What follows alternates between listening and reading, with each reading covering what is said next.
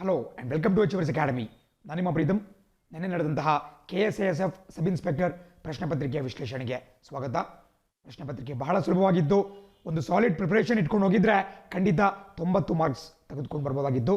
And 80ಕ್ಕಿಂತ ಹೆಚ್ಚು score ಮಾಡುವಂತಹ easy opportunity ಇತ್ತು. ಆ್ಯಂಡ್ ಯಾರೆಲ್ಲ ಎಕ್ಸಾಮ್ ಬರೆದಿಲ್ಲ, ನೀವು ಕೂಡ ಈ ಒಂದು ಪ್ರಶ್ನೆ ಪತ್ರಿಕೆಯ ವಿವರಣಾತ್ಮಕ ವಿಶ್ಲೇಷಣೆಯನ್ನು ನೋಡಿ, ಸೋ ದಟ್ ನಿಮಗೆ ಮುಂಬರ್ತಕ್ಕಂತಹ ಪರೀಕ್ಷೆಗಳಲ್ಲಿ ಸಹಾಯ ಆಗುತ್ತೆ. ಆ್ಯಂಡ್ ಮೊದಲನೇ ಪ್ರಶ್ನೆ ನಿಮ್ಮ ಸ್ಕ್ರೀನ್ ಮೇಲೆ ಕಾಣಿಸ್ತಾ ಇದೆ. ಪ್ರಶ್ನೆ ಹೇಳುತ್ತೆ, ಪಂಚಾಯತಿ ಚುನಾವಣೆಯನ್ನು ಯಾರು ನಡೆಸಿದ್ದಾರೆ? ಪ್ರಸಕ್ತವಾಗಿ ಕರ್ನಾಟಕ ರಾಜ್ಯದಲ್ಲಿರ್ಬೋದು ಅಥವಾ ಬೇರೆ ಬೇರೆ ನೆರೆಯ ರಾಜ್ಯಗಳಲ್ಲಿರ್ಬೋದು ಗ್ರಾಮ ಪಂಚಾಯಿತಿ ಚುನಾವಣೆಯ ಒಂದು ಕಾವು ಜೋರಾಗ್ತಾ ಇದೆ.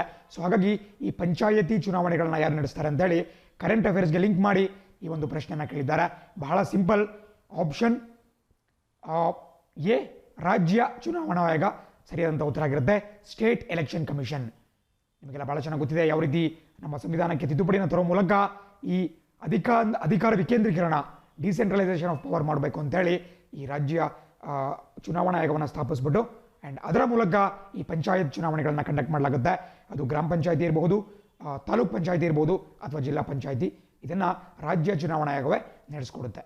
Very important. Current affairs link ಇರತಕ್ಕಂತಹ ಒಂದು ಸಂವಿಧಾನ ಒಂದು ವಿಷಯದ ಪ್ರಶ್ನೆ.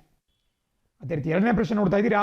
ಕೇಂದ್ರ ಮಾಹಿತಿ ಆಯೋಗವನ್ನು ಯಾರ ಅಡಿಯಲ್ಲಿ ಸ್ಥಾಪನೆ ಮಾಡಲಾಯಿತು? ಯಾರ ಅಲ್ಲ, ಯಾವ ಒಂದು ಕಾಯ್ದೆ ಅಡಿಯಲ್ಲಿ ಅಂತ ಕೇಳಬೇಕಾಗುತ್ತೆ. ಇಂಗ್ಲೀಷಲ್ಲಿ ಚೆನ್ನಾಗಿದೆ question. Central Information Commission was established under ಅಂತ ಕೇಳಿದ್ದಾರೆ. ಸೊ ಬಹಳ simple. Option A Right to Information Act, ಮಾಹಿತಿ ಹಕ್ಕು ಕಾಯ್ದೆ. 2009ನೇ ಇಸ್ವಿಯಲ್ಲಿ RTI ಆ್ಯಕ್ಟನ್ನು ಜಾರಿಗೆ ತರಲಾಗುತ್ತೆ UPA 2 ಸರ್ಕಾರದಿಂದ. ಆ್ಯಂಡ್ ಅದರ ಅಡಿಯಲ್ಲಿ ಮಾಹಿತಿ ಹಕ್ಕು ಕಾಯ್ದೆ ಏನು ಒಂದು ಆ್ಯಕ್ಟ್ ಬರುತ್ತೆ, ಅದರ ಅಡಿಯಲ್ಲಿ ಸೆಂಟ್ರಲ್ ಇನ್ಫಾರ್ಮೇಷನ್ ಕಮಿಷನ್ ಅಥವಾ ಕೇಂದ್ರ ಮಾಹಿತಿ ಆಯೋಗನ ಸ್ಥಾಪನೆ ಮಾಡಲಾಗುತ್ತೆ. ಸಾರ್ವಜನಿಕ ವಿಚಾರಗಳಿಗೆ ಸಂಬಂಧಪಟ್ಟಂತೆ ಯಾವುದೇ ಮಾಹಿತಿಯನ್ನು ಕೇವಲ ಒಂದು ಅಪ್ಲಿಕೇಶನ್ ಹಾಕುವ ಮೂಲಕ, ಒಂದು RTI ಅಪ್ಲಿಕೇಶನ್ ಹಾಕುವ ಮೂಲಕ ಪಡೆದುಕೊಳ್ಳಬಹುದು ಅನ್ನುವಂತಹ ಒಂದು ಮಹತ್ವಾಕಾಂಕ್ಷೆಯ ಒಂದು ಯೋಜನೆ ಇದು. ಸೊ ಹಾಗಾಗಿ ಆಪ್ಷನ್ ಎ ಸರಿಯಾಗಿರುತ್ತೆ. ಆ್ಯಂಡ್ ಮೂರನೇ ಪ್ರಶ್ನೆ ಹೇಳುತ್ತೆ, ಕೆಳಗಿನ ಯಾವುದು ಪಂಚಾಯತ್ ರಾಜ್ ವ್ಯವಸ್ಥೆಯ ಭಾಗವಲ್ಲ? ನೋಡಿ, ಇದು ಕೂಡ ಪ್ರಸಕ್ತವಾಗಿ ಗ್ರಾಮ ಪಂಚಾಯತಿ ಚುನಾವಣೆ ನಡೆದಿರೋದ್ರಿಂದ ಒಂದು ಸ್ವಲ್ಪ ಇನ್ಸ್ಪೈರ್ ಆಗಿ ಅದರಿಂದ ಕೇಳಲ್ಪಟ್ಟಿರ್ತಕ್ಕಂಥ ಒಂದು ಪ್ರಶ್ನೆ. ಪಂಚಾಯತ್ ರಾಜ್ ವ್ಯವಸ್ಥೆಗೆ ಕೆಳಗಿನ ಯಾವುದು ಭಾಗ ಅಲ್ಲ ಅಂತ ಕೇಳಿದ್ದಾರೆ. ಜಿಲ್ಲಾ ಪಂಚಾಯತ್, ಕಾಪ್ ಪಂಚಾಯತ್, ತಾಲೂಕು ಪಂಚಾಯತ್ ಮತ್ತು ಗ್ರಾಮ ಪಂಚಾಯತ್. ಬಹಳ ಸಿಂಪಲ್. ಆಪ್ಷನ್ ಬಿ ಕಾಪ್ ಪಂಚಾಯತ್. ನಿಮ್ಗೆ ಗೊತ್ತಿಲ್ಲ ಅಂದ್ರೂ ಕೂಡ ಟಿಕ್ ಆಗ್ಬೋದು, ಬಿಕಾಸ್ ನೀವು ಜಿಲ್ಲಾ, ತಾಲೂಕು ಮತ್ತು ಗ್ರಾಮ ಪಂಚಾಯತ್ಗಳ ಬಗ್ಗೆ ಕೇಳಿರ್ತೀರಾ, ಬಟ್ ಕಾಪ್ ಪಂಚಾಯತ್ ಬಗ್ಗೆ ಯಾರು ಕೂಡ ಕೇಳಿರಲ್ಲ. ಆ್ಯಂಡ್ ಬೇಸಿಕಲಿ ಕಾಪ್ ಪಂಚಾಯತ್ ಅಂತ ಹೇಳಿದ್ರೆ ಅದಕ್ಕೆ ಯಾವುದೇ ಒಂದು ಅಧಿಕೃತ ಮಾನ್ಯತೆ ಇಲ್ಲ. ನೀವು ಹರಿಯಾಣ, ಉತ್ತರ ಪ್ರದೇಶದಂಥ ರಾಜ್ಯಗಳಿಗೆ ಹೋದರೆ ಅಲ್ಲಿನ ಕೆಲವು ಪ್ರಬಲ ಸಮುದಾಯಗಳು, ಜಾಟ್ ಸಮುದಾಯ ಇರಬಹುದು, ಯಾದವ್ ಸಮುದಾಯ ಇರಬಹುದು, ಹೀಗೆ ಬೇರೆ ಬೇರೆ ಸಮುದಾಯದವರು ತಮ್ಮದೇ ಆದಂತಹ ಜಾತಿ ಪಂಚಾಯತಿನ ಹೊಂದಿರ್ತಾರೆ. ಅದನ್ನು ನಾವು ಕಾಪ್ ಪಂಚಾಯತ್ ಅಂತ ಕರಿತೀವಿ. ಅದಕ್ಕೆ ಯಾವುದೇ ರೀತಿಯಾದಂತಹ ಕಾನೂನಾತ್ಮಕ ಮಾನ್ಯತೆ ಇಲ್ಲ. ಅದು ಯಾವುದಾದ್ರೂ ಒಂದು ಡಿಸ್ಪ್ಯೂಟ್ ಇದ್ದಾಗ, ಒಂದು ಮನಸ್ತಾಪ ಇದ್ದಾಗ, ಅಥವಾ ಯಾವುದಾದ್ರೂ ಒಂದು ವಿಚಾರಕ್ಕೆ ಸಂಬಂಧಪಟ್ಟಂತೆ ಬಹಿಷ್ಕಾರ ಹಾಕೋದಿರ್ಬೋದು, ಶಿಕ್ಷೆಯನ್ನು ಕೊಡೋದಿರ್ಬೋದು, ಅದನ್ನು ಸ್ಥಳೀಯ ಮಟ್ಟದಲ್ಲಿ ಸ್ಥಳೀಯ ಜಾತಿ ಮುಖಂಡರನ್ನ ಒಳಗೊಂಡಿರ್ತಕ್ಕಂಥ ಒಂದು ಸಂಸ್ಥೆ, ಅವರೇ ಅದನ್ನು ಡಿಸೈಡ್ ಮಾಡ್ತಾರೆ. ಸೊ ಕಾಪ್ ಪಂಚಾಯತಿಲಿ ಆಪ್ಷನ್ ಆಗಿರುತ್ತೆ, ಟಿಕ್ ಆಗಬೇಕು. ನಾಲ್ಕನೇ ಪ್ರಶ್ನೆ ನಿಮ್ಮ ಸ್ಕ್ರೀನ್ ಮೇಲೆ ಕಾಣಿಸ್ತಾ ಇದೆ. ಅವಧಿ ಮುಗಿಯುವ ಮೊದಲೇ ರಾಜ್ಯ ವಿಧಾನಸಭೆಯನ್ನು ವಿಸರ್ಜಿಸಲು ಯಾರು ಅಧಿಕಾರ ಹೊಂದಿದ್ದಾರೆ ಅಂತೇಳಿ. ನೋಡಿ, ಒಂದು ಮಾತನ್ನು ಗಮನಿಸಬೇಕು. ರಾಜ್ಯ ವಿಧಾನಸಭೆ ಅಥವಾ ಸ್ಟೇಟ್ ಲೆಜಿಸ್ಲೇಟಿವ್ ಅಸೆಂಬ್ಲಿ ಅಂತ ಕೊಟ್ಟಿದ್ದಾರೆ. ಸೊ ಹಾಗಾಗಿ ಇಲ್ಲಿ ರಾಷ್ಟ್ರಪತಿ ಮತ್ತು ಪ್ರಧಾನಮಂತ್ರಿಗಳನ್ನ ಗಣನೆಗೆ ತೆಗೆದುಕೊಳ್ಬಾರ್ದು. ಆ್ಯಂಡ್ ಸಂಸತ್ತು ಕೂಡ ಇಲ್ಲಿ ಫೀಲ್ಡ್ಗೆ ಎಂಟ್ರಿ ಆಗಲ್ಲ. ಸೊ ಒಂದು ವಿಚಾರ ಗೊತ್ತಿರಬೇಕು ನಿಮಗೆ. ಕೆಲವರು ಕನ್ಫ್ಯೂಸ್ ಮಾಡ್ಕೊತಾರೆ ಮುಖ್ಯಮಂತ್ರಿ ಇರ್ಬೋದಾ ಅಂತೇಳಿ. ಬಟ್ ಒಂದು ಮಾತು ನೆನಪಿರಲಿ, ಮುಖ್ಯಮಂತ್ರಿಗಳು ಕೇವಲ ಶಿಫಾರಸನ್ನು ಮಾಡುವಂತಹ ಅಧಿಕಾರ ಹೊಂದಿರ್ತಾರೆ, ಬಟ್ ಅದನ್ನು ವಿಸರ್ಜನೆ ಮಾಡುವಂತಹ ಸಂಪೂರ್ಣ ಅಧಿಕಾರ ಯಾವಾಗಲೂ ರಾಜ್ಯಪಾಲರ ಬಳಿ ಇರುತ್ತೆ. Option D. ಅದೇ ಅವರು ಕೇಂದ್ರ ಸರ್ಕಾರದ ಬಗ್ಗೆ ಕೇಳಿದರೆ, ಲೋಕಸಭೆಯ ಬಗ್ಗೆ ಕೇಳಿದರೆ ಶಿಫಾರಸು ಮಾಡುವಂತಹ ಅಧಿಕಾರ ಪ್ರಧಾನಮಂತ್ರಿ ಆಗಿರುತ್ತೆ. ಆ್ಯಂಡ್ ಅದನ್ನು ವಿಸರ್ಜನೆ ಮಾಡುವುದು ಅಥವಾ ಡಿಸಾಲ್ವ್ ಮಾಡುವಂತಹ ಒಂದು ಅಧಿಕಾರ ರಾಷ್ಟ್ರಪತಿಯವರಿಗೆ ಇರುತ್ತೆ. ಸೊ ಡಿಫ್ರೆನ್ಸ್ ಗೊತ್ತಿರಬೇಕಾಗುತ್ತೆ ನಿಮಗೆ. ಫಾರ್ ಎಕ್ಸಾಂಪಲ್, ಇವಾಗ ಅವಧಿ ಪೂರ್ವ ಅಂದ್ರೇನು? ಪ್ರಸಕ್ತವಾಗಿ ಕರ್ನಾಟಕದಲ್ಲಿ 2018ನೇ ಇಸ್ವಿಯಲ್ಲಿ ಚುನಾವಣೆ ಆಯಿತು. ಅದಾದಮೇಲೆ ಸರ್ಕಾರ, ಮುಖ್ಯಮಂತ್ರಿಗಳು ಚೇಂಜ್ ಆದರು. ಬಟ್ ಆದರೂ ಕೂಡ 2018ನೇ ವಿಧಾನಸಭೆ ಕೂಡ ಅವಾಗ ಏನು ಚುನಾವಣೆ ಆಯಿತು, ಅದೇ ವಿಧಾನಸಭೆ ಇನ್ನೂ ಕೂಡ ಅಸ್ತಿತ್ವದಲ್ಲಿದೆ. ಇದರ ಅವಧಿ 2023ವರೆಗೆ ಕೂಡ ಇರುತ್ತೆ, ಅಂದರೆ 5 ವರ್ಷಗಳ ಕಾಲಾವಧಿ ಇರುತ್ತೆ. ಬಟ್ ಅದಕ್ಕಿಂತ ಮುಂಚೆ, ಫಾರ್ ಎಕ್ಸಾಂಪಲ್, ಪ್ರಸಕ್ತ ಮುಖ್ಯಮಂತ್ರಿ ಯಡಿಯೂರಪ್ಪ ಅವರು ಈ ವಿಧಾನಸಭೆಯನ್ನು ವಿಸರ್ಜನೆ ಮಾಡಬೇಕು, ಡಿಸಾಲ್ವ್ ಮಾಡಬೇಕು ಅಸೆಂಬ್ಲಿನ ಅಂತೇಳಿ ತೀರ್ಮಾನ ಮಾಡಿದ್ರೆ ಅವರು ಆ ಒಂದು ಶಿಫಾರಸನ್ನು ರಾಜ್ಯಪಾಲರಿಗೆ ಕಳಿಸ್ಕೊಡ್ಬೇಕಾಗುತ್ತೆ. ರಾಜ್ಯಪಾಲರು ಅಧಿಕೃತವಾಗಿ ಈ ವಿಧಾನಸಭೆಯನ್ನು ವಿಸರ್ಜನೆ ಮಾಡುವಂತಹ ಅಧಿಕಾರವನ್ನು ಹೊಂದಿರ್ತಾರೆ. ಸೊ ಆಪ್ಷನ್ ಡಿ ರಾಜ್ಯಪಾಲರು ಸರಿಯಾಗಿರುತ್ತೆ. ಐದನೇ ಪ್ರಶ್ನೆ ಕಾಣಿಸ್ತಾ ಇದೆ, GST ಸಭೆಯ ಅಧ್ಯಕ್ಷರು ಯಾರು? ಇದು GST ಸಭೆ ಆಗಬಾರ್ದು, GST ಮಂಡಳಿ ಆಗಬೇಕಾಗುತ್ತೆ. ಸ್ವಲ್ಪ ಟ್ರಾನ್ಸ್ಲೇಷನ್ ಅಲ್ಲಿ ಎರರ್ ಮಾಡಿದ್ದಾರೆ, ಇಂಗ್ಲೀಷಲ್ಲಿ ಕರೆಕ್ಟ್ ಆಗಿದೆ. Who is the chairperson of GST council? ಇದು ಬಹಳ ಸಿಂಪಲ್ ಕ್ವಶನ್. ಯಾವಾಗಲೂ ಕೂಡ ನಮ್ಮ ಕೇಂದ್ರ ಸರ್ಕಾರದ ವಿತ್ತ ಸಚಿವರು ಅಥವಾ ಕೇಂದ್ರ ಸರ್ಕಾರದ ಹಣಕಾಸು ಸಚಿವರು ಪದನಿಮಿತ್ತ ಅಧ್ಯಕ್ಷರಾಗಿ ಕಾರ್ಯನಿರ್ವಹಣೆ ಮಾಡ್ತಾರೆ. ಅವ್ರನ್ನ ಇಂಗ್ಲೀಷ್ ನಾವು ex officio chairman of GST council, GST ಮಂಡಳಿಯ ಪದನಿಮಿತ್ತ ಅಧ್ಯಕ್ಷರು ಅಂತ ಕರಿತೀವಿ. ಪ್ರಸಕ್ತವಾಗಿ ನಿರ್ಮಲಾ ಸೀತಾರಾಮನ್ ಅವರು ನಮ್ಮ ಕೇಂದ್ರ ಹಣಕಾಸು ಸಚಿವರಾಗಿದ್ದಾರೆ. ಸೊ ಹಾಗಾಗಿ ಈಗ ಅವರೇ GST ಕೌನ್ಸಿಲ್ನ ಚೇರ್ಮನ್. ಸೊ ಆಪ್ಷನ್ ಸಿ ಕೇಂದ್ರ ಹಣಕಾಸು ಸಚಿವ ಕರೆಕ್ಟ್ ಆಗುತ್ತೆ. ಯೂನಿಯನ್ ಫೈನಾನ್ಸ್ ಮಿನಿಸ್ಟರ್ ಯಾರು ಪದನಿಮಿತ್ತ ಅಧ್ಯಕ್ಷರು, ಯಾರೇ ಫೈನಾನ್ಸ್ ಮಿನಿಸ್ಟರ್ ಆದರೂ ಕೂಡ ಅವರೇ ಆಟೋಮೆಟಿಕ್ ಆಗಿ GST ಕೌನ್ಸಿಲ್ನ ಅಧ್ಯಕ್ಷರಾಗಿದ್ದಾರೆ. ಆ್ಯಂಡ್ ಅದರ ಸದಸ್ಯರ ಬಗ್ಗೆ ಕೂಡ ನಾನು ಹಿಂದೆ ಹಲವಾರು ವಿಡಿಯೋಗಳಲ್ಲಿ ಡಿಸ್ಕಸ್ ಮಾಡಿದ್ದೇನೆ. ನಮ್ಮ daily current affairs, weekly current affairs ವಿಡಿಯೋಗಳಲ್ಲಿ ನಾನು ಕೂಡ ಡಿಸ್ಕಸ್ ಮಾಡಿದ್ದೇನೆ. ಸೊ ಈ GST ಮಂಡಳಿಯ ಸದಸ್ಯರಪ್ಪ ಅಂತ ಹೇಳಿದ್ರೆ ಪ್ರತಿ ರಾಜ್ಯ ಮತ್ತು ಈ ವಿಧಾನಸಭೆಯನ್ನು ಹೊಂದಿರತಕ್ಕಂತಹ ಈ ಕೇಂದ್ರಾಡಳಿತ ಪ್ರದೇಶಗಳು ಇವುಗಳಿಂದ ಬಂದಿರತಕ್ಕಂತಹ ಸಚಿವರು. ಯೂಶುವಲ್ ಆಗಿ ರಾಜ್ಯಗಳ ಹಣಕಾಸು ಸಚಿವರೇ ಈ GST ಮಂಡಳಿಯ ಸದಸ್ಯರಾಗಿರ್ತಾರೆ. ಬಟ್ ಕೆಲವೊಮ್ಮೆ ಬೇರೆ ಸಚಿವರನ್ನು ಕೂಡ ಅಲ್ಲಿನ ಮುಖ್ಯಮಂತ್ರಿಗಳು ನಾಮನಿರ್ದೇಶನ ಮಾಡಬಹುದು. ಫಾರ್ ಎಕ್ಸಾಂಪಲ್, ಪ್ರಸಕ್ತವಾಗಿ ಕರ್ನಾಟಕದ ಮುಖ್ಯಮಂತ್ರಿ ಯಡಿಯೂರಪ್ಪ ಅವರೇ ಹಣಕಾಸು ಸಚಿವರು ಕೂಡ ಆಗಿದ್ದಾರೆ. ಬಟ್ ಅವರ ಬದಲಾಗಿ ನಮ್ಮ ಗೃಹ ಸಚಿವರಾಗಿರ್ತಕ್ಕಂತಹ ಬಸವರಾಜ ಬೊಮ್ಮಾಯಿ ಅವರು ಈ GST ಮಂಡಳಿಯ ಸದಸ್ಯರಾಗಿದ್ದಾರೆ. ಅಂದರೆ ಕರ್ನಾಟಕವನ್ನು ಬಸವರಾಜ ಬೊಮ್ಮಾಯಿ ಅವರು ಪ್ರತಿನಿಧಿಸ್ತಾರೆ. ಸೊ ಅದು ಕೂಡ ಗೊತ್ತಿರಬೇಕಾಗುತ್ತೆ. Option C right answer. ಆರನೇ ಪ್ರಶ್ನೆ ಹೇಳುತ್ತೆ, ಕೆಳಗಿನ ಯಾವುದು ಸಾಂವಿಧಾನಿಕ ಸಂಸ್ಥೆ ಅಲ್ಲ? ಒಂದು ಮಾತು ಗೊತ್ತಿರಲಿ, ನಾನು ಯಾವುದೇ ವಿಡಿಯೋನ ಡಿಸ್ಕಸ್ ಮಾಡಬೇಕಾದ್ರೆ ಈ ಸಾಂವಿಧಾನಿಕ ಸಂಸ್ಥೆ ಇರ್ಬೋದು, ಶಾಸನಬದ್ಧ ಸಂಸ್ಥೆ ಇರ್ಬೋದು, ಅವುಗಳಿಗೆ ಹೆಚ್ಚಿನ ಸ್ಟ್ರೆಸ್ಸನ್ನು ಕೊಡ್ತಿರ್ತೀನಿ. ಆ್ಯಂಡ್ ಇತ್ತೀಚೆಗಷ್ಟೇ ಕ್ಲಾಸನ್ನು ಮಾಡಬೇಕಾದ್ರೂ ಕೂಡ ನಾನು ಇದ್ರ ಬಗ್ಗೆ ಸ್ಟ್ರೆಸ್ ಮಾಡಿ ಹೇಳ್ತಾ ಇದ್ದೆ. ಸೊ ಕೆಳಗಿನ ಯಾವುದು ಸಾಂವಿಧಾನಿಕ ಸಂಸ್ಥೆ ಅಲ್ಲ? Which of the following is not A constitutional body ಅಂತ ಕೇಳಿದ್ದಾರೆ. ಆಪ್ಷನ್ ಡಿ ರಾಷ್ಟ್ರೀಯ ಮಾನವ ಹಕ್ಕುಗಳ ಆಯೋಗ ಸರಿಯಾಗಿರುತ್ತೆ. NHRC national human rights commission ಅದು ಸಾಂವಿಧಾನಿಕ ಸಂಸ್ಥೆ ಅಲ್ಲ, ಬಿಕಾಸ್ ಅದು ಕೇವಲ ಒಂದು ಶಾಸನಬದ್ಧ ಸಂಸ್ಥೆ. 1993ರಲ್ಲಿ ಇದನ್ನು ಸ್ಥಾಪನೆ ಮಾಡಲಾಗುತ್ತೆ. 1993ರಲ್ಲಿ ನಿಮಗೆ PHRC ಅಂತ ಒಂದು ಕಾಯ್ದೆಯನ್ನು ನಮ್ಮ ಕೇಂದ್ರ ಸಂಸತ್ತು ಜಾರಿಗೆ ತರುತ್ತೆ. PHRC ಫುಲ್ ಫಾರ್ಮ್ ಗೊತ್ತಿರಲಿ ನಿಮಗೆ, protection of human rights act, PHR act ಅಂತೇಳಿ. PHRA protection of human rights act ಅಂದರೆ ಮಾನವ ಹಕ್ಕುಗಳ ಸಂರಕ್ಷಣಾ ಕಾಯ್ದೆ ಅಂತ ಕರಿಬಹುದು. ಅದರ ಅಡಿಯಲ್ಲಿ 1993ರಲ್ಲಿ ನ್ಯಾಷನಲ್ ಹ್ಯೂಮನ್ ರೈಟ್ಸ್ ಕಮಿಷನ್ ಅಥವಾ ರಾಷ್ಟ್ರೀಯ ಮಾನವ ಹಕ್ಕುಗಳ ಆಯೋಗವನ್ನು ಸ್ಥಾಪನೆ ಮಾಡಲಾಗುತ್ತೆ. ಇದಕ್ಕೆ ಯಾವುದೇ ರೀತಿಯ ಸಾಂವಿಧಾನಿಕ ಮಾನ್ಯತೆ ಇಲ್ಲ. ಅದೇ ನೀವು ಚುನಾವಣಾ ಆಯೋಗ ಇರಬಹುದು, SC/ST ಕಮಿಷನ್ ಇರಬಹುದು, ಅದೇ ರೀತಿ GST ಮಂಡಳಿ ಇರಬಹುದು, ಅವುಗಳಿಗೆ ಸಾಂವಿಧಾನಿಕ ಒಂದು ಮಾನ್ಯತೆ ಇದೆ. ಅವುಗಳಿಗೆ ಸಂಬಂಧಪಟ್ಟಂತೆ ಸಂವಿಧಾನಿಕ ತಿದ್ದುಪಡಿ ತಂದಿದ್ದಾರೆ. ಅದೇ ರೀತಿ ಅವುಗಳಿಗೆ ಸಂಬಂಧಪಟ್ಟಂತೆ ಒಂದು ಆರ್ಟಿಕಲ್ ಇರುತ್ತೆ, ಬೇರೆ ಬೇರೆ ವಿಧಿಗಳಿರುತ್ತೆ. ಬಟ್ NHRCಗೆ ಆ ರೀತಿ ಯಾವುದೇ ವಿಧಿ ಇಲ್ಲ, ಬಿಕಾಸ್ ಅದು ಕೇವಲ ಒಂದು ಶಾಸನಬದ್ಧ ಸಂಸ್ಥೆ ಮಾತ್ರ. ಇಂಗ್ಲಿಷ್ ಮೀಡಿಯಂ ಸ್ಟೂಡೆಂಟ್ಸ್ ಅದನ್ನು ಸ್ಟ್ಯಾಚ್ಯೂಟರಿ ಬಾಡಿ ಅಂತ ಬರ್ಕೊಳ್ಳಿ. ಕಾನ್ಸ್ಟಿಟ್ಯೂಷನಲ್ ಬಾಡಿ, ಸ್ಟ್ಯಾಚ್ಯೂಟರಿ ಬಾಡಿ, ಅದ್ರ ಬಗ್ಗೆ ಗೊತ್ತಿರಬೇಕಾಗುತ್ತೆ. ಆ್ಯಂಡ್ 7ನೇ ಪ್ರಶ್ನೆ ಹೇಳುತ್ತೆ, what is commonly known as CRPC? CRPC code ಬಗ್ಗೆ ಎಲ್ಲರೂ ಕೂಡ ಕೇಳಿರ್ತೀರಾ. IPC ಸೆಕ್ಷನ್ಗಳು, CRPC ಸೆಕ್ಷನ್ಗಳು, ಇದು ಸ್ವಲ್ಪ ಸಬ್ ಇನ್ಸ್ಪೆಕ್ಟರ್ ಎಕ್ಸಾಮ್ ಆಗಿರೋದ್ರಿಂದ ಅದರ ಮೇಲೆ ಸ್ಟ್ರೆಸ್ ಮಾಡಿದ್ದಾರೆ. CRPC ಅಂತ ಹೇಳಿದ್ರೆ option A the code of criminal procedure. ದಯವಿಟ್ಟು ನೋಟ್ ಮಾಡ್ಕೊಳ್ಳಿ. ನಾವು ಮಾಮೂಲಿಯಾಗಿ ಅದನ್ನು ಕ್ರಿಮಿನಲ್ ಪ್ರೊಸೀಜರ್ ಕೋಡ್ ಅಂತ ಕರಿತೀವಿ. CR ಅಂದರೆ ಕ್ರಿಮಿನಲ್, P ಅಂದರೆ ಪ್ರೊಸೀಜರ್, C ಅಂದರೆ ಕೋಡ್ ಅಂತ ಕರಿತೀವಿ. ಬಟ್ ಅದನ್ನು ಟೆಕ್ನಿಕಲ್ ಆಗಿ the code of criminal procedure ಅಥವಾ ಕೋಡ್ ಆಫ್ ಕ್ರಿಮಿನಲ್ ಪ್ರೊಸೀಜರ್ ಅಂತ ಕರಿಬೋದು. CRPC ಯಾವುದಾದ್ರೂ ಒಬ್ಬ ವ್ಯಕ್ತಿ ಅಪರಾಧಗಳನ್ನ ಮಾಡಿದ್ರೆ ಆತನಿಗೆ IPC section, Indian penal code ಅಥವಾ ಭಾರತೀಯ ದಂಡ ಸಂಹಿತೆಯ ಅಡಿಯಲ್ಲಿ ಆತನ ಮೇಲೆ ಕೇಸನ್ನು ದರ್ಜ್ ಮಾಡಲಾಗುತ್ತೆ. ಅದೇ ರೀತಿ ಈ CRPC ಆ ಒಂದು ಸಂಹಿತೆ ಅಥವಾ ಆ ಒಂದು ಕೋಡ್ನ ಅಡಿಯಲ್ಲೂ ಕೂಡ ಆ ವ್ಯಕ್ತಿಯ ಮೇಲೆ, ಆರೋಪಿಯ ಮೇಲೆ ಕೇಸನ್ನು ದಾಖಲು ಮಾಡಲಾಗುತ್ತೆ. ಸೊ CRPC ಬಹಳ ಪ್ರಮುಖವಾಗಿ ಗೊತ್ತಿರಬೇಕಾಗುತ್ತೆ. 1973ರಲ್ಲಿ 1973ನೇ ಇಸ್ವಿಯಲ್ಲಿ ಇದನ್ನು ಜಾರಿಗೆ ತರಲಾಗುತ್ತೆ. ಕಾಣಿಸ್ತಾ ಇದೆ ನಮ್ಮ ಸ್ಕ್ರೀನ್ ಮೇಲೆ, the code of criminal procedure 1973. And ಇದಕ್ಕೆ 2005ನೇ ಇಸ್ವಿಯಲ್ಲಿ ತಿದ್ದುಪಡಿನೂ ಕೂಡ ಮಾಡಲಾಗಿರುತ್ತೆ. ಸೊ ಅದು ಬಹಳ ಪ್ರಮುಖವಾಗಿ ಗೊತ್ತಿರಬೇಕಾಗುತ್ತೆ. ಇದು ಯಾವ ವಿಚಾರಕ್ಕೆ ಸಂಬಂಧಪಟ್ಟಂತೆ ಅಂತ ಹೇಳಿದ್ರೆ ಬೇರೆ ಬೇರೆ ಅಪರಾಧಗಳಿಗೆ ಬೇರೆ ಬೇರೆ ಸೆಕ್ಷನ್ಗಳನ್ನ ಕೊಡಲಾಗಿರುತ್ತೆ. ಅದರ ಅಡಿಯಲ್ಲಿ ಪೊಲೀಸರು FIRನ ಅಥವಾ ಕೇಸ್ಗಳನ್ನ ದಾಖಲು ಮಾಡ್ಕೊಳ್ತಾರೆ.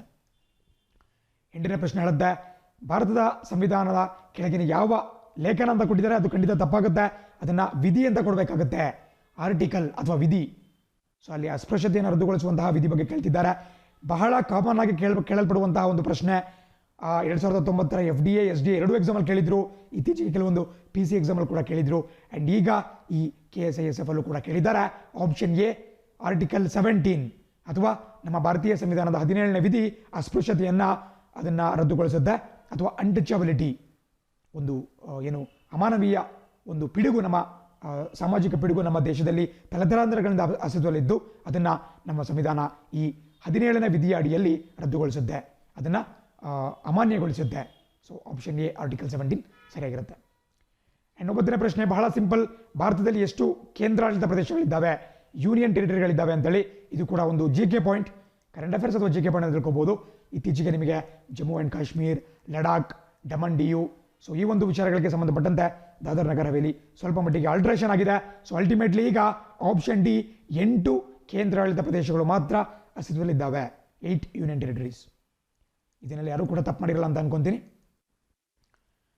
10ನೇ ಪ್ರಶ್ನೆ ಕಾಣಿಸ್ತಾ ಇದೆ. ಸಂವಿಧಾನದ ಯಾವ ಪಟ್ಟಿಯಲ್ಲಿ ಸಾರ್ವಜನಿಕ ಆದೇಶ ವಿಷಯವನ್ನು ಪಟ್ಟಿ ಮಾಡಲಾಗಿದೆ? ನೋಡಿ, ಸಾರ್ವಜನಿಕ ಆದೇಶ ಅದು ಪ್ರಾಪರ್ ಆದಂತಹ ಟ್ರಾನ್ಸ್ಲೇಷನ್ ಅಲ್ಲ. ಇಂಗ್ಲೀಷಲ್ಲಿ ನೋಡ್ಕೊಳ್ಳಿ. ನಾನು ಯಾವಾಗಲೂ ಕೂಡ ಹೇಳ್ತಾ ಇರ್ತೀನಿ, ಇಂಗ್ಲೀಷ್ನಲ್ಲಿ ಹೆಚ್ಚಾಗಿ ಕ್ವಶನ್ಸನ್ನು ನೋಡಿ, ಅದು ಸಾಕಷ್ಟು ಸರಿ ಇರುತ್ತೆ. ಕನ್ನಡ ಟ್ರಾನ್ಸ್ಲೇಷನ್ನಲ್ಲಿ ಸ್ವಲ್ಪ ಮಿಸ್ಟೇಕ್ಸ್ ಆಗಿರುತ್ತೆ. ಇಲ್ಲಿ ಕೊಟ್ಟಿರ್ತಕ್ಕಂತಹದ್ದು ಪಬ್ಲಿಕ್ ಆರ್ಡರ್ ಯಾವ ಒಂದು ಪಟ್ಟಿಯ ಕೆಳಗಡೆ ಬರುತ್ತೆ ಅಂತೇಳಿ. ಪಬ್ಲಿಕ್ ಆರ್ಡರ್ ನಿಮಗೆ ಕಾನೂನು ಸುವ್ಯವಸ್ಥೆ ಇರಬಹುದು, ಲಾ ಆ್ಯಂಡ್ ಆರ್ಡರ್ ಇರಬಹುದು, ಪಬ್ಲಿಕ್ ಆರ್ಡರ್ ಇವೆಲ್ಲವೂ ಕೂಡ ಆಪ್ಷನ್ ಬಿ ಸ್ಟೇಟ್ ಲೀಸ್ಟ್ ಅಥವಾ ರಾಜ್ಯ ಪಟ್ಟಿಯಲ್ಲಿ ಬರತಕ್ಕಂತಹ ವಿಷಯಗಳು.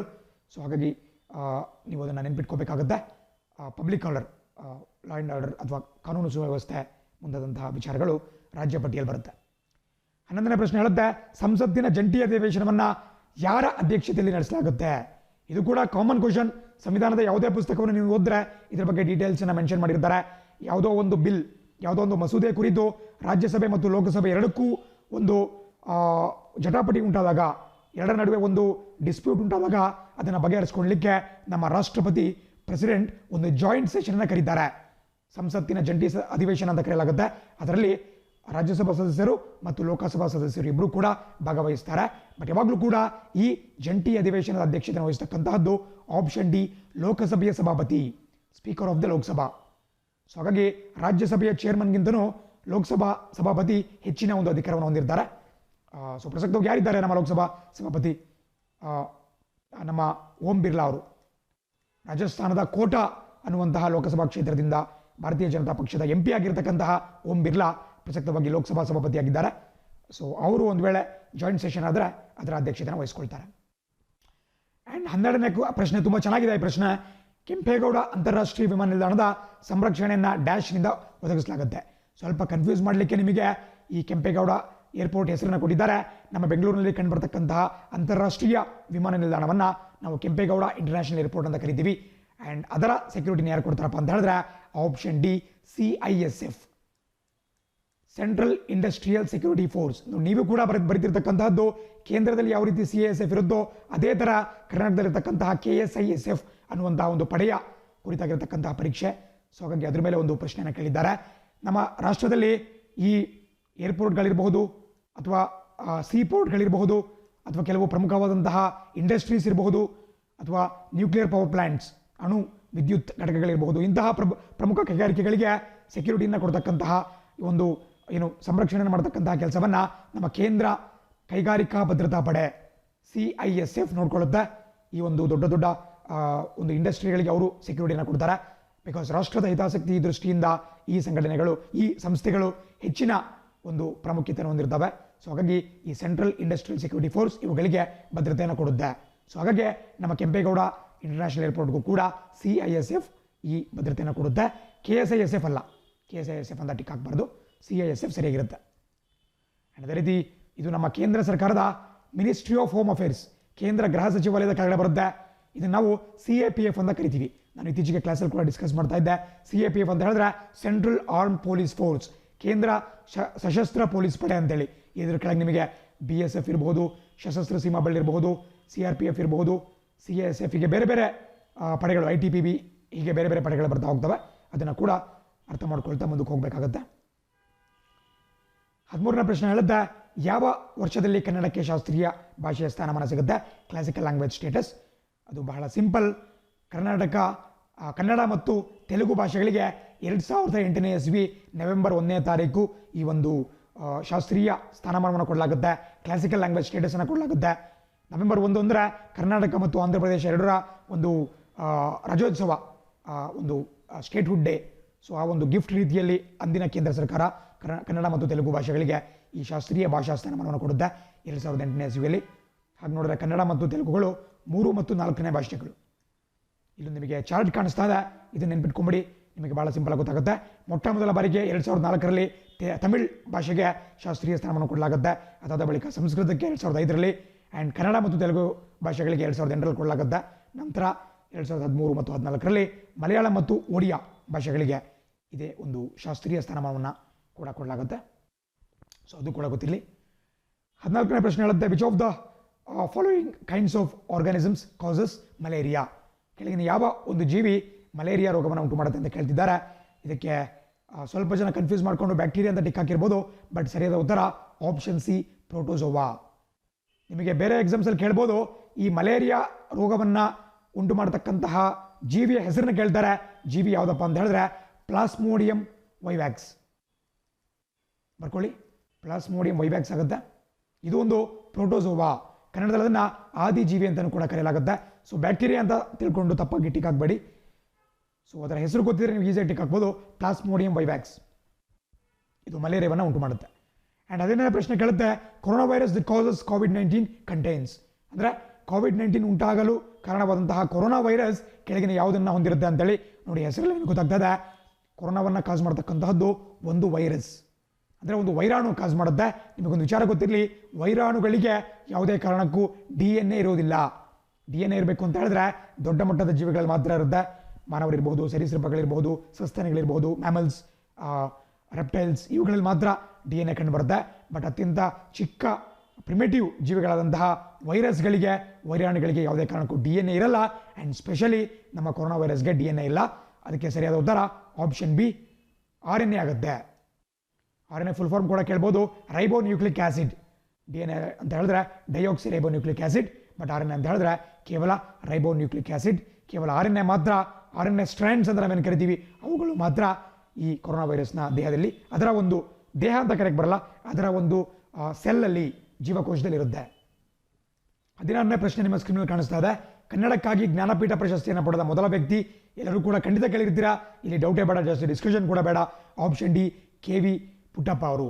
ಕುವೆಂಪು ಅವರಿಗೆ ಪ್ರಪ್ರಥಮ ಬಾರಿಗೆ ಜ್ಞಾನಪೀಠ ಪ್ರಶಸ್ತಿ ಕನ್ನಡ ಭಾಷೆಗೆ ಸಂದಿರುತ್ತೆ, ಶ್ರೀರಾಮಾಯಣ ದರ್ಶನಂ ಕೃತಿಗೆ. ಸೊ ಜಾಸ್ತಿ ಡಿಸ್ಕಷನ್ ಮಾಡೋದಿಲ್ಲ, ಮುಂದಕ್ಕೆ ಹೋಗೋಣ. 17ನೇ ಪ್ರಶ್ನೆ ಕೇಳುತ್ತೆ, ಇದು ಕೂಡ ಸೈನ್ಸ್ಗೆ ಸಂಬಂಧಪಟ್ಟಂಥ ಒಂದು ಪ್ರಶ್ನೆ. ಬಿಳಿ ರಕ್ತ ಕಣಗಳು ಡ್ಯಾಶ್ ಕಾರ್ಯವನ್ನು ನಿರ್ವಹಣೆ ಮಾಡ್ತವೆ? White blood cells act for the following purpose ಅಂತ ಹೇಳಿದ್ದಾರೆ. ಬಹಳ simple, option A, as A self defence against infection. ಅದನ್ನು ಕೂಡ ಅರ್ಥ ಮಾಡ್ಕೊಳ್ಳಿ, ಬಿಕಾಸ್ ನಿಮಗೆಲ್ಲ ಗೊತ್ತಿರುತ್ತೆ, ಈ ಬಿಳಿ ರಕ್ತ ಕಣಗಳು ದೇಹದಲ್ಲಿ ಇರತಕ್ಕಂತಹ ಕಾರಣ ಏನಪ್ಪ ಅಂತ ಹೇಳಿದ್ರೆ ಸೋಂಕಿನ ವಿರುದ್ಧ ರಕ್ಷಣೆಗಾಗಿ. ನಮ್ಮ ದೇಹಕ್ಕೆ ಏನಾದರೂ ಇನ್ಫೆಕ್ಷನ್ ಆಯಿತು, ಪರಕಾಯಗಳು, ಬೇರೆ ಜೀವಿಗಳು ನಮ್ಮ ದೇಹಗಳಿಗೆ ಪ್ರವೇಶವನ್ನು ಪಡೆದುಕೊಂಡು ಅಂತ ಹೇಳಿದ್ರೆ ಅವುಗಳ ವಿರುದ್ಧ ಹೋರಾಡಲಿಕ್ಕೆ ಈ ವೈಟ್ ಬ್ಲಡ್ ಸೆಲ್ಸ್ ನಮಗೆ ಸಹಾಯವನ್ನು ಮಾಡ್ತವೆ. ಸೊ ಅವು ಒಂದು ಡಿಫೆನ್ಸ್ ಲೇಯರ್ ಅಂತ ಕರೆಯಲಾಗುತ್ತೆ, ನಮ್ಮ ದೇಹದ ರಕ್ಷಣೆಯ ಒಂದು ಮುಂಚೂಣಿಯ ಪಡೆ ಅಂತಲೇ ಅದನ್ನು ಕರೆಯಲಾಗುತ್ತೆ. So they act as A defence against infection, ಸೋಂಕಿನ ವಿರುದ್ಧ ರಕ್ಷಣೆ ಮಾಡ್ತವೆ. 18ನೇ ಪ್ರಶ್ನೆ ಹೇಳುತ್ತೆ, ತುಂಗಭದ್ರಾ ಡ್ಯಾಶ್ ನದಿಯ ಒಂದು ಉಪನದಿಯಾಗಿದೆ. Tungabhadra is a tributary of which of the following rivers ಅಂತ ಕೇಳಿದ್ದಾರೆ. ಬಹಳ ಸಿಂಪಲ್, ತುಂಗಭದ್ರಾ ಕರ್ನಾಟಕದ ಒಂದು ಪ್ರಮುಖ ನದಿ. ತುಂಗಾ ಮತ್ತು ಭದ್ರಾ ಎರಡು ನದಿಗಳು ಸೇರ್ಕೊಂಡ್ಬಿಟ್ಟು ತುಂಗಭದ್ರಾ ಆಗುತ್ತೆ. ಅದಕ್ಕೆ ಒಂದು ಹೊಸಪೇಟೆ ಬಳಿ ದೊಡ್ಡ ಡ್ಯಾಮನ್ನು ಕೂಡ ಕಟ್ಟಲಾಗಿದೆ. ಅದು ಅದಾದ ಬಳಿಕ ಕ್ರಮೇಣವಾಗಿ ಆಪ್ಷನ್ ಸಿ, ಕೃಷ್ಣಾ ನದಿಯನ್ನು ಹೋಗಿ ಸೇರುತ್ತೆ. ಆ ಬಳಿಕ ಆಂಧ್ರ ಪ್ರದೇಶಕ್ಕೆ ತೆರಳಿ ಅಲ್ಲಿಂದ ಅದು ಈ ನಮ್ಮ ಬೇ ಆಫ್ ಬೆಂಗಾಲ್, ಬಂಗಾಳ ಕೊಲ್ಲಿಯನ್ನು ಕೂಡ ಸೇರುತ್ತೆ. ಸೊ ಇದು ಯಾವ ನದಿಯ ಉಪನದಿ ಅಂತ ಹೇಳಿದ್ರೆ ಆಪ್ಷನ್ ಸಿ, ಕೃಷ್ಣಾ ನದಿಯ ಉಪನದಿ. ಅದೇ ರೀತಿ 19ನೇ ಪ್ರಶ್ನೆ, ಕೆಳಗಿನ ಯಾವುದು ಕರ್ನಾಟಕದ ಒಂದು ಬಂದರು ಅಲ್ಲ? ಇದು ಒಂದು GK ಕ್ವಶನ್ ಅಥವಾ ಜಿಯೋಗ್ರಫಿ ಪಾಯಿಂಟ್ ಆಫ್ ವ್ಯೂವಿಂದ ಕೂಡ ತೆಗೆದುಕೊಳ್ಬೋದು. ಹೊನ್ನಾವರ, ಭಟ್ಕಳ, ಮಲ್ಪೆ, ಬೇಕಲ್. ಮೇಲಿನ ಮೂರು ಕೂಡ ಕರ್ನಾಟಕದ ಕರಾವಳಿಯಲ್ಲಿ ಬರತಕ್ಕಂತಹ ಪ್ರಮುಖ ಬಂದರು ಪಟ್ಟಣಗಳು. But option D, Bekal. Bekal ಮಾತ್ರ ಕರ್ನಾಟಕ ರಾಜ್ಯದಲ್ಲಿ ಬರಲ್ಲ. ಕರ್ನಾಟಕಕ್ಕೆ ಬಹಳ ಸಮೀಪವಾಗಿರತಕ್ಕಂತಹ ಕೇರಳ ರಾಜ್ಯದ ಕಾಸರಗೋಡು ಜಿಲ್ಲೆಯಲ್ಲಿ ಬರುತ್ತೆ. ಸೊ ಎಲ್ಲಿ ಬರುತ್ತೆ ಅಂತ ಕೇಳಿದ್ರೆ ಕೇರಳ, ಕಾಸರಗೋಡು ಜಿಲ್ಲೆ, ಬಟ್ ಕರ್ನಾಟಕದಲ್ಲಿ ಬರಲ್ಲ. ಸೊ ಹಾಗಾಗಿ ಆಪ್ಷನ್ ಡಿ ಟಿಕ್ ಹಾಕಬೇಕಾಗುತ್ತೆ, ಬೇಕಲ್. ಅದೇ ರೀತಿ 20ನೇ ಪ್ರಶ್ನೆ, ಕೋವಿಡ್-19 ಒಂದು ಅಂತ ಕೇಳಿದ್ದಾರೆ. ನೋಡಿ, ಇದಂತೂ ನೀವು ತಪ್ಪು ಮಾಡಲಿಕ್ಕೆ ಸಾಧ್ಯನೇ ಇಲ್ಲ. ಪ್ರತಿದಿನ ಪೇಪರಲ್ಲಿ ನಿಮಗೆ ಈ ವರ್ಷ ಮಾರ್ಚ್ ಕೊನೆಯಿಂದನೂ ಕೂಡ ಇವತ್ತಿಗೂ ಕೂಡ ಪ್ರತಿದಿನ ಕೊರೋನಾ ಬಗ್ಗೆ ನಿಮಗೆ ಪೇಪರ್ ಬರ್ತಾ ಇರುತ್ತೆ. ಸೊ ಆಪ್ಷನ್ ಬಿ, ಪಿಡುಗು ಅಂತ ಹಾಕಬೇಕಾಗುತ್ತೆ. ವಿಶ್ವಪೂರ್ಣ ಸಾಂಕ್ರಾಮಿಕ ರೋಗ, ಪ್ಯಾಂಡಮಿಕ್. ನೋಡಿ, ಡಿಫರೆನ್ಸ್ ಇದೆ ಎಪಿಡೆಮಿಕ್ಗೂ ಮತ್ತು ಪ್ಯಾಂಡಮಿಕ್ಕಿಗೂ. ಎಪಿಡೆಮಿಕ್ ಒಂದು ಸಾಂಕ್ರಾಮಿಕ ರೋಗ, ಅವಾಗೆಲ್ಲ ಬರ್ತಾ ಇದ್ದಾರೋ ನಿಮಗೆ ಚಿಕ್ಕ ಪುಟ್ಟ ದಡಾರ ಇರ್ಬೋದು, ಪ್ಲೇಗ್ ಇರ್ಬೋದು, ಚಿಕನ್ ಪಾಕ್ಸ್, ಅವೆಲ್ಲ ನಾವು ಎಪಿಡೆಮಿಕ್ ಅಂತ ಕರಿತೀವಿ. ಬಟ್ ಇಡೀ ಪ್ರಪಂಚವನ್ನೇ ಆವರಿಸ್ಕೊಳ್ತಕ್ಕಂತಹ ದೊಡ್ಡ ರೋಗಕ್ಕೆ ನಾವು ಪ್ಯಾಂಡಮಿಕ್ ಅಂತ ಕರಿತೀವಿ. ಇಂಗ್ಲೀಷಲ್ಲಿ ಪ್ಯಾನ್ ಅಂತ ಹೇಳಿದ್ರೆ ವ್ಯಾಪಿ, ವಿಶ್ವವ್ಯಾಪಿ ಅಂದರೆ ದೊಡ್ಡದಾಗಿ ಹರಡ್ಕೊಂಡಿರ್ತಕ್ಕಂಥದ್ದು ಅಂತೇಳಿ. ಸೊ ಪ್ಯಾಂಡಮಿಕ್ ಅಂತ ಹೇಳಿದ್ರೆ ಎಪಿಡೆಮಿಕ್ಗಿಂತನೂ ಒಂದು ಸ್ಟೆಪ್ ಮೇಲೆ. ಎಪಿಡೆಮಿಕ್ ಯಾವುದೋ ಒಂದು ನಗರ, ಯಾವುದೋ ಒಂದು ಗ್ರಾಮ ಅಥವಾ ಒಂದು ಸಮುದಾಯದಲ್ಲಿ ಮಾತ್ರ ಕಾಣಿಸ್ಕೊಳ್ಳುತ್ತೆ, ಅದು ಇಡೀ ಪ್ರಪಂಚಕ್ಕೆ ಹಬ್ಬಲ್ಲ. ಬಟ್ ಪ್ಯಾಂಡಮಿಕ್ ಅಂತಕ್ಕಂತಹದಕ್ಕೆ ಈ ಅಂತಾರಾಷ್ಟ್ರೀಯ ಗಡಿಗಳು, ದೇಶಗಳ ಗಡಿಗಳು ಗೊತ್ತಿಲ್ಲ, ಯಾವುದೇ ಭಾಷೆ, ರಾಜ್ಯ, ಸಮುದಾಯ ಗೊತ್ತಿಲ್ಲ, ಇಡೀ ಪ್ರಪಂಚವನ್ನೇ ಒಂದೇ ರೀತಿಯಲ್ಲಿ ಅದು ಆವರಿಸ್ಕೊಳ್ಳುತ್ತೆ. ಫಾರ್ ಎಕ್ಸಾಂಪಲ್ ಕೋವಿಡ್-19. So option B pandemic, easy answer. 21ನೇ ಪ್ರಶ್ನೆ ಹೇಳುತ್ತೆ, which of the following is a band Naxalite organisations in India ಅಂತ ಕೇಳಿದ್ದಾರೆ. ಕೆಳಗಿನ ಯಾವುದು ನಮ್ಮ ದೇಶದಲ್ಲಿ ನಿಷೇಧಕ್ಕೊಳಪಟ್ಟಿರ್ತಕ್ಕಂತಹ ಒಂದು ನಕ್ಸಲೈಟ್ ಸಂಸ್ಥೆ ಅಂತೇಳಿ. ಕೆಲವರು ಕನ್ಫ್ಯೂಸ್ ಮಾಡ್ಕೊಳ್ತೀರಾ ಆಪ್ಷನ್ ಎ ಮತ್ತು ಆಪ್ಷನ್ ಬಿ ಅಲ್ಲಿ. ಇದಕ್ಕೆ ಕನ್ಫ್ಯೂಷನ್ ಇಲ್ಲ. ಆಪ್ಷನ್ ಬಿ ಭಾರತದ ಕಮ್ಯುನಿಸ್ಟ್ ಪಕ್ಷ ಮಾವೋವಾದಿ. ಇಂಗ್ಲೀಷಲ್ಲಿ ನೋಡ್ಕೊಳ್ಳಿ, communist party of India Maoist, CPIM. ನೋಡಿ, 2 CPIM ಪಕ್ಷಗಳು ಬರುತ್ತೆ, ಕನ್ಫ್ಯೂಸ್ ಮಾಡ್ಕೋಬೇಡಿ. CPI ಮಾರ್ಕ್ಸಿಸ್ಟ್ ಅಂತ ಹೇಳಿದ್ರೆ ನಮ್ಮ ದೇಶದಲ್ಲಿ ಇರತಕ್ಕಂತಹ ಒಂದು ಪ್ರಮುಖ ರಾಷ್ಟ್ರೀಯ ಪಕ್ಷ, ನ್ಯಾಷನಲ್ ಪಾರ್ಟಿ. ನಿಮಗೇನು ಕೇರಳ ರಾಜ್ಯದಲ್ಲಿ ಪ್ರಸಕ್ತವಾಗಿ ಪಿಣರಾಯಿ ವಿಜಯನ್ ಅವರು ಮುಖ್ಯಮಂತ್ರಿ ಆಗಿದ್ದಾರೆ, ಅವರ ಪಕ್ಷ ಇದೆ CPI ಮಾರ್ಕ್ಸಿಸ್ಟ್, ಮಾರ್ಕ್ಸ್ವಾದಿ ಪಕ್ಷ. ಬಟ್ ಅದನ್ನು ನಾವು ಈ ನಿಷೇಧಿತ ಸಂಸ್ಥೆ ಅಂತ ಕರೆಯೋಕ್ಕಾಗಲ್ಲ, ಒಂದು ಭಯೋತ್ಪಾದನಾ ಸಂಸ್ಥೆ ಅಂತ ಕರೆಯೋಕ್ಕಾಗಲ್ಲ. ಅದು ಒಂದು ಕಾನೂನುಬದ್ಧ, ನ್ಯಾಯಬದ್ಧ ರಾಜಕೀಯ ಪಕ್ಷ, ಒಂದು ರಾಷ್ಟ್ರೀಯ ಪಕ್ಷ. ಬಟ್ ಭಾರತದ ಕಮ್ಯುನಿಸ್ಟ್ ಪಕ್ಷ, communist party of India Maoist ಏನಿದೆ, ಚೀನಾದ ಮಾವೋ ಸೆ ಸುಂಗ್, ಮಾವೋ ಸೆ ಸುಂಗ್ ಅಂತೇಳಿ, ಅಥವಾ ನಾವೇನು ಮಾವೋ ಝಡಾಂಗ್ ಅಂತ ಕರಿತೀವಿ, ಆ ವ್ಯಕ್ತಿಯ ಒಂದು ಕ್ರಾಂತಿಕಾರಿ ಸಿದ್ಧಾಂತವನ್ನು ಹೊಂದಿರತಕ್ಕಂಥ ಒಂದು ಪಕ್ಷ. ಇದನ್ನು 2009ನೇ ಇಸ್ವಿಯಲ್ಲಿ UAP act, unlawful activities prevention ಆ್ಯಕ್ಟ್ನ ಅಡಿಯಲ್ಲಿ ನಮ್ಮ ಕೇಂದ್ರ ಸರ್ಕಾರ ಇದನ್ನು ಬ್ಯಾನ್ ಮಾಡಿದೆ, ನಿಷೇಧಕ್ಕೊಳಪಡಿಸಿದೆ. ಸೊ ಹಾಗಾಗಿ ಇದನ್ನು ಈಗ ನಮ್ಮ ದೇಶದಲ್ಲಿ ಒಂದು ಉಗ್ರಗಾಮಿ ಸಂಘಟನೆ ಅಂತೇಳಿ ತೀರ್ಮಾನ ಮಾಡಲಾಗುತ್ತೆ, ಒಂದು ನಿಷೇಧಿತ ನಕ್ಸಲೈಟ್ ಸಂಸ್ಥೆ. ಯಾಕೆ ನಿಷೇಧ ಮಾಡಿದ್ರಪ್ಪ ಅಂತ ಹೇಳಿದ್ರೆ, ಈ communist party of India Maoist ಏನಿದೆ, ಆ ಒಂದು ಪಕ್ಷದ ಮೂಲ ಸಿದ್ಧಾಂತ ನಮ್ಮ ದೇಶದಲ್ಲಿ ಪ್ರಜಾಪ್ರಭುತ್ವದ ಮೂಲಕ ಆಯ್ಕೆಯಾಗಿರ್ತಕ್ಕಂತಹ ಚುನಾಯಿತ ಸರ್ಕಾರವನ್ನು ಕಿತ್ತೊಗೆದು ಅವರ ಅಂದರೆ ನಕ್ಸಲೀಯರ ಒಂದು ಅಧಿಕಾರವನ್ನು, ಒಂದು ಸಮಾಜವಾದ ಸರ್ಕಾರವನ್ನು ಸ್ಥಾಪನೆ ಮಾಡಬೇಕು ಅನ್ನೋದು ಈ ಒಂದು ಕಮ್ಯುನಿಸ್ಟ್ ಪಕ್ಷ, communist party of India Maoist ಇವರ ಒಂದು ಸಿದ್ಧಾಂತ ಆಗಿದೆ. ಬಟ್ ನಮ್ಮ ದೇಶದ ವಿರುದ್ಧ ಇವರು ನಮ್ಮ ಸರ್ಕಾರದ ವಿರುದ್ಧ ಧ್ವನಿ ಎತ್ತಿರುವ ಕಾರಣ ಅವರನ್ನು ಭಯೋತ್ಪಾದಕ ಸಂಘಟನೆ ಅಂತ ಹೇಳಿ ಗುರುತಿಸಲಾಗುತ್ತೆ. 2009 ಇದನ್ನು ನಿಷೇಧ ಕೂಡ ಒಳಪಡಿಸಲಾಗಿದೆ. ಸೊ ಕನ್ಫ್ಯೂಷನ್ ಮಾಡ್ಕೋಬೇಡಿ, ಆಪ್ಷನ್ 2 ಕರೆಕ್ಟ್ ಆಗಿರುತ್ತೆ. 22ನೇ ಪ್ರಶ್ನೆ ಸೈನ್ಸ್ಗೆ ಸಂಬಂಧಪಟ್ಟಿರ್ತಕ್ಕಂತಹದ್ದು. ಕೆಳಗಿನ ಯಾವುದು ಒಂದು ವಸ್ತುವಿಗೆ ಸಂಭಾವ್ಯ ಶಕ್ತಿಯನ್ನು ಒದಗಿಸುತ್ತೆ? ಸಂಭಾವ್ಯ ಶಕ್ತಿ ಅಂತ ಹೇಳಿದ್ರೆ ಇಂಗ್ಲೀಷಲ್ಲಿ ಪೊಟೆನ್ಷಿಯಲ್ ಎನರ್ಜಿ ಅಂತ ತಿಳ್ಕೊಬೇಕಾಗುತ್ತೆ. ಪೊಟೆನ್ಷಿಯಲ್ ಎನರ್ಜಿ ಅಂದ್ರೇನು? ನಿಮಗೆ 2 ರೀತಿಯ ಒಂದು ಶಕ್ತಿಗಳು ಬರುತ್ತೆ, ಒಂದು ಪ್ರಚನ್ನ ಶಕ್ತಿ ಮತ್ತೊಂದು ಚಲನಾ ಶಕ್ತಿ. ಇಂಗ್ಲೀಷಲ್ಲಿ ಪೊಟೆನ್ಷಿಯಲ್ ಎನರ್ಜಿ ಮತ್ತು ಕೈನೆಟಿಕ್ ಎನರ್ಜಿ ಅಂತ ಕರಿತೀವಿ. ಯಾವುದಾದ್ರೂ ಒಂದು ವಸ್ತು ತನ್ನ ಚಲನೆಯ ಕಾರಣದಿಂದ ಒಂದು ಶಕ್ತಿಯನ್ನು ಪಡೆದುಕೊಳ್ತು ಅಂತ ಹೇಳಿದ್ರೆ ಅದನ್ನು ಕೈನೆಟಿಕ್ ಎನರ್ಜಿ ಅಥವಾ ನಾವು ಚಲನಾ ಶಕ್ತಿ ಅಂತ ಕರಿತೀವಿ. ಬಟ್ ಯಾವುದಾದ್ರೂ ಒಂದು ವಸ್ತು ಅಂದರೆ ಯಾವುದಾದ್ರೂ ಒಂದು ವಸ್ತು ಇರ್ಬೋದು ಅಥವಾ ಪ್ರಾಣಿ ಇರ್ಬೋದು, ಯಾವುದೇ ಇರ್ಬೋದು, ಅದು ಈ ತನ್ನ ಸ್ಥಾನ, ತನ್ನ ಪೊಸಿಷನ್ನ ಕಾರಣದಿಂದ ಒಂದು ಶಕ್ತಿಯನ್ನು ಹೊಂದಿತ್ತು ಅಂತ ಹೇಳಿದ್ರೆ ಅದನ್ನು ಪೊಟೆನ್ಷಿಯಲ್ ಎನರ್ಜಿ ಅಥವಾ ಪ್ರಚನ್ನ ಶಕ್ತಿ ಅಂತ ಕರಿತೀವಿ. ಸೊ ಇದರ answer option B, its position ಆಗುತ್ತೆ. ಕನ್ನಡದಲ್ಲಿ ಆಪ್ಷನ್ ಬಿ ಅದರ ಸ್ಥಾನ ಅಂತಾಗಿರುತ್ತೆ. ಫಾರ್ ಎಕ್ಸಾಂಪಲ್, ಒಂದು ಚೆಂಡನ್ನು ನೆಲದಿಂದ 1 ಮೀಟರ್ ಮೇಲ್ಗಡೆ ಇಡಿ ಅದನ್ನು, ಸೊ ಅದಕ್ಕೆ ಪೊಟೆನ್ಷಿಯಲ್ ಎನರ್ಜಿ ಇರುತ್ತೆ. ಬಿಕಾಸ್ ನೀವು ಕೈಯಿಂದ ಬಿಟ್ಟ ತಕ್ಷಣ 1 ಮೀಟರ್ ಕೆಳಗಡೆ ಅದು ಬೀಳುತ್ತೆ. ಸೊ ಅದರ ಸಂಭಾವ್ಯ ಶಕ್ತಿ ಅಂದರೆ ಮುಂಬರ್ತಕ್ಕಂತಹ ಎನರ್ಜಿ, ಸೊ ಅದನ್ನು ನಾವು ಇಂಗ್ಲೀಷಲ್ಲಿ ಪೊಟೆನ್ಷಿಯಲ್ ಎನರ್ಜಿ ಅಂತ ಕರಿತೀವಿ. ಸೊ ಹಾಗಾಗಿ ಅದರ ಸ್ಥಾನದ ಕಾರಣದಿಂದ, ಫಾರ್ ಎಕ್ಸಾಂಪಲ್ ನಿಮ್ಮ ಮನೆಯ ಮೇಲೆ ವಾಟರ್ ಟ್ಯಾಂಕ್ ಏನಿರುತ್ತೆ, ಸಿಂಟೆಕ್ಸ್ ಇರುತ್ತೆ, ಅಲ್ಲಿ ನೀವು ಶೇಖರಣೆ ಮಾಡಿರ್ತಕ್ಕಂತಹ ನೀರು ಅದು ಕೂಡ ಪೊಟೆನ್ಷಿಯಲ್ ಎನರ್ಜಿ ಹೊಂದಿರುತ್ತೆ. ಬಿಕಾಸ್ ನೀವು ಟ್ಯಾಪನ್ನು ಆನ್ ಮಾಡಿದ ತಕ್ಷಣ ಅದು ವೇಗವಾಗಿ ಚಲಿಸೋಕ್ಕೆ ಸ್ಟಾರ್ಟ್ ಆಗುತ್ತೆ. ಸೊ ಸಂಭಾವ್ಯ ಶಕ್ತಿ ಅಂದರೆ ಆ ಶಕ್ತಿ ಬಿಡುಗಡೆ ಆಗಲಿಕ್ಕೆ ಸಂಭಾವ್ಯತೆ ಇರತಕ್ಕಂತಹದ್ದು. ಸೊ ಆಪ್ಷನ್ ಬಿ ಸರಿಯಾಗಿರುತ್ತೆ. 23ನೇ ಪ್ರಶ್ನೆ ಹೇಳುತ್ತೆ, ಈ ಕೆಳಗಿನಲ್ಲಿ ಯಾವುದು ಒಂದು ಅಂಶದ ಪರಮಾಣು ಸಂಖ್ಯೆಯನ್ನು ಸರಿಯಾಗಿ ನಿರ್ಧರಿಸುತ್ತೆ? ಕನ್ನಡದಲ್ಲಿ ಕನ್ಫ್ಯೂಸಿಂಗ್ ಇದೆ ಕ್ವಶನ್, ಇಂಗ್ಲೀಷಲ್ಲಿ ನೋಡ್ಕೊಳ್ಳಿ. Which one among the following most correctly determines the atomic number of on element ಅಂತ ಕೇಳಿದ್ದಾರೆ. ಒಂದು ಎಲಿಮೆಂಟ್, ನಾವೇನು ಅನ್ಬೋದು ಕನ್ನಡದಲ್ಲಿ, ಇಲ್ಲಿ ಅಂಶ ಅನ್ನೋದು ಭಾಳ ತಪ್ಪಾಗುತ್ತೆ, ಒಂದು ಮೂಲ ವಸ್ತು ಅಂತ ಕರಿಬೋದು. ಒಂದು ಎಲಿಮೆಂಟ್ ಅಂತ ಹೇಳಿದ್ರೆ ಮೂಲ ವಸ್ತು. ಸೊ ಒಂದು ಎಲಿಮೆಂಟ್ ಅಥವಾ ಮೂಲ ವಸ್ತುವಿನಲ್ಲಿ ಈ ಆಟೋಮಿಕ್ ಸಂಖ್ಯೆ, ಆಟೋಮಿಕ್ ನಂಬರ್, ಕನ್ನಡದಲ್ಲಿ ಪರಮಾಣು ಸಂಖ್ಯೆ ಅಂತ ನಾವೇನು ಕರಿತೀವಿ, ಅದನ್ನು ಯಾವ ಮೂಲಕ ನಿರ್ಧರಿಸಲಾಗುತ್ತೆ ಅಂತ ಕೇಳ್ತಿದ್ದೀರಾ. ಬಹಳ ಬೇಸಿಕ್, ನಿಮ್ಮ ಹೈಸ್ಕೂಲ್ ಸೈನ್ಸಲ್ಲಿ ನೀವು ಕಲ್ತಿರ್ತಕ್ಕಂಥ ವಿಚಾರ. ಯಾವುದೇ ಒಂದು ಮೂಲ ವಸ್ತು ಅಥವಾ ಯಾವುದೇ ಒಂದು ಎಲಿಮೆಂಟ್ನ ಪರಮಾಣು ಸಂಖ್ಯೆಯನ್ನು ನಾವು ಯಾವ ರೀತಿ ಗುರುತಿಸ್ತೀವಪ್ಪ ಅಂತ ಹೇಳಿದ್ರೆ ಅದರಲ್ಲಿರ್ತಕ್ಕಂತಹ ಪ್ರೋಟಾನುಗಳ ಸಂಖ್ಯೆಯ ಮೂಲಕ.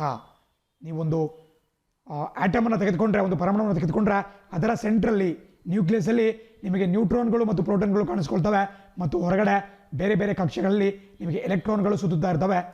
ಬಟ್ ನೀವು ಯಾವಾಗಲೂ ಈ ಒಂದು ಆಟೋಮಿಕ್ ನಂಬರ್ ಅಥವಾ ಪರಮಾಣು ಸಂಖ್ಯೆಯನ್ನು ಗುರುತಿಸಬೇಕು ಅಂತ ಹೇಳಿದ್ರೆ ಈ ಪ್ರೋಟಾನ್ಗಳ ಸಂಖ್ಯೆಯನ್ನು ಕೌಂಟ್ ಮಾಡಬೇಕಾಗುತ್ತೆ. ಪ್ರೋಟಾನ್ ಅಂತ ಹೇಳಿದ್ರೆ ಪಾಸಿಟಿವ್ಲಿ ಚಾರ್ಜ್ ಪಾರ್ಟಿಕಲ್ಸ್, ಅಂದರೆ ಧನಾತ್ಮಕವಾಗಿ ಒಂದು ಚಾರ್ಜನ್ನು ಇಟ್ಕೊಂಡಿರ್ತಕ್ಕಂಥ ಪಾರ್ಟಿಕಲ್ಸ್ ಆಗಿರ್ತವೆ. ಸೊ ಆಪ್ಷನ್ ಎ ಪ್ರೋಟಾನುಗಳ ಸಂಖ್ಯೆ ಸರಿಯಾಗಿರುತ್ತೆ. ಕನ್ಫ್ಯೂಸ್ ಮಾಡ್ಕೋಬೇಡಿ, ಎಲೆಕ್ಟ್ರಾನ್ಸ್ ಅಂತ ಕೆಲವೊಂದು ಕಡೆ ಕೊಡ್ತಾರೆ, ಖಂಡಿತ ತಪ್ಪು, ಕೇವಲ protons. For example hydrogen atomic number ಎಷ್ಟು? ಹೈಡ್ರೋಜನ್ನಲ್ಲಿ ಕೇವಲ ಒಂದು ಪ್ರೋಟಾನ್ ಇರುತ್ತೆ. ಸೊ ಹಾಗಾಗಿ ಅದರ ಒಂದು ಅಟಾಮಿಕ್ ನಂಬರ್ ಕೂಡ, ಪರಮಾಣು ಸಂಖ್ಯೆ ಕೂಡ 1 ಆಗಿರುತ್ತೆ. 24ನೇ ಪ್ರಶ್ನೆ ಹೇಳುತ್ತೆ, ಕೆಳಗಿನ ಯಾವ ದೇಶಕ್ಕೆ ಅರಬ್ಬಿ ಸಮುದ್ರದೊಂದಿಗೆ ಕರಾವಳಿ ಇಲ್ಲ ಅಂತ ಹೇಳಿ. ಮ್ಯಾಪನ್ನು ನೋಡಿದ್ರೆ ಬಹಳ ಕ್ಲಿಯರ್ ಆಗಿ ನಿಮಗೆ ಗೊತ್ತಾಗುತ್ತೆ. ಅಫ್ಘಾನಿಸ್ತಾನ್. ಆಪ್ಷನ್ ಎ ಅಫ್ಘಾನಿಸ್ತಾನ್ಗೆ ಅರಬ್ಬಿ ಸಮುದ್ರದೊಂದಿಗೆ ಒಂದು ಗಡಿ ಇಲ್ಲ, ಕರಾವಳಿ ಇಲ್ಲ. ಪಾಕಿಸ್ತಾನ್, ಓಮನ್ ಮತ್ತು ಇರಾನ್ ಮೂರು ಕೂಡ ಈ ಅರೇಬಿಯನ್ ಸಿ ಜೊತೆಗೆ ಒಂದು ಕೋಸ್ಟಲ್ ಜಾಗವನ್ನು ಹೊಂದಿದ್ದಾವೆ, ಕರಾವಳಿ ಪ್ರದೇಶವನ್ನು ಹೊಂದಿದ್ದಾವೆ. ನೀವು ಮ್ಯಾಪನ್ನು ನೋಡಿದ್ರೆ ಅಫ್ಘಾನಿಸ್ತಾನ್ ಈ ಒಂದು ಕಾಂಟ್ಯಾಕ್ಟನ್ನು ಹೊಂದಿಲ್ಲ. ಇದೇ ಕಾರಣಕ್ಕಾಗಿ ಭಾರತ ಇರಾನ್ನಲ್ಲಿ ಚಬಹಾರ್ ಅನ್ನುವಂಥ ಒಂದು ಪೋರ್ಟನ್ನು ರೆಡಿ ಮಾಡ್ತಾ ಇದೆ. ಚಬಹಾರ್ ಪೋರ್ಟ್, ಜಹಡನ್ ಅನ್ನುವಂತಹ ಒಂದು ರೈಲ್ವೆ ಲೈನ್, ಇದನ್ನು ಹಾಕುವ ಮೂಲಕ ಪಾಕಿಸ್ತಾನವನ್ನು ಬೈಪಾಸ್ ಮಾಡಿಬಿಟ್ಟು ಈ ಒಂದು ಸಮುದ್ರ ಮಾರ್ಗವನ್ನು ಅಫ್ಘಾನಿಸ್ತಾನಕ್ಕೆ ಕಂಡುಹಿಡ್ಕೋಬೇಕು ಅಂತೇಳಿ ಭಾರತ ಪ್ರಯತ್ನ ಪಡ್ತಾ ಇದೆ. ಒಂದು ವೇಳೆ ಅರಬ್ಬಿ ಸಮುದ್ರದೊಂದಿಗೆ ಅಫ್ಘಾನಿಸ್ತಾನ್ ಕರಾವಳಿನ ಹೊಂದಿದ್ರೆ ಅಂತಹ ಸಂದಿಗ್ಧ ಪರಿಸ್ಥಿತಿ ಭಾರತಕ್ಕೆ ಬರ್ತಾ ಇರಲಿಲ್ಲ. ಸೊ ಜಸ್ಟ್ ನಿಮಗೆ ಗೊತ್ತಿರಲಿ, ಆಪ್ಷನ್ ಎ ಅಫ್ಘಾನಿಸ್ತಾನ್ ಕರೆಕ್ಟ್ ಆಗಿರುತ್ತೆ. ಸೊ ಮ್ಯಾಪ್ಗಳ ಒಂದು ನಾಲೆಡ್ಜ್ ನಿಮಗೆ ಜಾಸ್ತಿ ಇರಬೇಕಾಗುತ್ತೆ. 25ನೇ ಪ್ರಶ್ನೆ ಹೇಳುತ್ತೆ, ಉಗುರಿಗೆ ಹಚ್ಚಿದ ಬಣ್ಣವನ್ನು ತೆಗೆಯಲು ಕೆಳಗಿನ ಯಾವ ವಸ್ತುವನ್ನು ಅಥವಾ ಕೆಳಗಿನ ಯಾವ ರಾಸಾಯನಿಕ ವಸ್ತುವನ್ನು ಉಪಯೋಗಿಸ್ತಾರೆ ಅಂತೇಳಿ. ಬಹಳ ಸಿಂಪಲ್, ಒಂದು GK ಕ್ವಶನ್ ಇದು, ಸೈನ್ಸ್ಗೆ ಸಂಬಂಧಪಟ್ಟಿದೆ, ಬಟ್ GK ಕೂಡ ನೀವು ನೋಡಿರ್ತೀರಾ. Option B acetone. So acetone ಅಂತಕ್ಕಂಥದ್ದನ್ನು ನಾವು ಈ ನೈಲ್ ಪಾಲಿಶ್ ಏನು ಮಾಡಿರ್ತೀವಿ, ಉಗುರಿಗೆ ಹಚ್ಚಿರ್ತಕ್ಕಂಥ ಬಣ್ಣ, ಅದನ್ನು ತೆಗಿಲಿಕ್ಕೆ ಬಳಕೆ ಮಾಡಲಾಗುತ್ತೆ. ಇದು ಕೇವಲ ನೈಲ್ ಪಾಲಿಶನ್ನು ರಿಮೂವ್ ಮಾಡೋಕ್ಕೆ ಮಾತ್ರವಲ್ಲ, ಈವನ್ ಪೇಂಟ್ಗಳಲ್ಲಿ ತಿನ್ನರ್ನಾಗಿ ಕೂಡ ಬಳಸಲಾಗುತ್ತೆ. ನಾವೇನು ತಿನ್ನರ್ ಅಂತ ಕರಿತೀವಿ, ಲಿಕ್ವಿಡ್ ಇರುತ್ತೆ, ಅದರಲ್ಲೂ ಕೂಡ ಅಸೆಟೋನ್ ಬಳಕೆ ಮಾಡಲಾಗುತ್ತೆ. ಆ್ಯಂಡ್ ಕೆಲವೊಂದು ಸರ್ಫೇಸ್ಗಳನ್ನು ಕ್ಲೀನ್ ಮಾಡೋಕ್ಕೆ ಕೂಡ ಈ ಅಸೆಟೋನನ್ನು ಬಳಕೆ ಮಾಡಲಾಗುತ್ತೆ. 26ನೇ ಪ್ರಶ್ನೆ ಹೇಳುತ್ತೆ, ವಿದ್ಯುತ್ ದೀಪಗಳ ಬುರುಡೆ, ಅಲ್ಲಿ ಬಲ್ಬ್ ಇರೋದನ್ನ ಬುರುಡೆ ಅಂತೇಳಿ ಕನ್ನಡದಲ್ಲಿ ಕೊಟ್ಟಿದ್ದಾರೆ, ಬಟ್ ಅದನ್ನು ಸರಿಯಾಗಿ ಟ್ರಾನ್ಸ್ಲೇಷನ್ ಮಾಡೋಕ್ಕಾಗಿಲ್ಲ. ವಿದ್ಯುತ್ ದೀಪಗಳು ಏನು ಬಲ್ಬ್ ಇರುತ್ತೆ ಅದರಲ್ಲಿ ಫಿಲಮೆಂಟನ್ನು ಕೆಳಗಿನ ಯಾವ ಲೋಹದಿಂದ ಮಾಡಲಾಗುತ್ತೆ ಅಂತ ಕೇಳಿದ್ದಾರೆ. ಫಿಲಮೆಂಟ್ ಅಂತ ಹೇಳಿದ್ರೆ ಅದರಲ್ಲಿರ್ತಕ್ಕಂತಹ ತಂತು, ನಾವೇನು ತಂತಿ ಅಂತ ಕರಿತೀವಿ, ತುಂಬ ಸೂಕ್ಷ್ಮವಾದಂತಹ ಒಂದು ತಂತಿ ಇರುತ್ತೆ ಬಲ್ಬ್ನ ಒಳಗಡೆ, ಅದರಿಂದನೇ ಈ ಪ್ರಕಾಶಮಾನವಾಗಿ ಕಾಣುತ್ತೆ ಬಲ್ಬ್. ಅದು ಯಾವ ಒಂದು ಲೋಹ ಅಂತ ಹೇಳಿದ್ರೆ ಆಪ್ಷನ್ ಡಿ ಟಂಗ್ಸ್ಟನ್. ತುಂಬ simple question, highly repeated question ಇದು. ಟಂಗ್ಸ್ಟನ್ ಬೇಸಿಕಲಿ ಟಂಗ್ಸ್ಟನ್ ಅಂತ ಹೇಳಿದ್ರೆ ಒಂದು ರೇರ್ಲಿ ಫೌಂಡ್ ಮೆಟಲ್, ಅಂದರೆ ನಿಮಗೆ ಅಷ್ಟೊಂದು ಸುಲಭವಾಗಿ ಸಿಗದೇ ಇರತಕ್ಕಂತಹ ಒಂದು ಲೋಹ. ಮೆಟಲ್ ಅಥವಾ ನಾನ್ ಮೆಟಲ್ ಅಂತ ಕೇಳ್ತಾರೆ, ಅದೊಂದು ಲೋಹ. ಅದನ್ನು W ಅಂತೇಳಿ ನಾವು ಡಿನೋಟ್ ಮಾಡ್ತೀವಿ, ಅದು ಕೂಡ ಬಹಳ ಇಂಪಾರ್ಟೆಂಟ್. ಟಂಗ್ಸ್ಟನ್ ಅಂತ ಹೇಳಿದ್ರೆ W ಕೆಮಿಕಲ್ ಒಂದು ನೇಮ್, ಅದು ನಿಮಗೆ ಗೊತ್ತಿರಬೇಕಾಗುತ್ತೆ. ಅದೇ ರೀತಿ 27ನೇ ಪ್ರಶ್ನೆ, ಇದು ಕೂಡ ಸೈನ್ಸ್ಗೆ ಸಂಬಂಧಪಟ್ಟಿರುತ್ತೆ. ಬ್ಲ್ಯಾಕ್ ಹೋಲ್ ಈಸ್ ಎ, ಕಪ್ಪು ಕುಳಿ ಅಥವಾ ಕಪ್ಪು ರಂಧ್ರ ಅಂತ ನಾವೇನು ಕರಿತೀವಿ, ಕಪ್ಪು ಕುಳಿ, ಕಪ್ಪು ರಂಧ್ರ, ಅದು ಏನು ಅಂತ ಹೇಳಿದ್ದಾರೆ. ಇದಕ್ಕೆ ಸರಿಯಾದ ಉತ್ತರ ಆಪ್ಷನ್ ಬಿ ಬೃಹತ್ ಕುಸಿತದ ನಕ್ಷತ್ರ. ಕನ್ನಡದಲ್ಲಿ ಸರಿಯಾಗಿ ಟ್ರಾನ್ಸ್ಲೇಷನ್ ಆಗಿಲ್ಲ, ಇಂಗ್ಲೀಷಲ್ಲಿ ನೋಡ್ಕೊಳ್ಳಿ. ಅ ಮ್ಯಾಸಿವ್ ಕೊಲಾಪ್ಸಿಂಗ್ ಸ್ಟಾರ್ ಅಂದರೆ ಯಾವುದೇ ಒಂದು ನಕ್ಷತ್ರ, ಒಂದು ಸ್ಟಾರ್ ತನ್ನ ಕಡೆಯ ದಿನಗಳಲ್ಲಿ ಅದು ಮೃತಪಡುವಂತಹ ಸಮಯದಲ್ಲಿ ಡೈಯಿಂಗ್ ಸ್ಟಾರ್ ಅಂತ ನಾವೇನು ಕರಿತೀವಿ, ಅದು ಕಪ್ಪು ಕುಳಿಯಾಗಿ ಮಾರ್ಪಾಡಾಗುತ್ತೆ, ಅದನ್ನು ಬ್ಲ್ಯಾಕ್ ಹೋಲ್ ಅಂತ ಕರಿತೀವಿ. ಅದರ ವಿಶೇಷತೆ ಏನಪ್ಪ ಅಂತ ಹೇಳಿದ್ರೆ ಎಷ್ಟರ ಮಟ್ಟಿಗೆ ಹೆಚ್ಚಾದ ಒಂದು ಸಾಂದ್ರತೆಯನ್ನು, ಒಂದು ಮಾಸನ್ನು, ಒಂದು ದ್ರವ್ಯವನ್ನು ಅದು ಹೊಂದಿರುತ್ತಪ್ಪ ಅಂತ ಹೇಳಿದ್ರೆ, ಅದರ ಗ್ರಾವಿಟೇಷನ್ ಎಷ್ಟರ ಮಟ್ಟಿಗೆ ಇರುತ್ತಪ್ಪ ಅಂತ ಹೇಳಿದ್ರೆ ಈವನ್ ಬೆಳಕು ಕೂಡ ಅದರ ಒಂದು ಗ್ರಾವಿಟೇಷನ್ ಪವರನ್ನು, ಅದರ ಒಂದು ಏನು ಅಟ್ರಾಕ್ಟಿಂಗ್ ಪವರ್ ಇರುತ್ತೆ, ಗ್ರಾವಿಟೇಷನಲ್ ಫೋರ್ಸ್ ಇರುತ್ತೆ, ಆ ಒಂದು ಫೋರ್ಸನ್ನು ಈವನ್ ಲೈಟ್ ಕೂಡ ಪಾಸ್ ಮಾಡೋಕ್ಕಾಗಲ್ಲ. ಫಾರ್ ಎಕ್ಸಾಂಪಲ್ ಇಲ್ಲೊಂದು ಕಪ್ಪು ಕುಳಿ ಇದೆ, ಸಿಕ್ಕಾಪಟ್ಟೆ ಮಾಸಲ್ಲಿ ಒಂದು ಕಾನ್ಸಂಟ್ರೇಟ್ ಆಗಿರುತ್ತೆ. ಆ ಕಪ್ಪು ಕುಳಿಯ ಹತ್ತಿರದಲ್ಲಿ ಒಂದು ಲೈಟ್ ರೇ ಪಾಸ್ ಆದರೆ, ಒಂದು ಬೆಳಕಿನ ಕಿರಣ ಪಾಸ್ ಆದರೆ, ಅದು ಕೂಡ ಇದರ ಗ್ರಾವಿಟೇಷನ್ ಫೋರ್ಸಿಗೆ ಅಟ್ರಾಕ್ಟ್ ಆಗಿಬಿಟ್ಟು ಅದರ ಒಂದು ಗುರುತ್ವಾಕರ್ಷಣ ಬಲಕ್ಕೆ ಆಕರ್ಷಣೆ ಒಳಪಟ್ಬಿಟ್ಟು ಅದಕ್ಕೆ ಹೋಗಿ ಸೇರುತ್ತೆ. ಸೊ ಅದರ ಒಂದು ಡೀಟೇಲ್ಸ್ ನಿಮಗೆ ಗೊತ್ತಿರಬೇಕಾಗುತ್ತೆ. ಕಪ್ಪು ಕುಳಿ ಅಥವಾ ಕಪ್ಪು ರಂಧ್ರ black hole. Option C a massive collapsing star, ಒಂದು ನಕ್ಷತ್ರ ಮೃತಪಡುವಂಥ ಸಂದರ್ಭದಲ್ಲಿ ಕಪ್ಪು ಕುಳಿಯಾಗಿ ಅದು ಮಾರ್ಪಾಟಾಗುತ್ತೆ. 28ನೇ ಪ್ರಶ್ನೆ ಹೇಳುತ್ತೆ, ರಬ್ಬರಿಂದ ಮಾಡಿದ ಪಾದರಕ್ಷೆಗಳು ಕೆಳಗಿನ ಡ್ಯಾಶ್ ಅಂತ ಕಾರ್ಯವನ್ನು ನಿರ್ವಹಣೆ ಮಾಡ್ತವೆ. Rubber footwears. ಬಹಳ ಸಿಂಪಲ್, ಆಪ್ಷನ್ ಡಿ ಇನ್ಸುಲೇಟರ್. ಕನ್ನಡದಲ್ಲಿ ಅವಾಹಕ ಅಂತ ಹಾಕ್ಬೋದು. ಫಾರ್ ಎಕ್ಸಾಂಪಲ್ ನೀವೇನಾದರೂ ಈ ಒಂದು ಎಲೆಕ್ಟ್ರಾನಿಕ್ ಐಟಮ್ಗಳನ್ನು, ಎಲೆಕ್ಟ್ರಿಕ್ ಒಂದು ಸರ್ಕ್ಯೂಟನ್ನು ನೀವೇನಾದರೂ ರಿಪೇರಿ ಮಾಡ್ತಿದ್ದೀರಾ ಅಂತ ಹೇಳಿದ್ರೆ ನಿಮಗೆಲ್ಲರೂ ಕೂಡ ರೆಕಮೆಂಡ್ ಮಾಡ್ತಾರೆ ರಬ್ಬರ್ ಅಥವಾ ಪ್ಲಾಸ್ಟಿಕ್ ಚಪ್ಪಲಿಗಳನ್ನ ಧರಿಸ್ಕೊಳ್ಳಿ. ಅದೇ ರೀತಿ ನೀವು ರಿಪೇರಿ ಮಾಡಲಿಕ್ಕೆ ಏನು ಸಾಧನಗಳನ್ನ ಬಳಕೆ ಮಾಡ್ತಿರ್ತೀರಾ ಆ ಒಂದು ಟೆಸ್ಟರ್ಗಳೇನಿರುತ್ತೆ ಅಥವಾ ಸ್ಪಾನರ್ಗಳನ್ನ ಬಳಕೆ ಮಾಡಲ್ಲ, ಬಟ್ ನೀವು ಯೂಶುವಲಾಗಿ ಏನು ಸ್ಕ್ರೂ ಡ್ರೈವರ್ಸನ್ನು ಬಳಕೆ ಮಾಡ್ತೀರಾ ಅವುಗಳ ಹಿಡಿಕೆಯನ್ನು ಕೂಡ ಆದಷ್ಟು ರಬ್ಬರ್ ಅಥವಾ ಅದಕ್ಕಿಂತ ಹೆಚ್ಚಾಗಿ ನಿಮಗೆ ಈ ಪ್ಲಾಸ್ಟಿಕ್ನಿಂದ ಮಾಡಲ್ಪಟ್ಟಿರುತ್ತೆ. ನೀವೊಂದು ಕಟಿಂಗ್ ಪ್ಲೇಯರ್ನ ತೆಗೆದುಕೊಂಡು ಯಾವುದೋ ಒಂದು ಎಲೆಕ್ಟ್ರಿಕ್ ವೈರನ್ನು ನೀವು ಟ್ವಿಸ್ಟ್ ಮಾಡ್ತಿದ್ದೀರಾ ಅಂತ ಹೇಳಿದ್ರೆ ಅದರ ಹಿಡಿಕೆ ಪ್ಲಾಸ್ಟಿಕ್ನಿಂದಾಗಿರುತ್ತೆ ಅಥವಾ ರಬ್ಬರ್ನಿಂದಾಗಿರುತ್ತೆ. ಯಾಕಪ್ಪ ಅಂತ ಹೇಳಿದ್ರೆ ರಬ್ಬರ್ ಒಂದು ಅವಾಹಕ. ಸೊ ರಬ್ಬರ್ ಚಪ್ಪಲಿನ ಧರಿಸ್ಬಿಟ್ಟು ನೀವು ಕರೆಂಟ್ ಶಾಕನ್ನು ಹೊಡಿಸ್ಕೊಂಡ್ರಿ ಅಂತ ಹೇಳಿದ್ರೆ ನಿಮಗೆ ನಿಮ್ಮ ದೇಹಕ್ಕೆ ಘಾಸಿ ಆಗೋದು ಕಮ್ಮಿ ಆಗುತ್ತೆ. ಬಿಕಾಸ್ ಅದು ಒಂದು ಇನ್ಸುಲೇಟರ್, ಅದು ಆ ಒಂದು ಸರ್ಕ್ಯೂಟ್ ಕಂಪ್ಲೀಟ್ ಆಗಿಬಿಡಲ್ಲ. ಸರ್ಕ್ಯೂಟ್ ಕಂಪ್ಲೀಟ್ ಆಗಲಿಲ್ಲ ಅಂತ ಹೇಳಿದ್ರೆ ನಿಮಗೆ ಎಲೆಕ್ಟ್ರಿಕ್ ಶಾಕ್ ಹೊಡೆಯಲ್ಲ.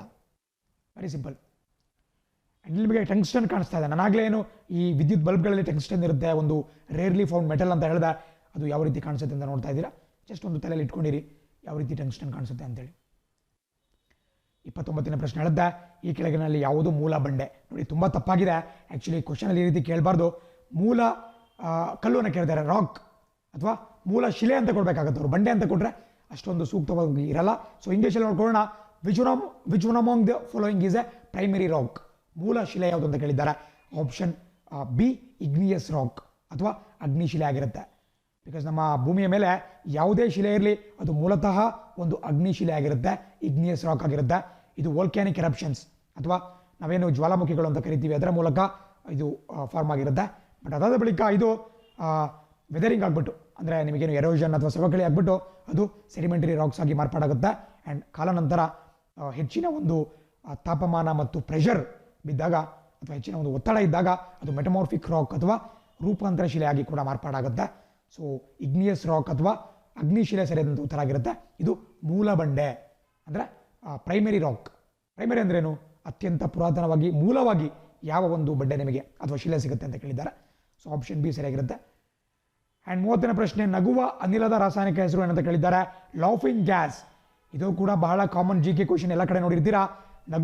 ನಗಿಸುವ ಅನಿಲ ಅಥವಾ ಲಾಫಿಂಗ್ ಗ್ಯಾಸ್ ಯಾವುದಪ್ಪ ಅಂತ ಹೇಳಿದ್ರೆ option D nitrous oxide. Very important. ಬೇರೆ ಎಲ್ಲ ತಪ್ಪಾಗಿದೆ. ನೈಟ್ರಸ್ ಆಕ್ಸೈಡ್ ಸರಿಯಾಗಿರುತ್ತೆ. ಇದನ್ನು ನಾವು N2O ಅಂತ ಬರೀತೀವಿ. ಇದರ ಕೆಮಿಕಲ್ ಫಾರ್ಮುಲಾ ಕೂಡ ಕೇಳ್ಬೋದು. N2O, N ಅಂದರೆ ನೈಟ್ರೋಜನ್, O ಅಂದರೆ oxygen. So nitrous oxide is called as laughing gas. Nitrous oxide ಅಥವಾ N2O. 31ನೇ ಪ್ರಶ್ನೆ, ಐಸೋಥರ್ಮ್ಸ್ ಅಂದರೆ ಏನು ಅಂತ ಕೇಳಿದ್ದಾರೆ. ಐಸೋಥರ್ಮ್ಸ್ ನಿಮಗೆ ಇಮೇಜ್ ತೋರಿದ್ರೆ ಭಾಳ ಈಸಿಯಾಗಿ ಗೊತ್ತಾಗುತ್ತೆ. ನೋಡಿ, ನೀವು ಬಹಳ ಬಾರಿ ಕೇಳ್ತಾ ಇರ್ತೀರಾ. ಐಸೋ ಬಾರ್ ಇರ್ಬೋದು, ಐಸೋ ಹೈಟ್ಸ್ ಇರ್ಬೋದು, ಐಸೋಥರ್ಮ್ ಇರ್ಬೋದು. ಸೊ ಹೀಗೆ ಬೇರೆ ಬೇರೆ ಒಂದು ವರ್ಡ್ಗಳನ್ನ ಕೇಳಿಸ್ಕೊತಾ ಇರ್ತೀರಾ.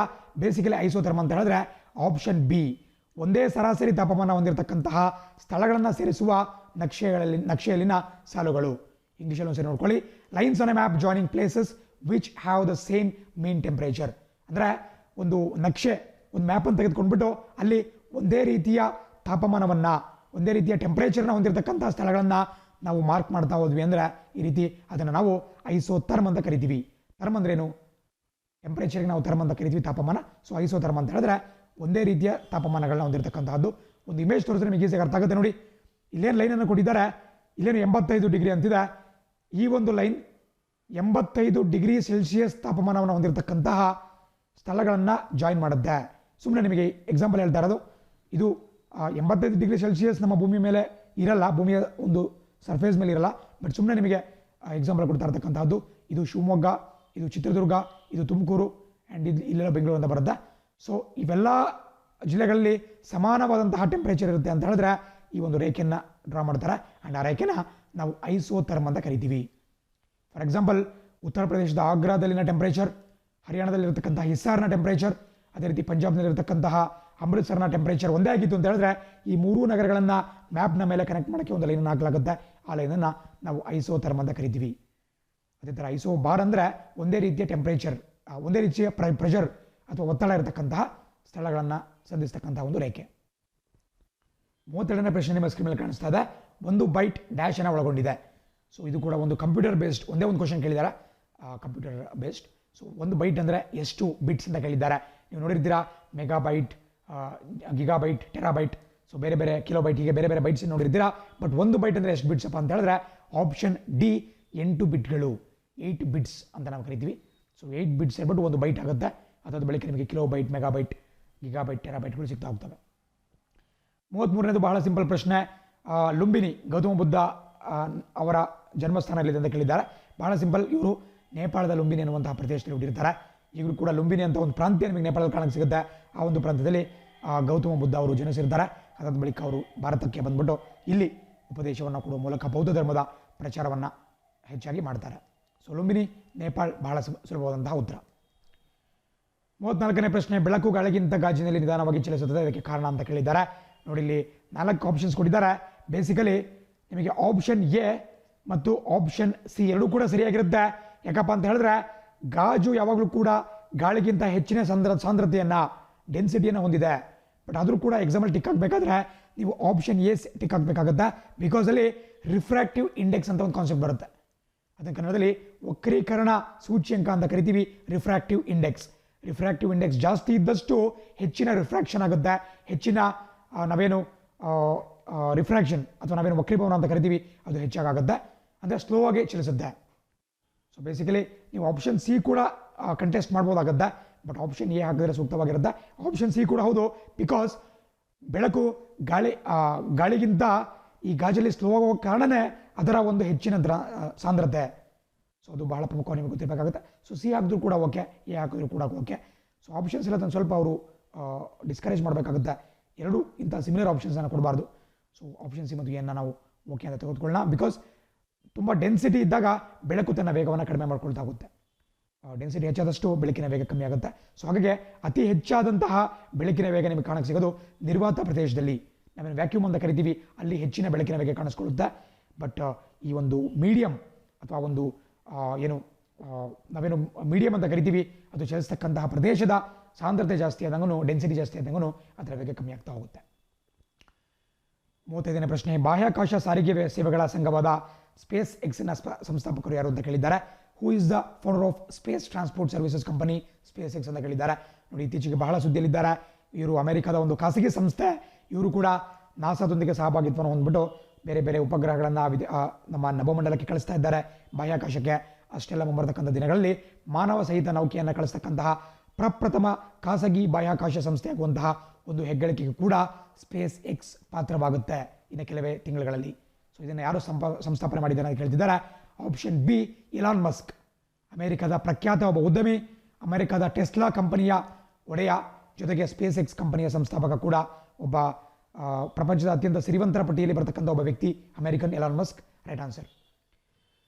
36ನೇ ಪ್ರಶ್ನೆ, which is the largest living bird on earth, ನಮ್ಮ ಭೂಮಿಯ ಮೇಲಿರುವಂತಹ ಅತ್ಯಂತ ದೊಡ್ಡ ಪಕ್ಷಿ ಯಾವುದು ಅಂತ ಕೇಳಿದ್ದಾರೆ. ಬಹಳ ಸಿಂಪಲ್, ಆಪ್ಷನ್ ಬಿ, ಆಸ್ಟ್ರಿಚ್ ಪಕ್ಷಿ. ಕನ್ನಡದಲ್ಲಿ ನಾವು ಉಷ್ಟ್ರ ಪಕ್ಷಿ ಅಂತ ಕರಿತೀವಿ.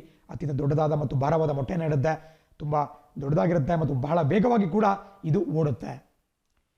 37ನೇ ಪ್ರಶ್ನೆ, ಸಾರಜನಕದೊಂದಿಗೆ ಮಣ್ಣನ್ನು ಉತ್ಕೃಷ್ಟಗೊಳಿಸಲು ಬಿತ್ತನೆ ಮಾಡಲು ಕೆಳಗಿನ ಯಾವ ಬೆಳೆಗಳಿಗೆ ಆದ್ಯತೆ ನೀಡಲಾಗುತ್ತೆ? ಇಂಗ್ಲೀಷಲ್ಲಿ ನೋಡೋಣ. Which of the following crops would be preferred for sowing in order to enrich the soil with nitrogen? So ನೀಟಾಗಿ ಅರ್ಥ ಮಾಡ್ಕೊಳ್ಳಿ, ಮಣ್ಣಲ್ಲಿ ಈ ನೈಟ್ರೋಜನ್ ಕಂಟೆಂಟನ್ನು ಅಂದರೆ ಸಾರಜನಕನದ ಒಂದು ಪರ್ಸೆಂಟೇಜನ್ನು ಜಾಸ್ತಿ ಮಾಡಲಿಕ್ಕೆ ಕೆಳಗಿನ ಯಾವ ಬೆಳೆಗಳನ್ನು ಬೆಳೆಯುವುದು ಸೂಕ್ತ ಅಂತ ಕೇಳಿದ್ದಾರೆ. ಆಪ್ಷನ್ ಡಿ, ಕಡಲೆಕಾಯಿ ಅಥವಾ ಪೀನಟ್ ಸರಿಯಾದಂಥ ಉತ್ತರ ಆಗಿರುತ್ತೆ. ಯಾವಾಗಲೂ ಕೂಡ ಈ ಬೇಳೆಕಾಳುಗಳನ್ನು ನಾವು ಜಾಸ್ತಿ ಬೆಳಿಬೇಕಾಗುತ್ತೆ.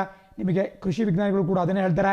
ಒಂದು ಬೆಳೆ ನೀವು ಭತ್ತ ಗೋಧಿಯನ್ನು ಬೆಳೆದ್ರೆ ಅಂದರೆ ಸೆಕೆಂಡ್ ಬೆಳೆಯನ್ನು ಈ ಚಳಿಗಾಲದಲ್ಲಿ ಅಥವಾ ನಾವೇನು ರಬಿ ಕ್ರಾಪನ್ನು ಬೆಳಿತೀವಿ ಅಲ್ಲಿ ಆದಷ್ಟು ಈ ಬೇಳೆಕಾಳುಗಳನ್ನು, ಲೆಗ್ಯುಮಿನಸ್ ಪ್ಲಾಂಟ್ಗಳನ್ನು ಬೆಳೀರಿ ಅಂತ ಹೇಳ್ತಾರೆ.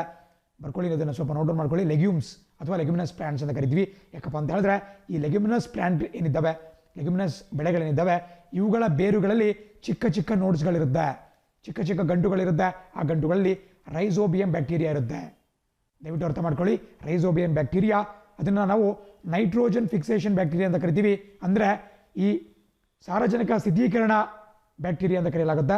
ಸೊ ಹಾಗಾಗಿ ಈ ಬೆಳೆಗಳನ್ನು ಬೆಳೆಯೋದಾದರೆ ನಮ್ಮ ಒಂದು ಜಮೀನೇನಿರುತ್ತೆ, ಮಣ್ಣೇನಿರುತ್ತೆ, ಆ ಮಣ್ಣಲ್ಲಿ ಹೆಚ್ಚಿನ ಪ್ರಮಾಣದ ಸಾರಜನಕ ಅಥವಾ ನೈಟ್ರೋಜನ್ ಫಿಕ್ಸ್ ಆಗುತ್ತೆ. ಸೊ ಆ ಮೂಲಕ ಆ ಮಣ್ಣು ಹೆಚ್ಚು ಫಲವತ್ತಾಗುತ್ತೆ. ಮುಂಬರ್ತಕ್ಕಂತಹ ಬೆಳೆಗಳಲ್ಲಿ ಹೆಚ್ಚಿನ ಒಂದು ಫಲವನ್ನು ನಾವು ನಿರೀಕ್ಷೆ ಮಾಡಬಹುದು, ಹೆಚ್ಚಿನ ಇಳುವರಿಯನ್ನು ನಿರೀಕ್ಷೆ ಮಾಡಬಹುದು. ಸೊ ಆಪ್ಷನ್ ಡಿ, ಕಡಲೆಕಾಯಿ ಸರಿಯಾಗಿರುತ್ತೆ. ಕಡಲೆಕಾಯಿ ಜಾಗದಲ್ಲಿ ಅವರು ಬೇರೆ ಯಾವುದಾದ್ರು ಬೇಳೆಗಳ ಬಗ್ಗೆ ಕೊಟ್ಟಿದ್ರು ಕೂಡ ನೀವು ಟಿಕ್ ಹಾಕ್ಬೋದಾಗುತ್ತೆ. ಬೇಳೆನಕ್ಕಿಂತ ಬೇಳೆಕಾಳುಗಳು, ಶೇಂಗಾ ಇರಬಹುದು, ಅದೇ ರೀತಿ ಹೆಸರು ಕಾಳು ಇರಬಹುದು, ಉದ್ದಿನ ಕಾಳು ಇರಬಹುದು, ಹಲಸಂದಿ ಕಾಳು ಇರಬಹುದು, ಬೇರೆ ಬೇರೆ ಕಾಳುಗಳು ಕೂಡ ಬರುತ್ತೆ. ಲೆಗ್ಯುಮಿನಸ್ ಪ್ಲಾಂಟ್ಸ್ ಅಂತೇಳಿ ಕರಿಬಹುದು. 38ನೇ ಪ್ರಶ್ನೆ ಹೇಳುತ್ತೆ, ಇವುಗಳಲ್ಲಿ ಯಾವುದು ಐತಿಹಾಸಿಕವಾಗಿ ಬೆಳೆಗಳಿಗೆ ವ್ಯಾಪಕ ಹಾನಿ ಉಂಟು ಮಾಡುತ್ತೆ? ಇದು ಕೂಡ ಸ್ವಲ್ಪ ಮಟ್ಟಿಗೆ ಕರೆಂಟ್ ಅಫೇರ್ಸ್ ಕ್ವಶನ್. ಬಿಕಾಸ್ ಇತ್ತೀಚಿನ ಕೆಲವು ದಿನಗಳ ಹಿಂದೆ ಗುಜರಾತ್, ಹರಿಯಾಣ, ರಾಜಸ್ಥಾನ್ ಮುಂತಾದಂತಹ ರಾಜ್ಯಗಳಲ್ಲಿ ಈ ಲೋಕಸ್ಟ್ಗಳು, ಆಪ್ಷನ್ ಡಿ, ನಾವೇನು ಮಿಡತೆ ಅಂತ ಕರಿತೀವಿ, ಇಂಗ್ಲೀಷಲ್ಲಿ ಲೋಕಸ್ಟ್ ಅಂತ ಕರಿತೀವಿ, ಲೋಕಸ್ಟ್ ಸ್ವಾರ್ಮ್ಸ್ ಅಂತ ಕರಿತೀವಿ. ಅವುಗಳು ಹೆಚ್ಚಿನ ಒಂದು ಬೆಳೆ ನಾಶವನ್ನು ಮಾಡ್ತಾ ಇದ್ವು. ಇವುಗಳು ಇರಾನ್, ಅಫ್ಘಾನಿಸ್ತಾನ್ ಮತ್ತು ಪಾಕಿಸ್ತಾನದ ಮೂಲಕ ನಮ್ಮ ರಾಜಸ್ಥಾನ ಹಾಗೂ ಗುಜರಾತ್ಗೆ ಬಂದಿದ್ವು. ಒಂದು ಗಂಟೆಯಲ್ಲಿ ಸಹಸ್ರಾರು ಕೆಜಿಯಷ್ಟು ಬೆಳೆಗಳನ್ನು ನಾಶಪಡಿಸ್ತಕ್ಕಂತಹ ಒಂದು ಸಾಮರ್ಥ್ಯವನ್ನು ಈ ಮಿಡತೆಗಳು ಹೊಂದಿರ್ತವೆ. ಅವುಗಳನ್ನು ಲೋಕಸ್ಟ್ ಅಟ್ಯಾಕ್ ಅಂತಲೇ ಕರೆಯಲಾಗುತ್ತೆ. ಸೊ ಅದು ನಿಮಗೆ ಸರಿಯಾದಂಥ ಉತ್ತರ ಆಗಿರುತ್ತೆ. ಆ್ಯಂಡ್ 39ನೇ ಪ್ರಶ್ನೆ, what is the shape of on amoeba? ನೀವು ಪ್ರಾಥಮಿಕ ಶಾಲೆಯಲ್ಲಿ ಇದನ್ನು ಕೇಳಿರ್ತೀರಾ. ಅಮೀಬಾಗೆ ಆಕಾರ ಇಲ್ಲ. ಆಪ್ಷನ್ ಡಿ, ನಿರ್ದಿಷ್ಟ ಆಕಾರ ಇಲ್ಲ, ನೋ ಡೆಫಿನಿಟ್ ಶೇಪ್. ಅದು ಬಹಳ ಒಂದು ಚಿಕ್ಕ ಒಂದು ಮೂಲ ಜೀವಿ. ಸೊ ಅದಕ್ಕೆ ಯಾವುದೇ ರೀತಿಯಾದಂತಹ ಒಂದು ಶೇಪ್ ಕಾಣಕ್ಕೆ ಸಿಗಲ್ಲ. ಸೊ ಹಾಗಾಗಿ ಇಂಡೆಫಿನೆಟ್, ನೋ ಡೆಫಿನೆಟ್ ಶೇಪ್ ಅಂತೇಳಿ ನೀವು ಕರಿಬೇಕಾಗುತ್ತೆ. 40ನೇ ಪ್ರಶ್ನೆ, ಮಹಾರಾಷ್ಟ್ರದ ಲೋನಾರ್ ಸರೋವರ ಡ್ಯಾಶ್ ಇದೆ. ಸೊ ಕೆಳಗಿನ ಯಾವ ರೀತಿಯಾಗಿ ಮಾಡಲ್ಪಟ್ಟಿದೆ ಅಂತೇಳಿ. ಬಹಳ ಫೇಮಸ್ ಮಹಾರಾಷ್ಟ್ರದ ಲೋನಾರ್ ಸರೋವರ. ಯಾಕೆ ಬಹಳ ಫೇಮಸ್ ಅಪ್ಪ ಅಂತ ಹೇಳಿದ್ರೆ, ಇತ್ತೀಚೆಗಷ್ಟೇ ಅದನ್ನು ರಾಮ್ಸರ್ ಸೈಟ್ ಅಥವಾ ರಾಮ್ಸರ್ ತಾಣವನ್ನಾಗಿ ಘೋಷಣೆ ಮಾಡಲಾಯಿತು. ಸೊ ಕರೆಂಟ್ ಅಫೇರ್ಸ್ ನ್ಯೂಸಲ್ಲಿ ಕೂಡ ಇದೆ ನೋಡಿ ಯಾವ ರೀತಿ ಲಿಂಕ್ ಮಾಡಿದ್ದಾರೆ. ಕರೆಂಟ್ ಅಫೇರ್ಸಲ್ಲಿ ಸುದ್ದಿಯಲ್ಲಿರ್ತಕ್ಕಂತಹ ಒಂದು ಸರೋವರ ತೆಗೆದುಕೊಂಡ್ಬಿಟ್ಟು ಅದರ ಒಂದು ರೀತಿಯನ್ನು ಕೇಳಿದ್ದಾರೆ. ಯಾವ ರೀತಿ ಅದು ನಿರ್ಮಾಣಗೊಂಡು ಅಂತೇಳಿ ಕೇಳಿದ್ದಾರೆ. ಸೊ ಆಪ್ಷನ್ ಬಿ, ಕ್ಷುದ್ರ ಗ್ರಹ ಘರ್ಷಣೆಯಿಂದ ರಚಿಸಲ್ಪಟ್ಟ ಸರೋವರ. Lake created by an asteroid collision. ಬಹಳ ಸಹಸ್ರಾರು ವರ್ಷಗಳ ಹಿಂದೆ ಯಾವುದೋ ಒಂದು ಕ್ಷುದ್ರ ಗ್ರಹ ಭೂಮಿಗೆ ಬಂದು ಅಪ್ಪಳಿಸಿದಾಗ ಅದು ಈ ಮಹಾರಾಷ್ಟ್ರದ ಬುಲ್ಡಾನಾ ಅನ್ನುವಂತಹ ಒಂದು ಜಿಲ್ಲೆ ಬರುತ್ತೆ. ಆ ಬುಲ್ಡಾನಾ ಡಿಸ್ಟ್ರಿಕ್ಟ್ನಲ್ಲಿ ಈ ಲೋನಾರ್ ಸರೋವರ ಕಾಣಕ್ಕೆ ಸಿಗುತ್ತೆ. ಸೊ ಅಲ್ಲಿಗೆ ಬಂದು ಅದು ಅಪ್ಪಳಿಸುತ್ತೆ. ಹಾಗಾಗಿ ಈ ಸರೋವರ ನಿರ್ಮಾಣ ಆಯಿತು. ಆ್ಯಂಡ್ ಇತ್ತೀಚೆಗಷ್ಟೇ ಅದನ್ನು ರಾಮ್ಸರ್ ವೆಟ್ಲ್ಯಾಂಡ್ ಅಂತೇಳಿ ಕೂಡ ಘೋಷಣೆ ಮಾಡಲಾಗಿದೆ.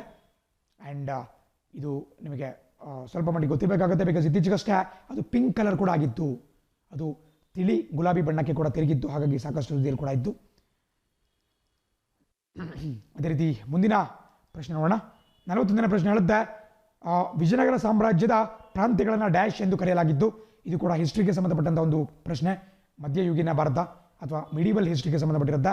ಆಪ್ಷನ್ ಡಿ, ರಾಜ್ಯ. ವಿಜಯನಗರ ಸಾಮ್ರಾಜ್ಯದ ಸಂದರ್ಭದಲ್ಲಿ ಪ್ರಾಂತ್ಯಗಳನ್ನು, ಪ್ರಾವಿನ್ಸಸ್ಗಳನ್ನು ನಾವು ರಾಜ್ಯ ಅಥವಾ ಮಂಡಲಂ ಅಂತ ಕರೀತಾ ಇದ್ವಿ. ಸೊ ಹಾಗಾಗಿ ಆಪ್ಷನ್ ಡಿ ಸರಿಯಾಗಿರುತ್ತೆ. ಆ್ಯಂಡ್ 42ನೇ ಪ್ರಶ್ನೆ ಹೇಳುತ್ತೆ, ಈ ಸ್ಮಾರ್ಟ್ ಸಿಟಿ ಬಗ್ಗೆ ಕೇಳಿದ್ದಾರೆ. ಕ್ವಶನ್ ಸಿಕ್ಕಾಪಟ್ಟೆ ಓದುವಂಥ ನೆಸೆಸಿಟಿ ಇಲ್ಲ, ಭಾಳ ಕ್ವಿಕ್ಕಾಗಿ ನಾವು ಮುಗಿಸ್ತಾ ಹೋಗೋಣ. ಸ್ಮಾರ್ಟ್ ಸಿಟಿ ಮಿಷನ್ ಏನಿದೆ, ಸ್ಮಾರ್ಟ್ ಸಿಟಿ ಅನ್ನುವಂಥ ಯೋಜನೆ ಏನಿದೆ, ಅದರ ಅಡಿಯಲ್ಲಿ ಎಷ್ಟು ನಗರಗಳನ್ನು 5 ವರ್ಷಗಳ ಅವಧಿಯಲ್ಲಿ ಅಭಿವೃದ್ಧಿಪಡಿಸಬೇಕು ಅಂತ ಹೇಳಿ ಕೇಂದ್ರ ಸರ್ಕಾರ ಯೋಜಿಸಿಕೊಂಡಿದೆ ಅಂತ ಹೇಳಿದ್ದಾರೆ. 2015ನೇ ಇಸ್ವಿಯಲ್ಲಿ ಈ ಸ್ಮಾರ್ಟ್ ಸಿಟಿ ಯೋಜನೆಗೆ ನಮ್ಮ ಕೇಂದ್ರ ಸರ್ಕಾರ ಚಾಲನೆ ಕೊಟ್ಟಿರುತ್ತೆ. ಆ್ಯಂಡ್ ಇದರ ಅಡಿಯಲ್ಲಿ ಆಪ್ಷನ್ ಸಿ, 100 ನಗರಗಳನ್ನು ಅಭಿವೃದ್ಧಿಪಡಿಸಬೇಕು ಅಂತ ಹೇಳಿ ಒಂದು ಯೋಜನೆಯನ್ನು ಮಾಡ್ಕೊಳ್ಳಾಗಿರುತ್ತೆ. ಸೊ ಆಪ್ಷನ್ ಸಿ, 100 ನಗರಗಳು ಪ್ರಮುಖವಾಗಿರುತ್ತೆ. ಅದೇ ರೀತಿ ಸ್ಮಾರ್ಟ್ ಸಿಟಿಯ ನಂತರ ಅಮೃತ್ ಯೋಜನೆಯನ್ನು ಕೂಡ ತರಲಾಗುತ್ತೆ. ಏನು ಅಮೃತ್ ಯೋಜನೆಯಲ್ಲಿ ಸುಮಾರು 500 ನಗರಗಳನ್ನು, 500 ಬೇರೆ ಬೇರೆ ಸಿಟೀಸನ್ನು ಚೂಸ್ ಮಾಡ್ಕೊಳ್ಳಾಗಿರುತ್ತೆ. ಸೊ ಅದು ಕೂಡ ಬಹಳ ಪ್ರಮುಖವಾಗಿ ಗೊತ್ತಿರಬೇಕಾಗಿರ್ತಕ್ಕ ಒಂದು ವಿಚಾರ. ಅದೇ ರೀತಿ 43ನೇ ಪ್ರಶ್ನೆ ಹೇಳುತ್ತೆ, ಭೂಮಿಗೆ ಹೋಲಿಸಿದರೆ ಈ ಕೆಳಗಿನ ಯಾವ ಗ್ರಹಗಳು ಕಡಿಮೆ ತಿರುಗುವ ಸಮಯ? ನೋಡಿ ಕನ್ನಡದಲ್ಲಿ ಸ್ವಲ್ಪ ಮಿಸ್ಟೇಕ್ ಆಗಿರುತ್ತೆ, ಇಂಗ್ಲೀಷಲ್ಲಿ ನೋಡ್ಕೊಳ್ಳಿ. ರೊಟೇಷನ್, ನಿಮಗೊಂದು ಡಿಫ್ರೆನ್ಸ್ ಗೊತ್ತಿರಬೇಕಾಗುತ್ತೆ. ರೊಟೇಷನ್ ಅಂದ್ರೆ ಬೇರೆ, ರೆವಲ್ಯೂಷನ್ ಅಂದ್ರೆ ಬೇರೆ. ರೊಟೇಷನ್ ಅಂದರೆ ಯಾವುದಾದ್ರೊಂದು ಗ್ರಹ ತನ್ನ ಸುತ್ತ ತಾನೇ ತಿರುಗ್ತಕ್ಕಂತಹ ಒಂದು ಪ್ರಕ್ರಿಯೆಗೆ ನಾವು ರೊಟೇಷನ್ ಅಂತ ಕರೆದ್ರೆ, ಆ ಒಂದು ಗ್ರಹ ಬೇರೊಂದು ವಸ್ತು, ಬೇರೊಂದು ಗ್ರಹ ಅಥವಾ ಬೇರೊಂದು ನಕ್ಷತ್ರದ ಸುತ್ತಲೂ ತಿರುಗುವಂತಹದನ್ನು ನಾವು ರೆವಲ್ಯೂಷನ್ ಅಂತ ಕರಿತೀವಿ. ಸೊ ಕನ್ಫ್ಯೂಷನ್ ಮಾಡ್ಕೋಬೇಡಿ, ಇಲ್ಲಿ ಕೇಳಿರೋದು ರೊಟೇಷನ್ ಬಗ್ಗೆ. ತನ್ನ ಸುತ್ತ ತಾನೇ ಚಲಿಸ್ತಕ್ಕಂತಹದ್ದು, ರೊಟೇಟ್ ಆಗ್ತಕ್ಕಂತಹದ್ದು. ಸೊ ಇದಕ್ಕೆ ಸರಿಯಾದ ಉತ್ತರ ಆಪ್ಷನ್ ಎ, ಗುರುಗ್ರಹ. ಗುರುಗ್ರಹ ತನ್ನ ಸುತ್ತ ತಾನೇ ಸುತ್ತಕೊಳ್ಳಿಕ್ಕೆ ಕೇವಲ 9 ಗಂಟೆಗಳನ್ನ ಮಾತ್ರ ತೆಗೆದುಕೊಳ್ಳುತ್ತೆ. ಅದೇ ಭೂಮಿ ಆದರೆ 24 ಗಂಟೆ ಆಗುತ್ತೆ. ಸೊ ಭೂಮಿಗಿಂತಲೂ ಕೂಡ ಬಹಳ ಕಡಿಮೆ ಸಮಯದಲ್ಲಿ ಗುರುಗ್ರಹ ತನ್ನ ಸುತ್ತ ತಾನೇ ತಿರುಗುತ್ತೆ, ಅಂದರೆ ರೊಟೇಟ್ ಆಗುತ್ತೆ. ಸೊ ಹಾಗಾಗಿ ಆಪ್ಷನ್ ಎ, ಜುಪಿಟರ್ ಅಥವಾ ಗುರುಗ್ರಹ ಸರಿಯಾದಂಥ ಉತ್ತರ ಆಗಿರುತ್ತೆ. ಕನ್ಫ್ಯೂಸ್ ಮಾಡ್ಕೋಬೇಡಿ. 44ನೇ ಪ್ರಶ್ನೆ, Daulat Beg Oldi air strip is located in. ಇದು ಕೂಡ ಒಂದು ಕರೆಂಟ್ ಅಫೇರ್ಸ್ ಕ್ವಶನ್. ಪ್ರಸಕ್ತವಾಗಿ ಭಾರತ ಮತ್ತು ಚೀನಾ ನಡುವೆ ಘರ್ಷಣೆ ನಡೀತಾ ಇದೆ. ಸೊ ಹಾಗಾಗಿ ಲಡಾಖ್ ಬಗ್ಗೆ ಈ ಒಂದು ಪ್ರಶ್ನೆ ಕೇಳಿದ್ದಾರೆ. ಲಡಾಖ್ನ ಅತ್ಯಂತ ಎತ್ತರದ ಭಾಗದಲ್ಲಿ ಈ ದೌಲತ್ ಬೇಗ್ ಓಲ್ಡಿ ಏರ್ ಸ್ಟ್ರಿಪ್, ಅಂದರೆ ಈ ವಿಮಾನ ಇಳಿಯೋದಕ್ಕೆ ಬೇಕಾದಂತಹ ಒಂದು ರನ್ವೇ. ಬಿಕಾಸ್ ಭಾರತ ಚೀನಾ ಗಡಿಯಲ್ಲಿರೋದ್ರಿಂದ ಅಲ್ಲಿಗೆ ಬಹಳ ವೇಗವಾಗಿ ನಮ್ಮ ಸೇನಾ ಸರಂಜಾಮುಗಳನ್ನು, ಸಾಮಗ್ರಿಗಳನ್ನು, ಜೊತೆಗೆ ಸೇನಾ ಟುಕಡಿಗಳನ್ನು ಸರಬರಾಜು ಮಾಡಲಿಕ್ಕೆ ನಮ್ಮ ದೇಶ ಅಲ್ಲಿ ಒಂದು ಏರ್ ಸ್ಟ್ರಿಪ್ಪನ್ನು ಕನ್ಸ್ಟ್ರಕ್ಟ್ ಮಾಡಿದೆ. ಅದನ್ನು ದೌಲತ್ ಬೇಗ್ ಓಲ್ಡಿ ಏರ್ ಸ್ಟ್ರಿಪ್ ಅಂತ ಕರೆಯಲಾಗುತ್ತೆ. ಇದು ಆಪ್ಷನ್ ಸಿ, ಲಡಾಖ್ನಲ್ಲಿ ಕಾಣಕ್ಕೆ ಸಿಗುತ್ತೆ. Very important. ಆ್ಯಂಡ್ 45ನೇ ಪ್ರಶ್ನೆ, ವೀಲ್ ಆ್ಯಂಡ್ ಆಕ್ಸಲ್ ಪ್ಲಾಂಟ್ ಎಲ್ಲಿದೆ ಅಂತ ಕೇಳಿದ್ದಾರೆ. ನಮ್ಮ ಭಾರತೀಯ ರೈಲ್ವೆಗೆ ಸಂಬಂಧಪಟ್ಟಂತೆ ಈ ಗಾಲಿ ಮತ್ತು ಆಕ್ಸಲ್ ಅಂತ ಏನು ಬರುತ್ತೆ, ನಾವೇನು ಆ ಒಂದು ಆಕ್ಸಲ್ ಅಂತ ನಾವು ಕರಿತೀವಿ, ಗಾಲಿಗಳಿಗೆ ಕನೆಕ್ಟ್ ಮಾಡ್ತಕ್ಕಂಥ ಒಂದು ಶಾಫ್ಟ್. ಸೊ ವೀಲ್ ಅಥವಾ ಗಾಲಿ ಅದನ್ನು ಮ್ಯಾನುಫ್ಯಾಕ್ಚರ್ ಮಾಡ್ತಕ್ಕಂತಹ ಕೈಗಾರಿಕೆ ಎಲ್ಲಿದೆ ಅಂತ ಕೇಳಿದ್ದಾರೆ. ನಮ್ಮ ಕರ್ನಾಟಕದಲ್ಲೇ ಅದು ನಮ್ಮ ಬೆಂಗಳೂರಿನಲ್ಲೇ ಕಾಣಕ್ಕೆ ಸಿಗುತ್ತೆ. ಆಪ್ಷನ್ ಸಿ, ಬೆಂಗಳೂರಿನ ಯಲಹಂಕದಲ್ಲಿ ನಿಮಗೆ ಈ ಒಂದು ವೀಲ್ ಆ್ಯಂಡ್ ಆಕ್ಸಲ್ ಪ್ಲಾಂಟ್ ಅಥವಾ ಗಾಲಿ ತಯಾರಿಕಾ ಕೈಗಾರಿಕೆ ಸಿಗುತ್ತೆ. Very important. ಆ್ಯಂಡ್ ಮೇಲ್ಗಡೆ ಕಪೂರ್ತಲ ಕೊಟ್ಟಿದ್ದಾರೆ. ಕಪೂರ್ತಲ ಕೂಡ ಪಂಜಾಬ್ನಲ್ಲಿ ಬರುವಂಥ ಒಂದು ಫೇಮಸ್ ಪ್ರದೇಶ. ಬಟ್ ಅಲ್ಲಿ ರೈಲ್ವೆ ಕೋಚ್ ಅಂದರೆ ರೈಲ್ವೆ ಬೋಗಿ ತಯಾರಿಕಾ ಘಟಕ ಇದೆ. ಬಟ್ ರೈಲ್ವೆ ವೀಲ್ ಮಾಡ್ತಕ್ಕಂತಹ ಘಟಕ ಇರೋದು ಕರ್ನಾಟಕದ ಯಲಹಂಕದಲ್ಲಿ, ಬೆಂಗಳೂರಲ್ಲಿ ಬರ್ತಕ್ಕಂಥ ಯಲಹಂಕದಲ್ಲಿ. 46ನೇ ಪ್ರಶ್ನೆ, ಡ್ಯಾಶ್ ಕರ್ನಾಟಕದ ಒಂದು ಜನಪದ ನೃತ್ಯ ಅಂತ ಕೇಳಿದ್ದಾರೆ. ಬಹಳ ಸಿಂಪಲ್, ಆಪ್ಷನ್ ಎ ಬೀಸು ಕಂಸಾಳೆ. ನೋಡಿ, ಬಹಳ ಜನ ಕೇಳಿರ್ತೀರಾ, ಕಂಸಾಳೆ ಅಂತಕ್ಕಂತಹದ್ದು ಕರ್ನಾಟಕದ ಒಂದು ಫೋಕ್ ಡ್ಯಾನ್ಸ್. ಫೋಕ್ ಡ್ಯಾನ್ಸ್ ಅಂದ್ರೇನು? ಒಂದು ಜಾನಪದ ನೃತ್ಯ ಅಂತೇಳಿ. ನೀವು ಈ ದಕ್ಷಿಣ ಕರ್ನಾಟಕಕ್ಕೆ ಕಡೆ ಬಂದರೆ, ಅಂದರೆ ಈ ಚಾಮರಾಜನಗರ, ಮೈಸೂರು ಅಕ್ಕಪಕ್ಕದ ಪ್ರದೇಶಗಳಿಗೆ ನೀವು ಬಂದ್ರಿ ಅಂತ ಹೇಳಿದ್ರೆ ಕಂಸಾಳೆ ಬಹಳ ಪ್ರಸಿದ್ಧ ಜನಪದ ನೃತ್ಯ ಆಗಿರುತ್ತೆ. ಅದನ್ನು ಮಲೆ ಮಹದೇಶ್ವರ ಬೆಟ್ಟ, ಮಹದೇಶ್ವರ ಅಂತ ನಾವೇನು ದೇವ್ರನ್ನ ಪೂಜಿಸ್ತೀವಿ, ಆ ದೇವರಿಗೆ ಒಂದು ಸ್ಮರಣಾರ್ಥವಾಗಿ ಅಥವಾ ಆ ದೇವರಿಗೆ ಭಕ್ತಿಪೂರ್ವಕವಾಗಿ ಈ ಒಂದು ಡ್ಯಾನ್ಸನ್ನು ಅಥವಾ ಫೋಕ್ ಡ್ಯಾನ್ಸ್ ಜನಪದ ನೃತ್ಯವನ್ನು ಮಾಡಲಾಗುತ್ತೆ. ಇಲ್ಲಿ ನಿಮಗೆ ಡ್ರೆಸ್ ಕೂಡ ಕಾಣಿಸ್ತಾ ಇದೆ, ಯಾವ ರೀತಿ ಅವರು ಡ್ರೆಸ್ಸನ್ನು ಹಾಕ್ಕೊಂಡಿರ್ತಾರೆ, ಯಾವ ರೀತಿ ವಿಭೂತಿಯನ್ನು ಬೆಳ್ಕೊಂಡು, ಯಾವ ರೀತಿ ತಮ್ಮ ಕೈಯಲ್ಲಿ ಒಂದು ಇನ್ಸ್ಟ್ರೂಮೆಂಟನ್ನು ಇಟ್ಕೊಂಡು ಅವರು ಮಹಾದೇವನ ಸ್ತುತಿಯನ್ನು ಮಾಡ್ತಾರೆ. ಸೊ ಮಹಾದೇವನಿಗೆ ಸ್ತುತಿ ಮಾಡ್ತಕ್ಕಂಥ ಒಂದು ಹಾಡಿರುತ್ತೆ, ಅದಕ್ಕೆ ತಕ್ಕಂಥ ಒಂದು ನೃತ್ಯವನ್ನು ಕೂಡ ಮಾಡಲಾಗುತ್ತೆ. ಸೊ ಆಪ್ಷನ್ ಎ ಬೀಸು ಕಂಸಾಳೆ ಸರಿಯಾಗಿರುತ್ತೆ. ಚಾಮರಾಜನಗರದಲ್ಲಿ ಹೆಚ್ಚಾಗಿದ್ದು ಕಾಣಕ್ಕೆ ಸಿಗುತ್ತೆ, ಮೈಸೂರು ಚಾಮರಾಜನಗರ ಭಾಗಗಳಲ್ಲಿ. 47ನೇ ಪ್ರಶ್ನೆ ಹೇಳುತ್ತೆ, ಭಾರತದಲ್ಲಿ ಡ್ಯಾಶ್ನಿಂದ ವಿತ್ತೀಯ ನೀತಿಯನ್ನು ರೂಪಿಸಲಾಗುತ್ತೆ. ಬಹಳ ಬಾರಿ ಕೇಳುವಂತಹ ಪ್ರಶ್ನೆ ಇದು. ಯಾವಾಗ ಕೂಡ ಮಾನಿಟರಿ ಪಾಲಿಸಿಯನ್ನು ಯಾರು ಹೊರಗೆ ತರ್ತಾರೆ, ಅದೇ ರೀತಿ ಫಿಸ್ಕಲ್ ಪಾಲಿಸಿಯನ್ನು, ಹಣಕಾಸು ನೀತಿ ಮತ್ತು ವಿತ್ತೀಯ ನೀತಿ ಅಂತ ಕೇಳ್ತಿರ್ತಾರೆ. ನೋಡಿ, ಕನ್ನಡದಲ್ಲಿ ಐ ಥಿಂಕ್ ಭಾಳ ಜನ ಕನ್ನಡ ಮೀಡಿಯಂ ಸ್ಟೂಡೆಂಟ್ಸ್ ಕನ್ಫ್ಯೂಸ್ ಮಾಡ್ಕೊಂಡಿರ್ತೀರಾ. ಬಿಕಾಸ್ ಮಾನಿಟರಿ ಪಾಲಿಸಿ ಅಂತ ಹೇಳಿದ್ರೆ ಕನ್ನಡದಲ್ಲಿ ವಿತ್ತೀಯ ನೀತಿ ಅನ್ನೋಕ್ಕಿಂತ ಹಣಕಾಸು ನೀತಿ ಅಂತ ಬರಿಬೇಕಾಗುತ್ತೆ. ಸೊ ಸ್ವಲ್ಪ ಮಿಸ್ಟೇಕ್ ಆಗಿದೆ, ಕನ್ನಡ ಮೀಡಿಯಂ ಸ್ಟೂಡೆಂಟ್ಸ್ಗೆ ಸ್ವಲ್ಪ ಮಟ್ಟಿಗೆ ಅನ್ಯಾಯ ಆಗಿದೆ ಅಂತ ನಾನು ಭಾವಿಸ್ತೀನಿ. ಬಟ್ ವಿತ್ತೀಯ ನೀತಿ ಅಂತ ಹೇಳಿದ್ರೆ ಫಿಸ್ಕಲ್ ಪಾಲಿಸಿ ಆಗುತ್ತೆ. ಸೊ ಫಿಸ್ಕಲ್ ಪಾಲಿಸಿ ಅಂದರೆ ವಿತ್ತೀಯ ನೀತಿ, ಮಾನಿಟರಿ ಪಾಲಿಸಿ ಅಂತ ಹೇಳಿದ್ರೆ ಹಣಕಾಸು ನೀತಿ. ಯಾವಾಗ ಕೂಡ ಈ ಮಾನಿಟರಿ ಪಾಲಿಸಿಯನ್ನು ಹೊರತರತಕ್ಕಂತಹದ್ದು ನಮ್ಮ ರಿಸರ್ವ್ ಬ್ಯಾಂಕ್ ಆಫ್ ಇಂಡಿಯಾದ ಮಾನಿಟರಿ ಪಾಲಿಸಿ ಕಮಿಟಿ, MPC ಹಣಕಾಸು ಸಮಿತಿ ಇರುತ್ತೆ, ಅದು RBIಗೆ ಸಂಬಂಧಪಡುತ್ತೆ. ಸೊ ಆಪ್ಷನ್ ಎ RBI ಸರಿಯಾಗಿರುತ್ತೆ. ಬಟ್ ನೀವು ಬರೀ ಕನ್ನಡ ಮೀಡಿಯಂ ಪರ್ಸ್ಪೆಕ್ಟಿವಿಂದ ನೋಡಿದ್ರೆ ವಿತ್ತೀಯ ನೀತಿ, ಬಟ್ ಅಲ್ಲಿ ಇಂಗ್ಲೀಷಲ್ಲಿ ಅವರು ಮಾನಿಟರಿ ಪಾಲಿಸಿ ಬದಲಾಗಿ ಫಿಸ್ಕಲ್ ಪಾಲಿಸಿ ಅಂತ ಕೊಡಬೇಕಾಗುತ್ತೆ. ಫಿಸ್ಕಲ್ ಪಾಲಿಸಿಯನ್ನು ಮಾಡ್ತಕ್ಕಂಥದ್ದು ನಮ್ಮ ಕೇಂದ್ರ ಸರ್ಕಾರ, ಅಂದರೆ ಹಣಕಾಸು ಸಚಿವಾಲಯ. ಸ್ವಲ್ಪ ಡಿಫ್ರೆನ್ಸ್ ಗೊತ್ತಿರಲಿ ನಿಮಗೆ. ಎಕನಾಮಿಕ್ಸ್ನೇ ಡೀಪಾಗಿ ಹೋಗ್ತಾ ಹೋದರೆ ನಿಮಗೆ ಇದೆಲ್ಲ ಭಾಳ ಬ್ಯೂಟಿಫುಲ್ಲಾಗಿ ನಾನು ಎಕ್ಸ್ಪ್ಲೇನ್ ಮಾಡ್ತಾ ಹೋಗ್ಬೋದು. ಮುಂಬರ್ತಕ್ಕಂಥ ಕ್ಲಾಸಲ್ಲಿ ಡಿಸ್ಕಸ್ ಮಾಡೋಣ. ಸೊ ನನ್ನ ಪ್ರಕಾರ ಇಂಗ್ಲೀಷ್ ಪಾಯಿಂಟ್ ಆಫ್ ವ್ಯೂವಿಂದ ಆಪ್ಷನ್ ಎ ಸರಿಯಾಗಿರುತ್ತೆ. ಆ್ಯಂಡ್ ಕನ್ನಡ ವಿತ್ತೀಯ ನೀತಿ ಅಂತ ಹೇಳಿದ್ರೆ ಆಪ್ಷನ್ ಸಿ ಆಗಿರುತ್ತೆ. ಐ ಥಿಂಕ್ ಗ್ರೇಸ್ ಕೊಡ್ಬೋದು ಅಥವಾ ಆಪ್ಷನ್ ಎ ಆರ್ ಸಿ ಅಂತ ಕೊಡ್ಬೋದು, ನೋಡಬೇಕಾಗುತ್ತೆ. 48ನೇ ಪ್ರಶ್ನೆ ಹೇಳುತ್ತೆ, ದ್ಯುತಿ ಸಂಶ್ಲೇಷಣೆ ಕ್ರಿಯೆಯಲ್ಲಿ ಆಮ್ಲಜನಕವನ್ನು ಡ್ಯಾಶ್ ವಿಭಜನೆಯಿಂದ ಪಡೆಯಲಾಗುತ್ತೆ. ನಾವೇನು ಫೋಟೋಸಿಂಥಸಿಸ್ ನೋಡ್ತೀವಿ ಪ್ಲಾಂಟ್ಗಳಲ್ಲಿ, ಈ ಸಸ್ಯಗಳಲ್ಲಿ, ಅಲ್ಲಿ ಈ ಆಮ್ಲಜನಕ ನಾವೇನು ಹೊರಗಡೆ ಬರೋದನ್ನು ನೋಡ್ತೀವಿ, ಅದು ಕೆಳಗಿನ ಯಾವುದರ ವಿಭಜನೆಯಿಂದ ಬರುತ್ತೆ ಅಂತ ಕೇಳಿದ್ದಾರೆ. ಆಪ್ಷನ್ ಡಿ ನೀರು ಸರಿಯಾಗಿರುತ್ತೆ. ವಾಟರ್ ಅಂದ್ರೇನು? H2O. ಅಲ್ಲಿ ಅದನ್ನು ಸ್ಪ್ಲಿಟ್ ಮಾಡಿಬಿಟ್ಟು ಹೈಡ್ರೋಜನ್ ಪ್ಲಸ್ ಆಕ್ಸಿಜನ್ ಆಗಿ ಡಿವೈಡ್ ಮಾಡಲಾಗುತ್ತೆ. ಸೊ ಆಕ್ಸಿಜನ್ ಒಂದು ಬೈ ಪ್ರಾಡಕ್ಟ್, ಅದನ್ನು ಹೊರಗಡೆ ಬಿಡಲಾಗುತ್ತೆ ನಮ್ಮ ವಾತಾವರಣಕ್ಕೆ. ಈ ಮೂಲಕ ಆಕ್ಸಿಜನ್ ಬಂದು ಸೇರುತ್ತೆ. ಆ್ಯಂಡ್ ಆ ಹೈಡ್ರೋಜನನ್ನು ಬಳಕೆ ಮಾಡಿಕೊಂಡು ಶಕ್ತಿಯನ್ನು ಪಡೆದುಕೊಂಡು ಸಸ್ಯಗಳು ತಮ್ಮ ಆಹಾರವನ್ನು ತಾವೇ ತಯಾರಿಸ್ಕೊಳ್ತವೆ. ಆ್ಯಂಡ್ ಈ ಒಂದು ಪ್ರಕ್ರಿಯೆಯನ್ನು ಫೋಟೋಸಿಂಥಸಿಸ್ ಅಥವಾ ದ್ಯುತಿ ಸಂಶ್ಲೇಷಣಾ ಕ್ರಿಯೆ ಅಂತ ಕರಿತೀವಿ. 49ನೇ ಪ್ರಶ್ನೆ ಹೇಳುತ್ತೆ, ನ್ಯೂಕ್ಲಿಯಸ್ ಅನ್ನು ಹೊರತುಪಡಿಸಿ ಜೀವಂತ ಜೀವಿಗಳ ಜೀವಕೋಶಗಳಲ್ಲಿ ಕೆಳಗಿನ ಯಾವ ಅಂಗಗಳಲ್ಲಿ DNA ಇರುತ್ತೆ? ನೋಡಿ, ನಾವು ಒಂದು ಜೀವಕೋಶವನ್ನು ತೆಗೆದುಕೊಂಡ್ರೆ ಅದರ ಒಳಗಡೆ ಬೇರೆ ಬೇರೆ ಅಂಗಗಳು ಬರುತ್ತೆ. ಅದನ್ನು ನಾವು ಸೆಲ್ ಆರ್ಗನೆಲ್ಸ್ ಅಂತ ಕರಿತೀವಿ. ನೋಡಿ, ಇಂಗ್ಲೀಷಲ್ಲಿ ಕಾಣಿಸ್ತಾ ಇರ್ಬೋದು ನಿಮಗೆ ಸೆಲ್ ಆರ್ಗನೆಲ್ಸ್ ಅಂತೇಳಿ. ಸೊ ಯಾವ ಸೆಲ್ ಆರ್ಗನೆಲ್ಸ್ನಲ್ಲಿ ನಿಮಗೆ DNA ಸಿಗುತ್ತೆ ಅಂತ ಕೇಳಿದ್ದಾರೆ.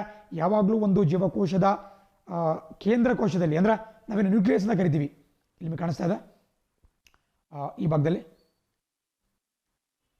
ಅದನ್ನು ಅವರು ಕನ್ನಡದಲ್ಲಿ ಟ್ರಾನ್ಸ್ಲೇಟ್ ಮಾಡಿಕೊಡ್ಬೇಕಾಗಿತ್ತು, ಕೇಂದ್ರ ಕೋಶ ಅಂತ ಕರಿಬೋದು. ಸೊ ನ್ಯೂಕ್ಲಿಯಸ್ಸಲ್ಲಿ ಯಾವಾಗಲೂ ಕೂಡ DNA ಇರುತ್ತೆ. DNA ಅಂತ ಹೇಳಿದ್ರೆ ವಂಶವಾಹಿಗಳು, ನಾವೇನು ಜೀನ್ಸ್ ಅಂತ ಕರಿತೀವಿ, ಆ ಜೀನ್ಸ್ನ ಹೊಂದಿರುತ್ತೆ.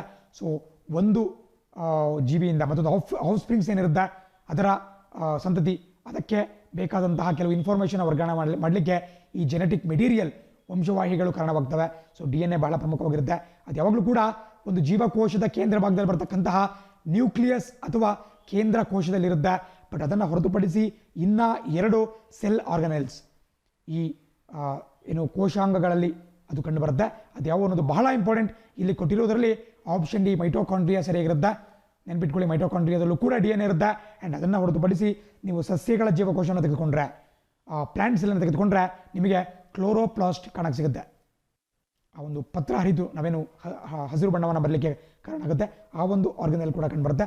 ಅಲ್ಲೂ ಕೂಡ ನಿಮಗೆ ಈ DNA ಅಥವಾ ಜೆನೆಟಿಕ್ ಮೆಟೀರಿಯಲ್ ಇರುತ್ತೆ. ಸೊ ಎಲ್ಲೆಲ್ಲಿರುತ್ತೆ? ಒಂದು ಜೀವಕೋಶದ ನ್ಯೂಕ್ಲಿಯಸಲ್ಲಿರುತ್ತೆ, ಮೈಟೋಕಾಂಡ್ರಿಯಾದಲ್ಲಿರುತ್ತೆ, ಜೊತೆಗೆ ಕ್ಲೋರೋಪ್ಲಾಸ್ಟ್ನಲ್ಲಿ ಕೂಡ ಇರುತ್ತೆ. ಬಟ್ ಈ ಕ್ಲೋರೋಪ್ಲಾಸ್ಟ್ ಅಂತಕ್ಕಂತಹದ್ದು ಪ್ರಾಣಿ ಜೀವಕೋಶದಲ್ಲಿ ಬರಲ್ಲ, ಕೇವಲ ಸಸ್ಯ ಜೀವಕೋಶದಲ್ಲಿ ಮಾತ್ರ ಇರುತ್ತೆ, ಗಮನಿಸಬೇಕು. ಇವತ್ತಿನ ಪ್ರಶ್ನೆ ಕೇಳಿದ್ದಾರೆ, ಕೆಳಗಿನ ಯಾವ ಕ್ಷೇತ್ರದಲ್ಲಿ ಧನ್ವಂತರಿ ಪ್ರಶಸ್ತಿಯನ್ನು ಕೊಡ್ತಾರೆ ಅಂತೇಳಿ ಹೆಸರಲ್ಲೇ ಇದೆ. ಧನ್ವಂತರಿ ಅಂತ ಹೇಳಿದ್ರೆ ಈ ಔಷಧಿಗಳಿಗೆ ಸಂಬಂಧಪಟ್ಟಂಥ ಒಂದು ದೇವತೆಯಿಂದ ನಮ್ಮ ಪೌರಾಣಿಕ ಕಾಲದಿಂದ ಕೂಡ ನಾವು ಕರಿತೀವಿ.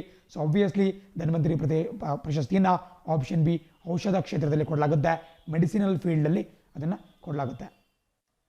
51ನೇ ಪ್ರಶ್ನೆ ನಿಮ್ಮ ಸ್ಕ್ರೀನ್ನಲ್ಲಿ ಕಾಣಿಸ್ತಾ ಇದೆ. ಜಾರ್ಜ್ ಫ್ಲಾಯ್ಡ್ ಅವರ ಸಾವು ವ್ಯಾಪಕ ಪ್ರತಿಭಟನೆಗಳಿಗೆ ಕಾರಣವಾಯಿತು, ಅವರ ಮೃತ್ಯು ಡ್ಯಾಶ್ನಲ್ಲಿ ಆಯಿತು. ನೋಡಿ, ಜಾರ್ಜ್ ಫ್ಲಾಯ್ಡ್ ಅಂತ ಹೇಳಿದ್ರೆ ನಾನು ಹಿಂದೆ ಕ್ಲಾಸಲ್ಲಿ ಬಹಳ ಬಾರಿ ಡಿಸ್ಕಸ್ ಮಾಡಿದ್ದೇನೆ. ಅಮೆರಿಕ ಮೂಲದ ಒಬ್ಬ ವ್ಯಕ್ತಿ, ಒಬ್ಬ ಕಪ್ಪು ವರ್ಣೀಯ ವ್ಯಕ್ತಿ, ಬ್ಲ್ಯಾಕ್ ಪರ್ಸನ್.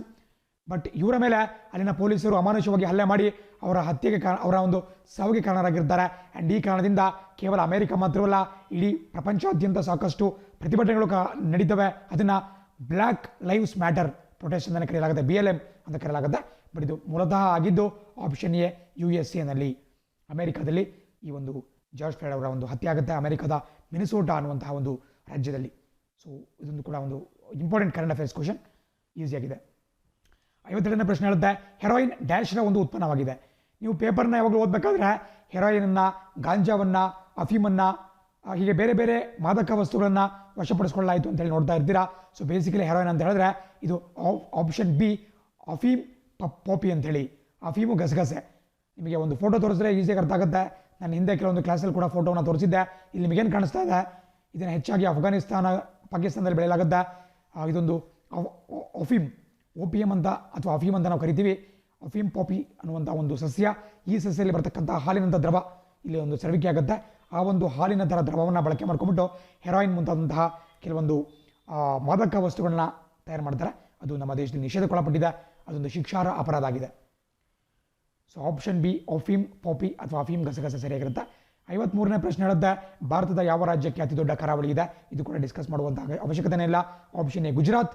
ಅತ್ಯಂತ ಹೆಚ್ಚು ಕೋಸ್ಟಲ್ ಲೈನನ್ನು ನಮ್ಮ ದೇಶದಲ್ಲಿ ಹೊಂದಿರತಕ್ಕಂಥದ್ದು ಗುಜರಾತ್ ರಾಜ್ಯ, ಆಪ್ಷನ್ ಎ. 54ನೇ ಪ್ರಶ್ನೆ ಹೇಳುತ್ತೆ, ಯಾವ ಶ್ರೇಷ್ಠ ವ್ಯಕ್ತಿಯ ಜನ್ಮದಿನದ ನೆನಪಿಗಾಗಿ ಪ್ರತಿ ವರ್ಷ ಸೆಪ್ಟೆಂಬರ್ 15ಕ್ಕೆ ಇಂಜಿನಿಯರ್ಸ್ ಡೇಯನ್ನು ಆಚರಣೆ ಮಾಡಲಾಗುತ್ತೆ? ಅಭಿಯಂತರರ ದಿನ ಅಥವಾ ಇಂಜಿನಿಯರ್ಸ್ ಡೇ. ಬಹಳ simple, option C Mokshagundam Visvesvaraya, Visvesvaraya. Because ಇವರು ಕೂಡ ಒಬ್ಬ ನಮ್ಮ ದೇಶದ ಪ್ರಖ್ಯಾತ ಸಿವಿಲ್ ಇಂಜಿನಿಯರ್ ಆಗಿದ್ದರು. ನಮ್ಮ ಕನ್ನಂಬಾಡಿ ಕಟ್ಟೆ ಅಥವಾ KRS ಏನಿದೆ ಅದರ ನಿರ್ಮಾಣಕ್ಕೂ ಕೂಡ ಒಂದು ದೊಡ್ಡ ಶ್ರಮ ವಿಶ್ವೇಶ್ವರಯ್ಯ ಅವರದ್ದು ಅದರ ಹಿಂದಿದೆ. ಸೊ ವಿಶ್ವೇಶ್ವರಯ್ಯ ಅವರ ಜನ್ಮದಿನವಾದಂತಹ ಸೆಪ್ಟೆಂಬರ್ 15 ಪ್ರತಿ ವರ್ಷ ರಾಷ್ಟ್ರೀಯ ಮಟ್ಟದಲ್ಲಿ ಒಂದು ಇಂಜಿನಿಯರ್ಸ್ ಡೇ, ಅಭಿಯಂತರರ ದಿನಾಚರಣೆ ಅಂತೇಳಿ ಆಚರಣೆ ಮಾಡಲಾಗುತ್ತೆ. ಸೊ ಆಪ್ಷನ್ ಸಿ ಸರಿಯಾಗಿರುತ್ತೆ. 55ನೇ ಪ್ರಶ್ನೆ ಹೇಳುತ್ತೆ, ಈ ಕೆಳಗಿನ ಯಾವ ಚಳವಳಿಗೆ ಮಹಾತ್ಮ ಗಾಂಧಿಯವರು ನೇತೃತ್ವ ವಹಿಸಲಿಲ್ಲ? ವೆರಿ ಇಂಪಾರ್ಟೆಂಟ್, ಒಂದು ಮಾಡರ್ನ್ ಹಿಸ್ಟ್ರಿಗೆ ಸಂಬಂಧಪಟ್ಟಂಥ ಆಧುನಿಕ ಭಾರತೀಯ ಇತಿಹಾಸದ ಒಂದು ಪ್ರಶ್ನೆ. ಸ್ವದೇಶಿ ಚಳವಳಿ, ಆಪ್ಷನ್ ಸಿ ಸ್ವದೇಶಿ ಚಳವಳಿಯ ನೇತೃತ್ವವನ್ನು ಗಾಂಧೀಜಿಯವರು ವಹಿಸಲಿಲ್ಲ. ಯಾಕೆ? ಬಹಳ ಸಿಂಪಲ್, ನಿಮಗೆ ಗೊತ್ತಿಲ್ಲ ಅಂದರೂ ಕೂಡ ಟಿಕ್ ಮಾಡ್ಬೋದು. ಬಿಕಾಸ್ ಗಾಂಧೀಜಿಯವರು ಭಾರತಕ್ಕೆ ಬಂದು ಆಕ್ಟಿವ್ ಆಗಿ ಪಾರ್ಟಿಸಿಪೇಟ್ ಮಾಡೋಕ್ಕಿಂತ 10-12 ವರ್ಷ ಮುಂಚೆನೇ ಈ ಸ್ವದೇಶಿ ಚಳವಳಿ ಸ್ಟಾರ್ಟ್ ಆಗಿರುತ್ತೆ. 1905 1905ನೇ ಇಸ್ವಿಯಲ್ಲಿ ಇದು ಸ್ಟಾರ್ಟ್ ಆಗಿರುತ್ತೆ. ವಂಗಭಂಗ ಅಂದರೆ ಏನು ಬೆಂಗಾಲ್ ಪಾರ್ಟಿಷನ್ ಆಫ್ ಬೆಂಗಾಲ್ ಅಥವಾ ಬಂಗಾಳವನ್ನು ವಿಭಜನೆ ಮಾಡುವಂತಹ ತೀರ್ಮಾನವನ್ನು ಬ್ರಿಟಿಷರು ಕೈಗೊಳ್ತಾರೆ. ಅದನ್ನು ವಿರೋಧಿಸ್ಬಿಟ್ಟು ಸ್ವದೇಶಿ ಚಳವಳಿ ಬೆಂಗಾಲ್ನಲ್ಲಿ ಸ್ಟಾರ್ಟ್ ಆಗುತ್ತೆ. ಅದಾದ ಬಳಿಕ ಈ ದೇಶಾದ್ಯಂತ ಅದು ಹಬ್ಕೊಳ್ಳುತ್ತೆ. ಸೊ 1905ನೇ ಇಸ್ವಿ, ಆವಾಗ ಗಾಂಧೀಜಿ ಇನ್ನೂ ಭಾರತಕ್ಕೆ ಮರಳಿ ಸಕ್ರಿಯ ಈ ಒಂದು ರಾಜಕೀಯಕ್ಕೆ ಅವರು ಇನ್ನೂ ಕೂಡ ಧುಮುಕಿರಲಿಲ್ಲ. ಸೊ ಹಾಗಾಗಿ ಆಪ್ಷನ್ ಸಿ ಸೇರಿದ ಉತ್ತರ. 56ನೇ ಪ್ರಶ್ನೆ ಹೇಳುತ್ತೆ, ಮಂಜು ಈ ಕೆಳಗಿನ ಯಾವುದರ ಫಲಿತಾಂಶವಾಗಿದೆ? ಮಂಜು ಅಂದರೆ ಏನು? ಮಿಸ್ಟ್ ಅಂತ ಕರಿಬೋದು. ಏನು ನೀವು ಬೆಳಗ್ಗೆ ಹೋಗಬೇಕಾದ್ರೆ ಇಬ್ಬನಿ ಬಿದ್ದಿರುತ್ತೆ ಮಂಜು, ನಿಮಗೆ ಈ ಒಂದು ನೋಟವನ್ನು ಫ್ರಾಸ್ಟ್ ಅಂತ ಕೂಡ ನಾವು ಕರಿತೀವಿ. ಫಾರ್ ಎಕ್ಸಾಂಪಲ್, ನೀವು ವೆಹಿಕಲ್ಗಳಲ್ಲಿ, ಬೈಕ್ಗಳಲ್ಲಿ, ಕಾರ್ಗಳಲ್ಲಿ ಹೋಗ್ತಿದ್ದೀರಾ ಅಂತ ಹೇಳಿದ್ರೆ ಬೆಳಗಿನ ಜಾವ ಕೆಲವೊಂದು ಸಂದರ್ಭದಲ್ಲಿ ಎದುರಿಗಿರುವಂತಹ ರಸ್ತೆ ಕಾಣಲ್ಲ. ಅದಕ್ಕೆ ಕಾರಣ ಈ ಮಂಜು ಅಥವಾ ಮಿಸ್ಟ್ ಆಗಿರುತ್ತೆ. ಇದಕ್ಕೆ ಕಾರಣ ಯಾವುದು ಅಂತ ಕೇಳಿದ್ದಾರೆ, option A condensation. So basically ಘನೀಕರಣ ಉಂಟಾಗುತ್ತೆ. ನಮ್ಮ ಈ ಒಂದು ಭೂಮಿಯ ಸಮೀಪದಲ್ಲಿ ಘನೀಕರಣ ಉಂಟಾಗುತ್ತೆ. ಸೊ ಘನೀಕರಣ ಉಂಟಾಗತಕ್ಕಂಥ ಕಾರಣದಿಂದ ಈ ದ್ರವ ರೂಪದಲ್ಲಿರ್ತಕ್ಕಂಥ ನೀರು ಸ್ವಲ್ಪ ಘನರೂಪಕ್ಕೆ ಕನ್ವರ್ಟ್ ಆಗುತ್ತೆ. ಘನರೂಪಕ್ಕೆ ಯಾವಾಗ ಕನ್ವರ್ಟ್ ಆಗುತ್ತೆ ಆವಾಗ ಅದು ಮಿಸ್ಟ್ ಆಗಿ ಕನ್ವರ್ಟ್ ಆಗುತ್ತೆ, ಅಂದರೆ ಅದು ಮಂಜು ಆಗಿ ಕನ್ವರ್ಟ್ ಆಗುತ್ತೆ. ಸೊ ಆಪ್ಷನ್ ಎ ಕಂಡೆನ್ಸೇಷನ್ ಅಥವಾ ಘನೀಕರಣ. 57ನೇ ಪ್ರಶ್ನೆ ಹೇಳುತ್ತೆ, ಕೆಳಗಿನ ಯಾವ ಅಂತಾರಾಷ್ಟ್ರೀಯ ಟೆನ್ನಿಸ್ ಪಂದ್ಯಾವಳಿಯನ್ನು ಹುಲ್ಲು ಅಂಕಣದಲ್ಲಿ ಆಡಿಸಲಾಗುತ್ತೆ? ಯಾವಾಗಲೂ ಪೊಲೀಸ್ ಎಕ್ಸಾಮ್ಗಳಲ್ಲಿ, PC ಎಕ್ಸಾಮ್ ಇರಲಿ, PSI ಎಕ್ಸಾಮ್ ಇರಲಿ, ಯಾವಾಗಲೂ ಕೂಡ ಈ ವಿಂಬಲ್ಡನ್ ಅಥವಾ ನಾವೇನು ಟೆನ್ನಿಸ್ ಗ್ರ್ಯಾಂಡ್ ಸ್ಲಾಮ್ಗಳನ್ನು ಹೇಳ್ತೀವಿ, ಟೆನ್ನಿಸ್ ಪಂದ್ಯಾವಳಿಗಳು ಅದರ ಕುರಿತು ಪ್ರಶ್ನೆಗಳನ್ನ ಕೇಳ್ತೇನೆ ಇರ್ತಾರೆ. ಈ ಬಾರಿ ಹುಲ್ಲು ಅಂಕಣ ಗ್ರಾಸ್ ಕೋರ್ಟ್ ಯಾವ ಒಂದು ಪಂದ್ಯಾವಳಿಯಲ್ಲಿ ಆಡಿಸಲಾಗುತ್ತೆ ಅಂತ ಕೇಳಿದ್ದಾರೆ. ಆಪ್ಷನ್ ಬಿ ವಿಂಬಲ್ಡನ್ ಸರಿಯಾದ ಉತ್ತರ ಆಗಿರುತ್ತೆ. ವಿಂಬಲ್ಡನ್ ನಿಮಗೆ ಇಂಗ್ಲೆಂಡ್ ದೇಶದ ಲಂಡನ್ನಲ್ಲಿ ಆಯೋಜನೆ ಆಗಲ್ಪಡುತ್ತೆ. ಅತ್ಯಂತ ಪ್ರತಿಷ್ಠಿತ ಮತ್ತು ಅತ್ಯಂತ ಹಳೆಯ ಟೆನ್ನಿಸ್ ಗ್ರ್ಯಾಂಡ್ ಸ್ಲಾಮ್ ಅಂತ ಹೇಳಿದ್ರೆ ವಿಂಬಲ್ಡನ್. ಅದನ್ನು ಒಂದು ಪರಂಪರಾಗತವಾಗಿ ಈ ಗ್ರಾಸ್ ಕೋರ್ಟ್ ಮೇಲ್ಗಡೆ ಹುಲ್ಲು ಅಂಕಣದಲ್ಲಿ ಆಡಿಸಲಾಗುತ್ತೆ. ಅದೇ ಥರ ನಮಗೆ ಫ್ರೆಂಚ್ ಓಪನ್ ಅಂತ ಹೇಳಿದ್ರೆ ಕ್ಲೇ ಕೋರ್ಟ್ ಅಂದರೆ ಈ ಜೇಡಿ ಮಣ್ಣಿನ ಒಂದು ಕೋರ್ಟ್ ಮೇಲೆ ಆಡಿಸಲಾಗುತ್ತೆ, ಅದು ಫ್ರಾನ್ಸ್ ದೇಶದಲ್ಲಿ ಕಂಡುಬರುತ್ತೆ. ಅದೇ ರೀತಿ US ಓಪನ್ ಮತ್ತು ಆಸ್ಟ್ರೇಲಿಯನ್ ಓಪನ್ಗಳನ್ನು ಹಾರ್ಡ್ ಕೋರ್ಟ್ ಸಿಂಥೆಟಿಕ್ ಕೋರ್ಟ್ನಲ್ಲಿ ಆಡಿಸಲಾಗುತ್ತೆ. ಇವೆಲ್ಲವೂ ಕೂಡ ನಿಮಗೆ ಗೊತ್ತಿರಬೇಕಾಗುತ್ತೆ. ಭಾಳ ಸಿಂಪಲ್ GK ಪಾಯಿಂಟ್ಸ್. 58ನೇ ಪ್ರಶ್ನೆ ಹೇಳುತ್ತೆ ಅರಿಹಂತ್ ಡ್ಯಾಶ್ರ ಒಂದು ಹೆಸರು ಅಂತ ಹೇಳಿದ್ದಾರೆ. ಅರಿಹಂತ್ ಬಹಳ ಸಿಂಪಲ್, ನೀವು ಒಂದು ಕರೆಂಟ್ ಅಫೇರ್ಸ್ ಕ್ವಶನ್ ಇದು ಸ್ವಲ್ಪ ಹಿಂದೆ ಬಂದಿದ್ದಂಥ ಒಂದು ಪ್ರಶ್ನೆ. Option D A nuclear powered submarine, ಒಂದು ಪರಮಾಣು ಚಾಲಿತ ಜಲಂತರ್ಗಾಮಿ. ಅರಿಹಂತ್ ಅಂತ ಹೇಳಿದ್ರೆ ನಮ್ಮ ಸ್ವದೇಶಿ ನಿರ್ಮಿತ ಒಂದು ಜಲಂತರ್ಗಾಮಿ, ಅದನ್ನು ನ್ಯೂಕ್ಲಿಯರ್ ಪವರ್ನ ಬಳಕೆ ಮಾಡಿಬಿಟ್ಟು ಅದನ್ನು ಓಡಿಸಲಾಗುತ್ತೆ. ಸೊ ಒಂದು ಪರಮಾಣು ಚಾಲಿತ ಜಲಂತರ್ಗಾಮಿ ಅಥವಾ ಸಬ್ಮರೀನ್ ಅಂತ ನಾವು ಹಾಕಬೇಕಾಗತ್ತೆ. ಅದೇ ರೀತಿ 59ನೇ ಪ್ರಶ್ನೆ ಕಾಣಿಸುತ್ತೆ ಯಾವ ದೇಶದೊಂದಿಗೆ ಒಳನಾಡಿನ ನೀರಿನ ವ್ಯಾಪಾರ ಮಾರ್ಗವನ್ನು ಪ್ರಾರಂಭಿಸಲು ಭಾರತ ಸಿದ್ಧವಾಗಿದೆ. ಕೆಲವು ದಿನಗಳ ಹಿಂದೆ ಬಂದಂತಹ ಒಂದು ಕರೆಂಟ್ ಅಫೇರ್ಸ್ ನ್ಯೂಸ್ ಭಾಳ ಒಳ್ಳೆ ಒಂದು ಕ್ವಶನ್. ಯಾಕಂದರೆ ಭಾರತ ಮತ್ತು ಬಾಂಗ್ಲಾದೇಶ ಎರಡೂ ಕೂಡ ಈ ಒಂದು ನಿಮಗೆ ಇಂಗ್ಲೀಷ್ನಲ್ಲಿ ಕಾಣಿಸ್ತಾ ಇರ್ತಕ್ಕಂತಹ ಇನ್ಲ್ಯಾಂಡ್ ವಾಟರ್ ಟ್ರೇಡ್ ರೂಟ್ ಕುರಿತಾಗಿ ಒಂದು ಟ್ರೀಟಿಯನ್ನು, ಒಂದು ಒಪ್ಪಂದವನ್ನು ಸಹಿ ಹಾಕಿದ್ರು. ಆ್ಯಂಡ್ ಈ ಒಪ್ಪಂದದ ಮೂಲಕ ಬ್ರಹ್ಮಪುತ್ರ ನದಿ ಏನು ಭಾರತ ಮತ್ತು ಬಾಂಗ್ಲಾದೇಶ ಎರಡೂ ದೇಶಗಳಲ್ಲಿ ಅದು ಚಲಿಸುತ್ತೆ, ಆ ನದಿಯಲ್ಲಿ ಒಂದು ವ್ಯಾಪಾರಕ್ಕೆ ಸಂಬಂಧಪಟ್ಟಂಥ ಹಡಗುಗಳನ್ನು ಒಂದು ಒಳನಾಡು ಸಾರಿಗೆ ಮೂಲಕ ಅಲ್ಲಿ ಟ್ರಾನ್ಸ್ಪೋರ್ಟ್ ಮಾಡಲಿಕ್ಕೆ ಎರಡೂ ದೇಶಗಳು ಸಜ್ಜಾಗಿದ್ದಾವೆ. ನಮ್ಮ ತ್ರಿಪುರ ಏನಿದೆ, ತ್ರಿಪುರಾದಿಂದ ಮೇನ್ ಸ್ಟ್ರೀಮ್ ಇಂಡಿಯಾ ಭಾರತದ ಒಂದು ಮೇನ್ಲ್ಯಾಂಡಿಗೆ ಕನೆಕ್ಟ್ ಮಾಡುವಂತಹ ಯೋಜನೆ ಕೂಡ ಆಗಿದೆ. ಅದೇ ರೀತಿ ಬಾಂಗ್ಲಾದೇಶದ ನಾರಾಯಣ್ಗಂಜ್ನಿಂದ ನಮ್ಮ ತ್ರಿಪುರ ಇರ್ಬೋದು, ಬೇರೆ ಬೇರೆ ಪ್ರದೇಶಗಳಿರ್ಬೋದು, ಅಲ್ಲಿಗೆ ಒಂದು ಸಾಮಾನು ಸರಂಜಾಮುಗಳನ್ನು ಸಾಗಾಟ ಮಾಡಲಿಕ್ಕೆ ಈ ಒಂದು ಒಪ್ಪಂದ ಬಹಳ ಅನುಕೂಲಕರವಾಗಿದೆ. ಸೊ ಆಪ್ಷನ್ ಬಿ ಬಾಂಗ್ಲಾದೇಶ ಅತ್ಯಂತ ಸರಿಯಾದ ಉತ್ತರ. ಕೆಲವರು ನೇಪಾಳ ಅಥವಾ ಮಯನ್ಮಾರ್ ಅಥವಾ ಭೂತಾನ್ ಆಗ್ಬೋದು, ಬಟ್ ಅಲ್ಲಿ ಆಗಿರತಕ್ಕಂತಹದ್ದು ಈ ಒಳನಾಡು ಸಾರಿಗೆಗೆ ಸಂಬಂಧಪಟ್ಟಂಥ ಒಪ್ಪಂದಗಳೆಲ್ಲ ಬದಲಾಗಿ ಈ ನಾವೇನು ಹೈಡ್ರೋ ಎಲೆಕ್ಟ್ರಿಕ್ ಪವರ್ ಅಂತ ಕರಿತೀವಿ, ಅಥವಾ ನಾವೇನು ಈ ಏನು ವಿದ್ಯುತ್ ಉತ್ಪಾದನೆ ಅಂತ ಕರಿತೀವಿ, ಡ್ಯಾಮ್ಗಳ ಮೂಲಕ ಜಲವಿದ್ಯುತ್ ಯೋಜನೆ ಅಂತ ಕರಿತೀವಿ, ಅದನ್ನು ನಾವು ನೇಪಾಳ ಇರ್ಬೋದು, ಭೂತಾನ್ ಇರ್ಬೋದು, ಅವುಗಳ ಜೊತೆ ಮಾಡ್ತಾ ಇದ್ದೀವಿ. ಬಟ್ ಈ ಒಳನಾಡು ಸಾರಿಗೆ ಸಂಪರ್ಕವನ್ನು ನಾವು ಬಾಂಗ್ಲಾದೇಶದ ಜೊತೆಗೆ ಮಾಡ್ಕೊಂಡಿದ್ದೀವಿ. ಯಾವ ನದಿ ಅಂತ ಕೂಡ ಕೇಳಬಹುದು, ಬ್ರಹ್ಮಪುತ್ರ ನದಿ ಅಂತೇಳಿ ನೀವು ಟಿಕ್ ಹಾಕಬೇಕಾಗುತ್ತೆ. 60ನೇ ಪ್ರಶ್ನೆ ಹೇಳುತ್ತೆ ಭಾರತದಲ್ಲಿನ ವಿದೇಶಿ ವಿಶ್ವವಿದ್ಯಾಲಯದಿಂದ ಅರ್ಥಶಾಸ್ತ್ರ ಡಾಕ್ಟರೇಟ್ ಪದವಿಯನ್ನು ಪಡೆದಂತಹ ಮೊದಲ ಭಾರತೀಯರು ಅಂತ ಕೇಳಿದ್ದಾರೆ. Option C Bhimrao Ambedkar. BR Ambedkar ಅವರು ನಮ್ಮ ಸಂವಿಧಾನದ ಕರ್ತೃ. ಸಂವಿಧಾನ ರಚನಾ ಸಮಿತಿಯ ನಾವೇನೋ ಡ್ರಾಫ್ಟ್ ಕಮಿಟಿ ಇರುತ್ತೆ, ಕರಡು ಸಮಿತಿ ಇರುತ್ತೆ, ಆ ಸಮಿತಿಯ ಅಧ್ಯಕ್ಷರಾಗಿದ್ದರು. ಒಬ್ಬ ಪ್ರಮುಖ ದಲಿತ ಪರ ಹೋರಾಟಗಾರ. ಈ ಶೋಷಿತರು ಮತ್ತು ದಮನಿತರ ಪರವಾದಂತಹ ಒಂದು ವಾಯ್ಸ್ ಅಂತಲೇ ನಾವು BR ಅಂಬೇಡ್ಕರ್ ಅವರನ್ನು ಕರಿತೀವಿ. ಅವರು ಪ್ರಪ್ರಥಮ ಬಾರಿಗೆ ವಿದೇಶಕ್ಕೆ ತೆರಳಿಬಿಟ್ಟು ಈ ಎಕನಾಮಿಕ್ಸ್ ಅಥವಾ ಅರ್ಥಶಾಸ್ತ್ರ ವಿಭಾಗದಲ್ಲಿ ಒಂದು ಡಾಕ್ಟರೇಟ್ ಪದವಿಯನ್ನು ಫಾರಿನಲ್ಲಿ ವಿದೇಶದಲ್ಲಿ ಪಡೆದುಕೊಳ್ತಾರೆ. ಸೊ ಆಪ್ಷನ್ ಸಿ ಆಗಿರುತ್ತೆ. 61ನೇ ಪ್ರಶ್ನೆ ಅನ್ನಪೂರ್ಣ ಯೋಜನೆ ಬಗ್ಗೆ ಕೇಳಿದ್ದಾರೆ. ನೋಡಿ, ಅನ್ನಪೂರ್ಣ ಯೋಜನೆ ಒಂದು ಕೇಂದ್ರ ಸರ್ಕಾರದ ಮಹತ್ವಾಕಾಂಕ್ಷಿ ಯೋಜನೆ. ಇದು ಯಾರಿಗೆ ಸಂಬಂಧಪಡುತ್ತಪ್ಪ ಅಂತ ಹೇಳಿದ್ರೆ ಆಪ್ಷನ್ ಎ ಇಂಡಿಜೆಂಟ್ ಸೀನಿಯರ್ ಸಿಟಿಜನ್ಸ್, ಅಂದರೆ ಗತಿ ಇಲ್ಲದ ಹಿರಿಯ ನಾಗರಿಕರು. ಗತಿ ಇಲ್ಲದ ಅಂದರೆ ಅವರಿಗೆ ಯಾರೂ ದಿಕ್ಕು ದೆಸೆ ಇರಲ್ಲ, ಅನಾಥರಾಗಿರ್ತಕ್ಕಂತಹ 60 ವರ್ಷ ಮೇಲ್ಪಟ್ಟಂತಹ ಹಿರಿಯ ನಾಗರಿಕರಿಗೆ, ಸೀನಿಯರ್ ಸಿಟಿಸನ್ಸ್ಗಳಿಗೆ ಈ ಒಂದು ಯೋಜನೆಯನ್ನು ಕೊಡಲಾಗುತ್ತೆ. ಅದರ ಮೂಲಕ 10 kg ಆಹಾರ ಧಾನ್ಯವನ್ನು ಪ್ರತಿ ತಿಂಗಳು 10 kilos ಆಫ್ ಫುಡ್ ಗ್ರೇನ್ಸನ್ನು ಅವರಿಗೆ ಕೊಡಲಾಗುತ್ತೆ. ಸೊ ಬಹಳ ಇಂಪಾರ್ಟೆಂಟ್. ಇಲ್ಲಿ ಬೇರೆ ಎಲ್ಲರೂ ಬರಲ್ಲ, ಗರ್ಭಿಣಿಯರು, ಮಕ್ಕಳು, ತರುಣರು ಯಾರೂ ಬರಲ್ಲ. ಕೇವಲ ಗತಿ ಇಲ್ಲದ ಹಿರಿಯ ನಾಗರಿಕರು ಅಥವಾ ನಿರ್ಗತಿಕ ಹಿರಿಯ ನಾಗರಿಕರು, 85 ವರ್ಷಕ್ಕಿಂತ 60 ವರ್ಷಕ್ಕಿಂತ ಹೆಚ್ಚಾಗಿರ್ತಕ್ಕಂಥ ವ್ಯಕ್ತಿಗಳು. 62ನೇ ಪ್ರಶ್ನೆ ಕೇಳಿದ್ದೆ ಡ್ಯಾಶ್ನಿಂದ ಡ್ಯಾಶ್ಗೆ ಬದಲಾಯಿಸುವ ಮೂಲಕ ಘರ್ಷಣೆಯನ್ನು ಕಡಿಮೆ ಮಾಡಬಹುದು. ಇದು ನಿಮಗೆ ಗೊತ್ತಿಲ್ಲ ಅಂದರೂ ಕೂಡ ಕೇವಲ ಲಾಜಿಕನ್ನು ಬಳಕೆ ಮಾಡಿಬಿಟ್ಟು ನೀವು ಟಿಕ್ ಮಾಡ್ಬೋದು. ಒಂದು ಫಿಸಿಕ್ಸ್ಗೆ ಸಂಬಂಧಪಟ್ಟಂಥ ಪ್ರಶ್ನೆ. ಆಪ್ಷನ್ ಡಿ ಜಾರುವಿಕೆಯಿಂದ ಉರುಳುವಿಕೆ, ಇಂಗ್ಲೀಷಲ್ಲಿ ಸ್ಲೈಡಿಂಗ್ ಟು ರೋಲಿಂಗ್. ಇದು ನೀವೇ ಎಕ್ಸ್ಪೀರಿಯನ್ಸ್ ಮಾಡ್ಬೋದು. ಯಾವುದಾದ್ರೂ ಒಂದು ವಸ್ತುವನ್ನು ನೀವು ಜಾರಿಸ್ಕೊಳ್ತಾ ಹೇಳ್ಕೊಂಡು ಹೋಗ್ತೀರಾ ಅಂದರೆ ಎಷ್ಟು ಶ್ರಮ ಹಾಕಬೇಕಾಗುತ್ತೆ, ಅದೇ ರೋಲ್ ಮಾಡ್ತಾ ಚಕ್ರಗಳ ಸಹಾಯದಿಂದ ಉರುಳಿಸ್ತಾ ಅದನ್ನು ತೆಗೆದುಕೊಂಡು ಹೋದರೆ ಎಷ್ಟು ಈಸಿ ಆಗುತ್ತೆ. ಇದೇ ಕಾರಣಕ್ಕೆ ಚಕ್ರವನ್ನು ನಮ್ಮ ಪುರಾತನ ಕಾಲದಲ್ಲಿ ಮಾನವ ಕಂಡುಹಿಡಿದ. ಚಕ್ರ ಅಂತ ಹೇಳಿದ್ರೆ ಏನು ಮಾಡುತ್ತೆ, ಅಲ್ಲಿ ಜಾರಿಸ್ಕೊಂಡು ಹೋಗುವ ಬದಲಾಗಿ ಉರುಳುವಿಕೆ ನಡೆಯುತ್ತೆ. ಸೊ ಉರುಳಬೇಕಾದ್ರೆ ಈ ಫ್ರಿಕ್ಷನ್ ಅಥವಾ ಘರ್ಷಣೆ ಕಮ್ಮಿ ಆಗುತ್ತೆ. ಘರ್ಷಣೆ ಕಮ್ಮಿ ಆಯಿತು ಅಂತ ಹೇಳಿದ್ರೆ ಆಟೋಮೆಟಿಕಲಿ ಬಹಳ ಕಡಿಮೆ ಶ್ರಮದಿಂದ ನಾವು ಅದನ್ನು ಎಳೆದುಕೊಂಡು ಹೋಗ್ಬೋದು. ನೀವು ಕೂಡ ಫೇಸ್ ಮಾಡಿ ನೋಡ್ಬೋದು. ಸೊ ಹಾಗಾಗಿ ಯಾವಾಗಲೂ ಕೂಡ ನಾವು ಟ್ರಾಲೀಸನ್ನು, ವೀಲ್ ಬ್ಯಾಗ್ಸನ್ನು ಬಳಕೆ ಮಾಡ್ತೀವಿ. ಅದನ್ನು ಹೇಳ್ಕೊಂಡು ಹೋದರೆ, ಸ್ಲೈಡ್ ಮಾಡ್ತಾ ಹೋದರೆ ಬಹಳ ಸುಲಭವಾಗಿ ನಾವು ಹೇಳ್ಕೊಂಡು ಹೋಗ್ಬೋದು. ಆ್ಯಂಡ್ ಈಗ ನಿಮಗೆ ಮೆಂಟಲಬಿಲಿಟಿ ಕಾನ್ಸೆಪ್ಟ್ ಸ್ಟಾರ್ಟ್ ಆಗುತ್ತೆ. 63ನೇ ಪ್ರಶ್ನೆ ಸ್ವಲ್ಪ ಸಾಲ್ವ್ ಮಾಡಿ ಹೇಳಬೇಕಾಗುತ್ತೆ. ಅದನ್ನು ನೀಟಾಗಿ ಡಿಸ್ಕಸ್ ಮಾಡ್ತಾ ಹೋಗೋಣ. ಸೊ ಒಂದು ನಗರದ ಜನಸಂಖ್ಯೆ 50,000 ಇರುತ್ತೆ, ಅದು ಸತತ 3 ವರ್ಷಗಳ ಕಾಲ 10% ಜಾಸ್ತಿ ಆಗ್ತಾ ಹೋಗುತ್ತೆ. ಸೊ 3 ವರ್ಷಗಳ ಬಳಿಕ ಆ ನಗರದ ಜನಸಂಖ್ಯೆ ಕೇಳಿದ್ದಾರೆ ನೋಡಿ. 50,000 ಇರುತ್ತೆ, ಮೊದಲ ವರ್ಷ 10% ಜಾಸ್ತಿ ಆದರೆ ಎಷ್ಟಾಗುತ್ತೆ? 55,000 ಆಗುತ್ತೆ. 10% ಅಂದರೆ ಎಷ್ಟು? 50,000ಕ್ಕೆ 10% ಅಂತ ಹೇಳಿದ್ರೆ 5,000. ಸೊ 50,000 ಇದ್ದಂತಹ ಜನಸಂಖ್ಯೆ 55,000 ಆಗುತ್ತೆ. ಆ್ಯಂಡ್ ಎರಡನೇ ವರ್ಷ ಈ 55,000 ಮೇಲೆ ಮತ್ತೆ 10% ಜಾಸ್ತಿ ಆಗುತ್ತೆ. ಅವಾಗ ಎಷ್ಟಾಗುತ್ತೆ? 5,500 ಏರಿಕೆ ಆಗುತ್ತೆ. ಸೊ ಹಂಗಂದ್ರೆ ನಿಮಗೆ ಆನ್ಸರ್ ಬಂದ್ಬಿಟ್ಟು ಎರಡನೇ ವರ್ಷಕ್ಕೆ ಆ ಒಂದು ನಗರದ ಒಂದು ಜನಸಂಖ್ಯೆ 60,500 ಆಗುತ್ತೆ. ಆ್ಯಂಡ್ ಮೂರನೇ ವರ್ಷ ಮತ್ತೆ ಈ 60,500 ಮೇಲೆ ಮತ್ತೆ 10% ಜಾಸ್ತಿ ಆಗುತ್ತೆ.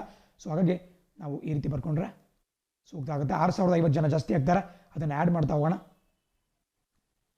66,550 ಬರುತ್ತೆ. So option D 66,550. I think ನಿಮಗೆಲ್ಲ ಅರ್ಥ ಆಯಿತು ಅಂತ ತಿಳ್ಕೊಳ್ತೀನಿ. ಇದ್ರೆ ಯಾವುದೇ ರೀತಿ ಟ್ರಿಕ್ಸ್ ಇಲ್ಲ. ಫಸ್ಟ್ ಇದ್ದಂತಹ ಪಾಪ್ಯುಲೇಷನ್ಗೆ 10%, ಒಂದು ವರ್ಷ ಆದ ಬಳಿಕ ಬಂದಂತಹ ಜನಸಂಖ್ಯೆಗೆ ಮತ್ತೆ 10%, ಈಗ 10% ನಾವು 3 ಬಾರಿ ಆ್ಯಡ್ ಮಾಡಿ ನೋಡಿದಾಗ ನಮಗೆ ಆಪ್ಷನ್ ಡಿ 66,550 ಅನ್ನುವಂತಹ ಫಿಗರ್ ಸಿಗುತ್ತೆ. ಭಾಳ ಸಿಂಪಲ್. ಮೆಂಟಲ್ ಅಬಿಲಿಟಿ ನೀವು ಸ್ವಲ್ಪ ವರ್ಕ್ ಮಾಡಬೇಕಾಗುತ್ತೆ. ನಾನು ಭಾಳ ವೇಗವಾಗಿ ಆನ್ಸರ್ ಮಾಡ್ತಾ ಹೋಗ್ತೀನಿ. ಅರ್ಥ ಆಗಲಿಲ್ಲ ಅಂದರೆ ವಿಡಿಯೋನ ರಿಪೀಟ್ ಮಾಡಿ ನೋಡಿ, ಸ್ವಲ್ಪ ಪಾಸ್ ಮಾಡಿ ನೋಡಿ, ಅಥವಾ ನೀವೇ ಪ್ರಾಕ್ಟೀಸ್ ಮಾಡಿದ್ರೆ ಅರ್ಥ ಆಗುತ್ತೆ. ಸೊ ಒಂದು ಶಾಲೆಯಲ್ಲಿ ಹುಡುಗಿಯರು ಮತ್ತು ಹುಡುಗರ ಒಂದು ಅನುಪಾತವನ್ನು ಕೊಟ್ಟಿದ್ದಾರೆ, ಹುಡುಗಿಯರ ಸಂಖ್ಯೆಯನ್ನು ಕೊಟ್ಟಿದ್ದಾರೆ.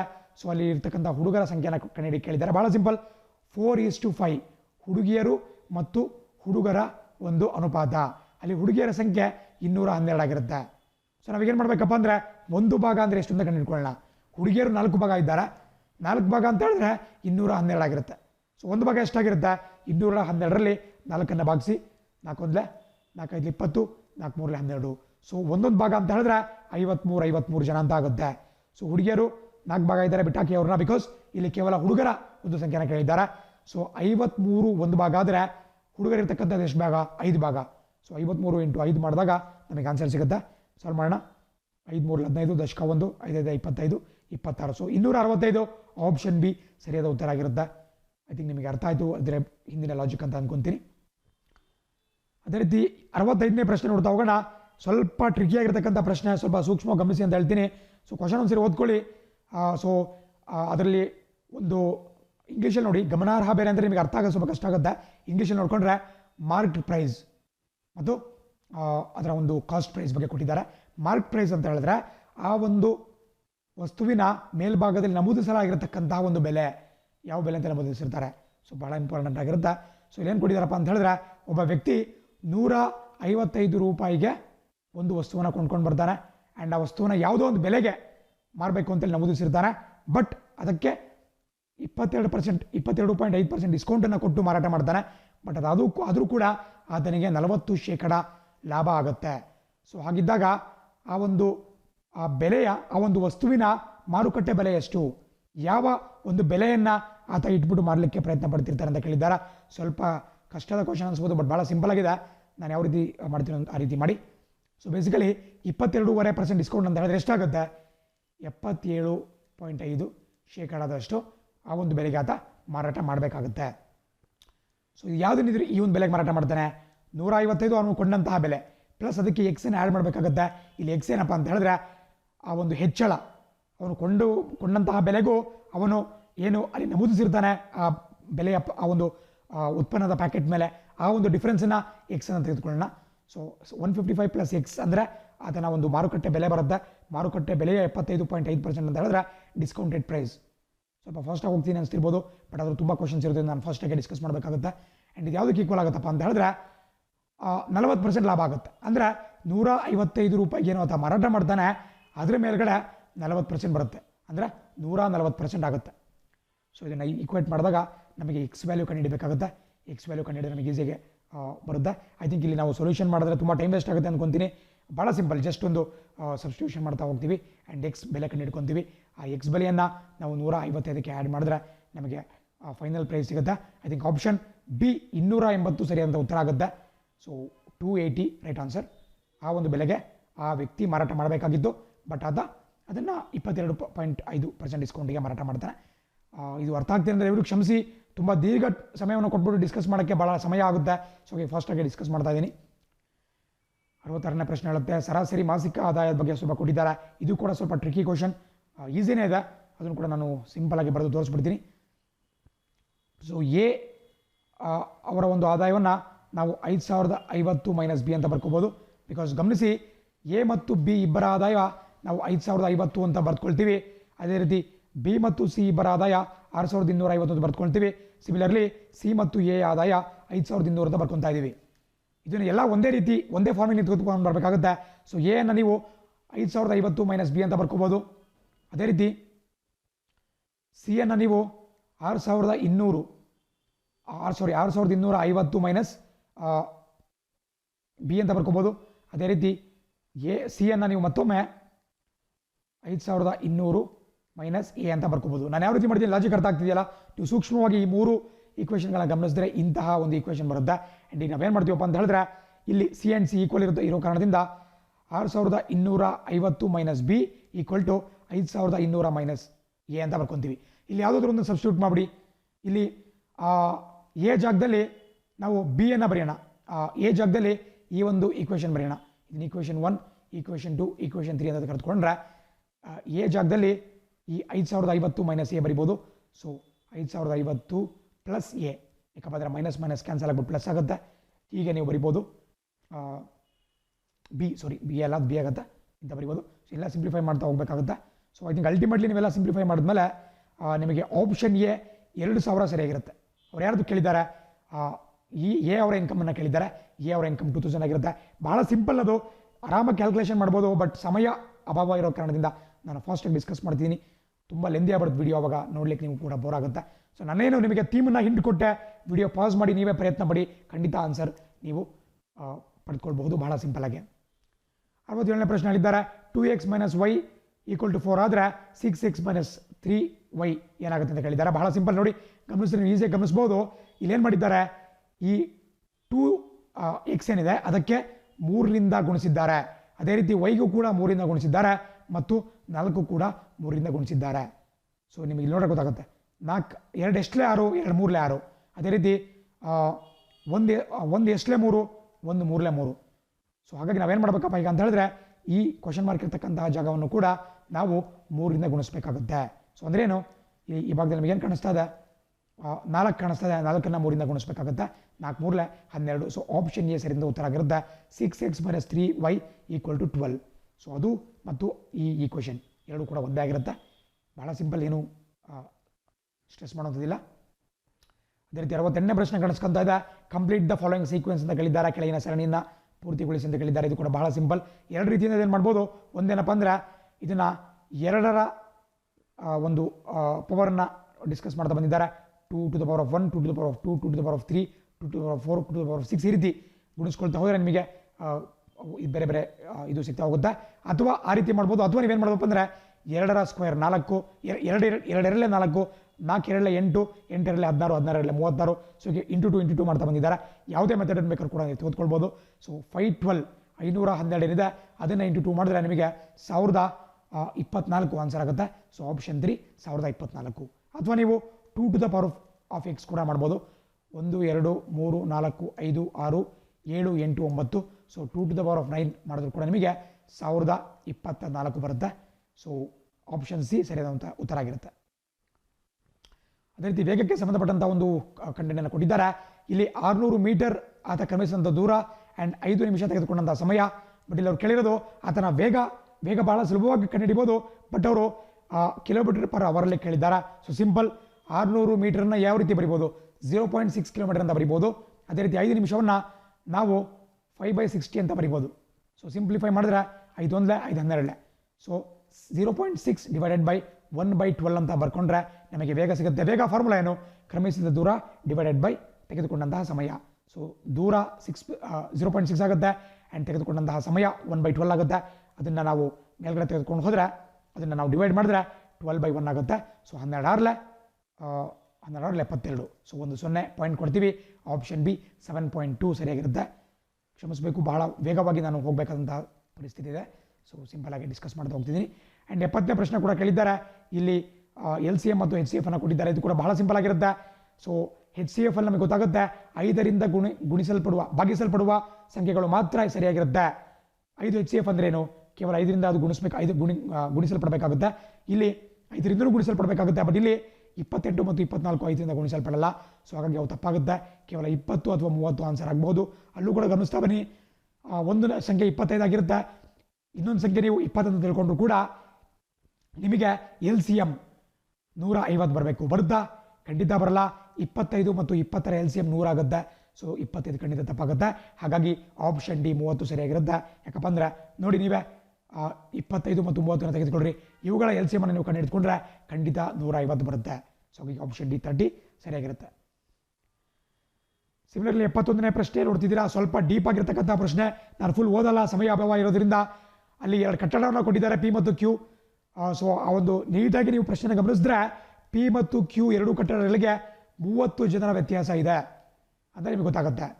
ಅದರ ಅರ್ಥ P ಯಲ್ಲಿ X ಜನಸಂಖ್ಯೆ ಇದ್ದರೆ Q ಅಲ್ಲಿ P ಯಲ್ಲಿ ಜಾಸ್ತಿ ಜನ ಇರ್ತಾರೆ, P ಯಲ್ಲಿ ಎಷ್ಟು ಜನ ಇರ್ತಾರೋ ಅದಕ್ಕಿಂತ ಕಡಿಮೆ ಅಂದರೆ X-30 ಜನ ನಿಮಗೆ Q ಅಲ್ಲಿ ಸಿಗ್ತಾರೆ.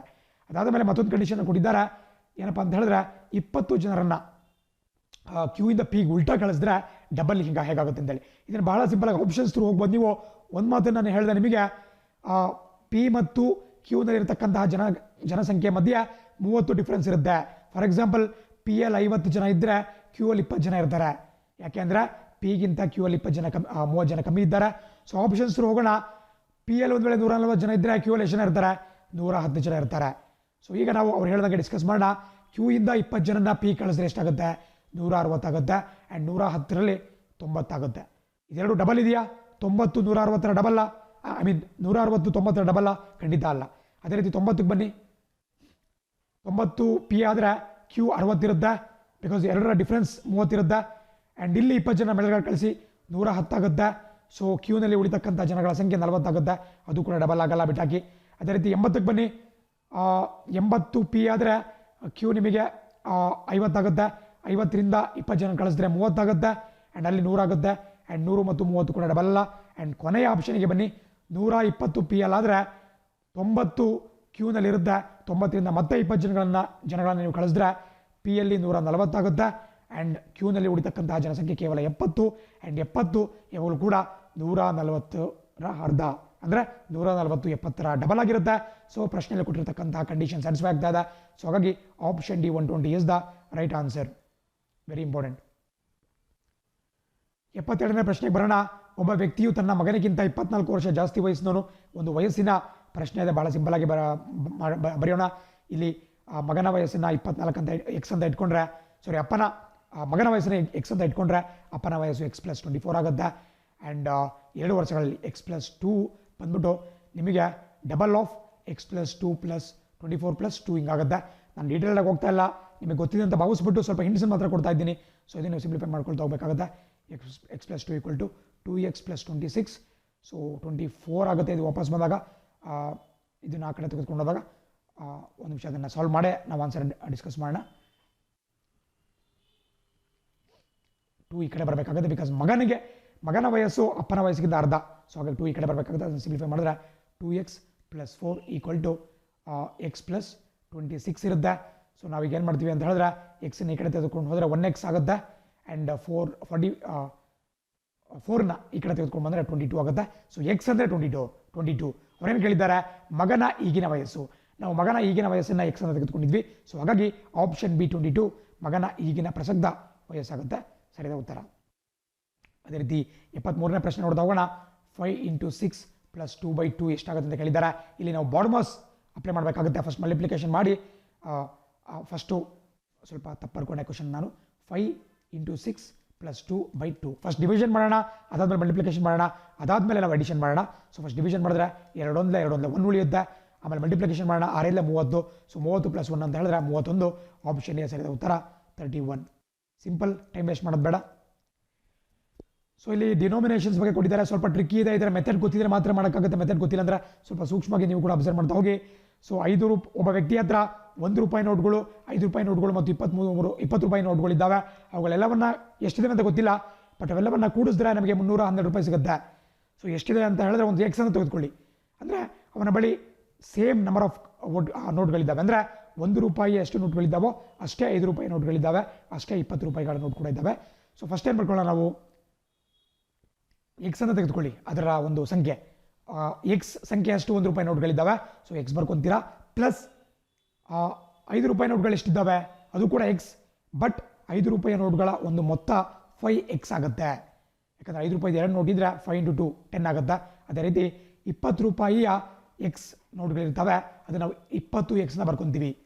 ಯಾಕಂದ್ರೆ 20x ಅದರ ಒಂದು ಮೊತ್ತ ಆಗುತ್ತೆ. ಆ್ಯಂಡ್ 11ನ ಕೂಡಿದ್ರೆ ನಿಮಗೆ 312 ಸಿಗಬೇಕಾಗುತ್ತೆ. ಆ್ಯಡ್ ಮಾಡಿ 26x = 312 ಆ್ಯಂಡ್ x = 312/26. ಇದನ್ನು ನೀವು ಡಿವೈಡ್ ಬೈ 4 ಮಾಡ್ಕೊಳ್ತಾ ಹೋಗಿ. 2 ಇಂದ ಡಿವೈಡ್ ಮಾಡಿ. 2 1 2 3 2 1 11 2 5 11 2 6 156/13 ಆಗುತ್ತೆ. ಐ ಥಿಂಕ್ 13 ಡಿವೈಡ್ ಆಗುತ್ತೆ. 13 1 13 1 26 13 2 ಸೊ 12. ಸೊ ಹಾಗಾಗಿ 12 ನೋಟ್ಗಳು ಆ ವ್ಯಕ್ತಿಯ ಬಳಿ ಇದ್ದಾವೆ. ಸೊ ಒಂದು ವಿಷಯಗಳು ಗಮನಿಸಬೇಕು, 12 ಅಂದರೆ ಎಕ್ಸಿನ ವ್ಯಾಲ್ಯೂ ಆಯಿತು. ಈ ಥರ ಎಕ್ಸ್ ಅಂತ ಹೇಳಿದ್ರೆ ₹1 ನೋಟ್ಗಳಿದ್ದಾವೆ, ₹5 ನೋಟ್ಗಳಿದ್ದಾವೆ, ಪ್ಲಸ್ ₹20 ನೋಟ್ಗಳಿದ್ದಾವೆ. ಸೊ 12 + 12 + 12 ಮಾಡಬೇಕಾಗುತ್ತೆ. ಆ 3 ಒಟ್ಟು ಸಂಖ್ಯೆ. ಅದನ್ನು ನಮಗೆ ಆಪ್ಷನ್ ಎ 36 ಸರಿಯಾಗಿರುತ್ತೆ. ಸ್ವಲ್ಪ ಫಾಸ್ಟಾಗಿ ಹೋಗ್ತಾ ಇದ್ದೀನಿ, ಸೊ ಅರ್ಥ ಮಾಡ್ಕೊತಾ ಹೋಗಿ, ಸೂಕ್ಷ್ಮ ಗಮನಿಸ್ತಾ ಹೋಗಿ. ಆಪ್ಷನ್ ಎ 36 ಸರಿ ಅನ್ನೋದು ಉತ್ತರ. 75ನೇ ಪ್ರಶ್ನೆ, ಕಾಣೆಯಾದ ಸಂಖ್ಯೆಯನ್ನು ಗುರುತಿಸಿ ಅಂತ ಕೊಟ್ಟಿದ್ದಾರೆ. ಭಾಳ ಸಿಂಪಲ್ ಲಾಜಿಕ್ ನೋಡ್ರಿ. 7 8 36, ಅದೇ ರೀತಿ 11 9 99. ಸೊ 9 ಎಷ್ಟಲೇ 45, ಸಿಂಪಲ್. 9 5 45. ಸೊ ಆಪ್ಷನ್ ಸಿ 5 ಸರಿಯಾಗಿರುತ್ತೆ. ಆ್ಯಂಡ್ 76ನೇ ಪ್ರಶ್ನೆ ತಪ್ಪಾಗಿದೆ. ಇಲ್ಲಿ ನಿಮಗೆ ಆಪ್ಷನ್ಸ್ ಕರೆಕ್ಟಾಗಿ ಕೊಟ್ಟಿಲ್ಲ. ಸೊ ಇದನ್ನು ನಾನು ಸ್ಕಿಪ್ ಮಾಡ್ತಾ ಇದ್ದೀನಿ, ನಿಮಗೆ ಗ್ರೇಸ್ ಕೊಡಬೇಕಾಗುತ್ತೆ. ತಪ್ಪಾಗಿರ್ತಕ್ಕಂಥ ಒಂದು ಪ್ರಶ್ನೆಯಲ್ಲಿ ಯಾವುದೂ ಆಪ್ಷನಲ್ಲಿ ಸೂಟ್ ಆಗ್ತಾ ಇಲ್ಲ. ಅದೇ ರೀತಿ 77ನೇ ಪ್ರಶ್ನೆ ನೋಡೋಣ. ಇದು ಕೂಡ ಒಂದು ಸ್ವಲ್ಪ ಚೆನ್ನಾಗಿರ್ತಕ್ಕಂಥ ಪ್ರಶ್ನೆ. ಇಲ್ಲವರು 680ನ ಏರಿಯಾ ಅಂತ ಕೊಟ್ಟಿದ್ದಾರೆ, ವಿಸ್ತೀರ್ಣ ಕೊಟ್ಬಿಟ್ಟಿದ್ದಾರೆ. ಆ್ಯಂಡ್ ಒಂದು ಸೈಡನ್ನು ಕೊಟ್ಟಿದ್ದಾರೆ. ಒಂದು ಆಯತಾಕಾರ ಇದೆ, ಅಲ್ಲಿ ಒಂದು ಸೈಡನ್ನು 20 ಅಂತ ಕೊಟ್ಟಿದ್ದಾರೆ, ಮತ್ತೊಂದು ಸೈಡ್ ಎಕ್ಸ್ ಅಂತ ಕೊಟ್ಟಿದ್ದಾರೆ. ನಮಗೆ ಗೊತ್ತಿಲ್ಲ ಅದು ಯಾವ ಸೈಡ್ ಅಂತೇಳಿ. ಬಟ್ ವಿಸ್ತೀರ್ಣ 620 ಇದೆ. 620 ಅಂದರೆ ಏನು? 20 × x ಅಂದರೆ ನಮಗೆ 620 ಸಿಗಬೇಕು. ಸೊ ಹಾಗಾಗಿ 620 ನಾವು 20 ಡಿವೈಡ್ ಮಾಡಿದ್ರೆ ನಮಗೆ 2 3 6 2 4 34 ಸಿಗುತ್ತೆ. 34 ಈ ಒಂದು ಸೈಡ್ ಆಗಿರುತ್ತೆ. ಒಂದು ಭಾಗ 20 ಆದರೆ ಮತ್ತೊಂದು ಭಾಗ 30 ಆಗಿರುತ್ತೆ. ಇಲ್ಲೇನು ಹೇಳಿದ್ದಾರೆ ಅವರು? ಕೇವಲ 3 ಭಾಗಗಳಿಗೆ ಫೆನ್ಸಿಂಗನ್ನು ಮಾಡಬೇಕು. ಫೆನ್ಸಿಂಗ್ ಅಂದ್ರೇನು? ಬೇಲಿಯನ್ನು ಹಾಕಬೇಕು. ಬೇಲಿ ಹಾಕೋದಂದ್ರೆ ನಾವು ಈ ಸುತ್ತಳತೆಯನ್ನು ಕಂಡುಹಿಡ್ಕೋಬೇಕು, ಪೆರಿಮೀಟರ್ ಕಂಡುಹಿಡ್ಕೊಳ್ಬೇಕು. ಸೊ ಪೆರಿಮೀಟರ್ ಅಂದರೆ ಇಲ್ಲಿ 20 ಇರುತ್ತೆ, ಇಲ್ಲಿ 34 ಇರುತ್ತೆ, ಇಲ್ಲಿ 20 ಇರುತ್ತೆ, ಇಲ್ಲೂ 34 ಇರುತ್ತೆ. ಬಟ್ ಈ ಭಾಗ ನಮಗೆ ಬೇಡ, ಕೇವಲ 3 ಭಾಗಗಳು ಮಾತ್ರ ಅವ್ರು ಹೇಳಿದ್ದಾರೆ. ಸೊ ಇಲ್ಲಿಂದ ಇಷ್ಟು ಭಾಗಗಳು ಮಾತ್ರ. ಸೊ 20 + 34 + 20 ಅಂದರೆ 40 + 50 60 70 74. ಒಂದು ನಿಮಿಷ,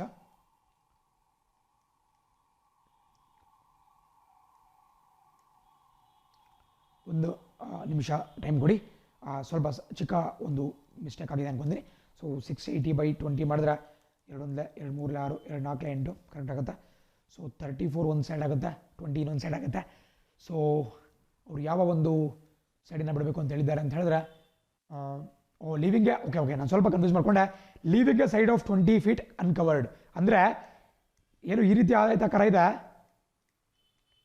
ಇದರಲ್ಲಿ ಈ ಭಾಗವನ್ನು ಬಿಡಬೇಕು. ಕೇವಲ 3 ಭಾಗಕ್ಕೆ ಬೇಲಿಯನ್ನು ಹಾಕಬೇಕಾಗುತ್ತೆ. ಒಂದು ಭಾಗವನ್ನು, ಒಂದು ಸೈಡನ್ನು ನಾವು ಬಿಡಬೇಕಾಗುತ್ತೆ. ಆ ಸೈಡಿನ ಸುತ್ತಳತೆ ಎಷ್ಟಿದೆಯಪ್ಪ, ಆ ಸೈಡಿನ ಒಂದು ಲೆಂತ್ ಎಷ್ಟಿದೆಯಪ್ಪ ಅಂತ ಹೇಳಿದ್ರೆ 20. ಸೊ ಹಾಗೆ 20 ಬಿಟ್ಬಿಡಿ, ನಾವು 20 + 34 + 34 ಮಾಡಬೇಕಾಗುತ್ತೆ. ಅದನ್ನು ನಾವು ಆ್ಯಡ್ ಮಾಡಿದ್ರೆ 8 + 5 + 8 + 10 ಓಕೆ 88 ಆಗುತ್ತೆ. ಸೊ ಸಮ್ ಮಾಡಿ 34 + 34 + 20 ಮಾಡಿದ್ರೆ ಆಪ್ಷನ್ ಡಿ 88 ಸಿಗುತ್ತೆ. 88 ಸರಿಯಾದ ಉತ್ತರ. ಭಾಳ ಈಸಿ ಇದೆ, ಬಟ್ ಕೆಲವರಿಗೆ ಸ್ವಲ್ಪ ಕನ್ಫ್ಯೂಷನ್ ಅನಿಸಿರ್ಬೋದು. ಬಟ್ ತೊಂದರೆ ಇಲ್ಲ, ಭಾಳ ಸಿಂಪಲ್ ಆಗಿದೆ. ಆ್ಯಂಡ್ ಇದು ಕೂಡ ಒಂದು ರೀಸನಿಂಗ್ ಪ್ರಶ್ನೆ, ಸ್ವಲ್ಪ ಬ್ಯಾಂಕಿಂಗಲ್ಲಿ ಕೊಡ್ತಾ ಇರೋ ರೀತಿ ಕೊಟ್ಟಿದ್ದಾರೆ. ಹೆಚ್ಚಿನ ಕರೆಂಟ್ ಅಫೇರ್ಸನ್ನು, ಹೆಚ್ಚಿನ ಮೆಂಟಲ್ ಎಬಿಲಿಟಿ ಪ್ರಶ್ನೆಗಳನ್ನ ಕೊಟ್ಟಿದ್ದಾರೆ. ಬಟ್ ಎಲ್ಲವೂ ಕೂಡ ಭಾಳ ಸುಲಭವಾಗಿದ್ದಾವೆ. ನೀವು ಇದೊಂದು ಡಾಟನ್ನು ನೋಡ್ತಾ ಹೋದರೆ ಆಯಿತು. ಈ ಡಾಟ್ ಇಲ್ಲಿಗೆ ಬರುತ್ತೆ, ಆ ಬಳಿಕ ಇಲ್ಲಿಗೆ ಬರುತ್ತೆ, ಆ ಬಳಿಕ ಇಲ್ಲಿಗೆ ಹೋಗುತ್ತೆ, ಈಗ ಅದು ಇಲ್ಲಿಗೆ ಬರಬೇಕಾಗುತ್ತೆ. ಇದೊಂದೇ ಸರಿಯಾದ ಉತ್ತರ. So option right answer. ಭಾಳ ಸೂಕ್ಷ್ಮ ಗಮನಿಸ್ಬಿಟ್ಟು ಟಿಕ್ ಹಾಕಿ, ನಾನು ಜಾಸ್ತಿ ಟೈಮ್ ವೇಸ್ಟ್ ಮಾಡಲ್ಲ. ಆ್ಯಂಡ್ 79 ಕೂಡ ಭಾಳ ಸಿಂಪಲ್ ಆಗಿದೆ. 1 - 4 - 3 - 5 = 2 ಅದನ್ನು ಅವರು ABCDಗೆ ಮಾರ್ಕ್ ಮಾಡಿದ್ದಾರೆ. ಅಂದರೆ ಅದು ಈ ಆಲ್ಫಾಬೆಟಿಕಲ್ ಆರ್ಡರಾಗಿ ನೀವು ಬರೆದ್ರೆ ABCDEF ಅಂತ ಬರೆದಾಗ 1 2 3 4 5 ಅದಕ್ಕೆ ಯಾವ ಸಂಖ್ಯೆ ಬರುತ್ತೋ ಆ ಸಂಖ್ಯೆಯನ್ನು ಅವ್ರು ಬಳಕೆ ಮಾಡಿದ್ದಾರೆ. ಸೊ ನೀವಿಲ್ಲಿ GI ಹಿಂಗೆಲ್ಲ ಬರೀಬೇಕಾಗುತ್ತೆ. G ಎಷ್ಟನೇ ಸಂಖ್ಯೆ? ABCDEF G ಅನ್ನೋದು ನಿಮಗೆ 7ನೇ ಸಂಖ್ಯೆ ಆಗಿರುತ್ತೆ. ಸೊ 7 ಬರ್ತಿರ್ತಕ್ಕಂಥ ಇದೇ ಆನ್ಸರ್ ಆಗುತ್ತೆ. ಬೇಕಾದ್ರೆ ನೀವು ಡೀಪಾಗಿ ಥಿಂಕ್ ಮಾಡಿ ನೋಡಿ. I ಯಾವ ಸಂಖ್ಯೆ ಬರುತ್ತೆ? 9ನೇ ಸಂಖ್ಯೆ ಬರುತ್ತೆ. ಅದೇ ರೀತಿ H ಯಾವ ಸಂಖ್ಯೆ ಬರುತ್ತೆ? 8ನೇ ಸಂಖ್ಯೆ ಆಗಿರುತ್ತೆ ಈ ಲೆಟರ್ದು. ಸೊ ಆ ರೀತಿ ಮಾಡಿದಾಗ ನಿಮಗೆ ಆಪ್ಷನ್ ಬಿ ಸರಿಯಾದ ಉತ್ತರ ಆಗಿರುತ್ತೆ. ಭಾಳ ಸಿಂಪಲ್ ಇರೋದ್ರಿಂದ ನಾನು ಜಾಸ್ತಿ ಡಿಸ್ಕಸ್ ಮಾಡೋಕೆ ಹೋಗ್ತಾ ಇಲ್ಲ ಅದನ್ನು. ನೋಡಿ ಲಾಜಿಕ್ ನೋಡೋಕೆ ಗೊತ್ತಾಗುತ್ತೆ ನಿಮಗೆ. ಎ ಅನ್ನೋದು 1, ಡಿ ಅನ್ನೋದು 4, ಸಿ ಅನ್ನೋದು 3 ಮತ್ತು ಬಿ ಅನ್ನೋದು ಇ ಅನ್ನೋದು 5 ಆ್ಯಂಡ್ ಬಿ ಅನ್ನೋದು 2. ಅದೇ ರೀತಿ GIHFIಗೆ ಯಾವ ಸಂಖ್ಯೆ ಬರುತ್ತೆ, ಯಾವ್ಯಾವ ಲೆಟರ್ಗೆ ಯಾವ ಸಂಖ್ಯೆ ಬರುತ್ತೆ ಅಂತ ನೋಡಿದ್ರೆ ಸೂಕ್ತವಾಗಿರುತ್ತೆ. ಆ್ಯಂಡ್ 80ನೇ ಪ್ರಶ್ನೆ ಗಡಿಯಾರಕ್ಕೆ ಸಂಬಂಧಪಟ್ಟಂಗೆ ಕೇಳಿದ್ದಾರೆ. ಅದು ಕೂಡ ಭಾಳ ಸಿಂಪಲ್ ಆಗಿದೆ. ಸೊ 8 ಗಂಟೆಗೆ ಒಂದು ಗಂಟೆ ಮುಳಿತು ಅಂತ ಹೇಳಿದ್ರೆ 2 ಗಂಟೆಗೆ ಬರೋ ಅಷ್ಟರಲ್ಲಿ ಅದು ಎಷ್ಟು ಡಿಗ್ರಿಗಳನ್ನು, ಎಷ್ಟು ಕೋನವನ್ನು, ಆ್ಯಂಗಲನ್ನು ಕವರ್ ಮಾಡುತ್ತೆ ಅಂತ ಹೇಳಿದ್ರೆ ಒಂದು ವಿಚಾರ ಗೊತ್ತಿರಲಿ. ಒಟ್ಟು ನಿಮಗೆ ಒಂದು ಗಡಿಯಾರದಲ್ಲಿ 360 ಡಿಗ್ರಿಗಳಿರುತ್ತೆ, 12 ಗಂಟೆಗಳಿರುತ್ತೆ. 360 ಡಿಗ್ರಿ ಕೋನ ಮತ್ತು 12 ಗಂಟೆಗಳು. ಇದನ್ನು ಡಿವೈಡ್ ಮಾಡಿದ್ರೆ 12 3 36, ಸೊ 30 ಡಿಗ್ರಿ. ಸೊ ಒಂದು ವಿಷಯ ನಿಮಗೆ ಗೊತ್ತಾಗುತ್ತೆ, ಪ್ರತಿ 1 ಗಂಟೆ ಆದಾಗ್ಲೂ ಗಂಟೆಯ ಮುಳ್ಳು 30 ಡಿಗ್ರಿಯಷ್ಟು ಕೋನವನ್ನು ಚಲಿಸುತ್ತೆ. ಇಲ್ಲಿ ಎಷ್ಟು ಗಂಟೆ ಆಗಿದೆ? 8 ರಿಂದ 9 ಗಂಟೆ, 10, 11, 12, 1, 2. ಸೊ ಒಟ್ಟು 6 ಗಂಟೆ ಕ್ರಮಿಸಿದೆ. ಸೊ 6 × 30 ಮಾಡಿದ್ರೆ ಆನ್ಸರ್ ಸಿಗುತ್ತೆ. 6 3 18 180. Option D right answer. ಭಾಳ ಸಿಂಪಲ್, ಅತ್ಯಂತ ಸಿಂಪಲ್ ಒಂದು ಕ್ಲಾಕ್ ಪ್ರಾಬ್ಲಮ್. ಆ್ಯಂಡ್ ಇದು ಕೂಡ ಡೈಸ್ ಪ್ರಾಬ್ಲಮ್ ಕೇಳಿದ್ದಾರೆ. ಐ ಥಿಂಕ್ ಬಹಳ ಜನ ಕನ್ಫ್ಯೂಸ್ ಮಾಡ್ಕೊಂಡಿರ್ತೀರಾ ಡೈಸ್ ಬಗ್ಗೆ. ಕೆಲವರಿಗೆ ಅಷ್ಟೊಂದು ಟ್ರಿಕ್ಸ್ ಗೊತ್ತಿರಲ್ಲ. ನೋಡಿ, ಯಾವಾಗಲೂ ಕೂಡ ಒಂದು ಮಾತನ್ನು ನೆನ್ಪಿಟ್ಕೊಳ್ಳಿ, ಡೈಸ್ನಲ್ಲಿ 2 ರೀತಿಯ ಡೈಸ್ಗಳು ಬರುತ್ತೆ. ಒಂದು ಸ್ಟ್ಯಾಂಡರ್ಡೈಸ್ಡ್ ಡೈಸ್, ಮತ್ತೊಂದು non standard dice. So standardised dice ಅಂದರೆ ಏನು? ನಿಮಗೇನು ಫೇಸಸ್ ಕೊಟ್ಟಿದ್ದಾರೆ ಅಲ್ಲಿ ಇವನ್ನ ಯಾವುದೇ 2 ಸಂಖ್ಯೆಗಳನ್ನ ಆ್ಯಡ್ ಮಾಡಿದಾಗ ನಿಮಗೆ 7 ಸಿಕ್ಕರೆ ಅದನ್ನು ಸ್ಟ್ಯಾಂಡರ್ಡೈಸ್ ಸಂಖ್ಯೆ ಅಂತ ಕರಿಬೇಕಾಗುತ್ತೆ. 7ಕ್ಕಿಂತ ಕಮ್ಮಿ ಸಿಗಬೇಕಾಗುತ್ತೆ, 7ಗೆ ಈಕ್ವಲ್ ಸಿಗಬಾರ್ದು. 7ಕ್ಕಿಂತ ಕಮ್ಮಿ ಸಿಗಲಿಲ್ಲ ಅಂದರೆ ಅದು ಸ್ಟ್ಯಾಂಡರ್ಡೈಸ್ ಆಗಿರುತ್ತೆ. ಇಲ್ಲಿ ನೋಡ್ತಾ ಇದ್ದೀರಾ, 1 + 2 2, 1 + 2 3 ಆಗುತ್ತೆ, 3 + 2 5 ಆಗುತ್ತೆ. ಅದು ಸ್ಟ್ಯಾಂಡರ್ಡ್ ಡೈಸ್ ಅಂತ ತಿಳ್ಕೊತೀರಾ. ಬಟ್ ಈ ಭಾಗಕ್ಕೆ ಬನ್ನಿ, ಅದೇ ಒಂದು ಡೈಸ್, ಅದೇ ಒಂದು ದಾಳದ ಮತ್ತೊಂದು ಮುಖವನ್ನು ನೀವು ನೋಡ್ತಾ ಇದ್ದೀರಾ. 4 + 3 ಮತ್ತು 4 + 5 ಕೊಟ್ಟಿದ್ದಾರೆ.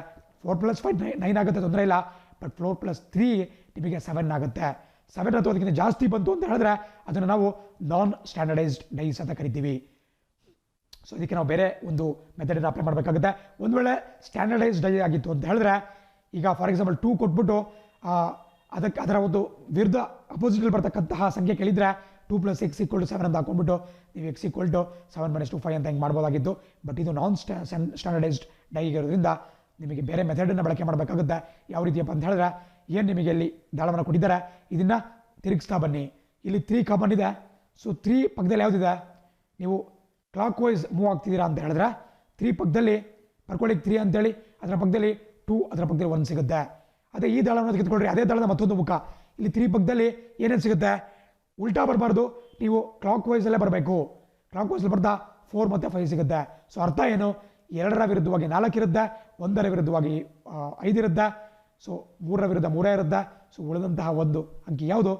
ನಿಮಗೆ ಒಂದ್ಸರಿ ಕ್ವಶನ್ ಮತ್ತೊಂದ್ಸರಿ ನೋಡಿ, ಯಾವ ಒಂದು ದಾಳದ ಬಗ್ಗೆ ಕೇಳಿದ್ದಾರೆ ಅಂತೇಳಿ. ಸೊ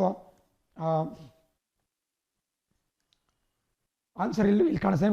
1ಗೆ ವಿರುದ್ಧವಾಗಿ ಇರ್ತಕ್ಕಂತಹ ಒಂದು ಸಂಖ್ಯೆ ಯಾವುದು ಅಂತ ಕೇಳಿದ್ದಾರೆ. ಸೊ ನೀವು ರೊಟೇಟ್ ಮಾಡಿದಾಗ ನಿಮಗೆ ಗೊತ್ತಾಯಿತು, ಆಪ್ಷನ್ ಸಿ 5 ಸರಿಯಾದಂಥ ಉತ್ತರ ಆಗಿರುತ್ತೆ. ಸೊ ಬಹಳ ಸಿಂಪಲ್. ಈ ಒಂದು ಮೆಥಡನ್ನು ಫಾಲೋ ಮಾಡೋ ಮೂಲಕ ನೀವು ಯಾವುದೇ ಒಂದು ಡೈಸ್ ಪ್ರಾಬ್ಲಮ್ನ ಸಾಲ್ವ್ ಮಾಡ್ಬೋದು.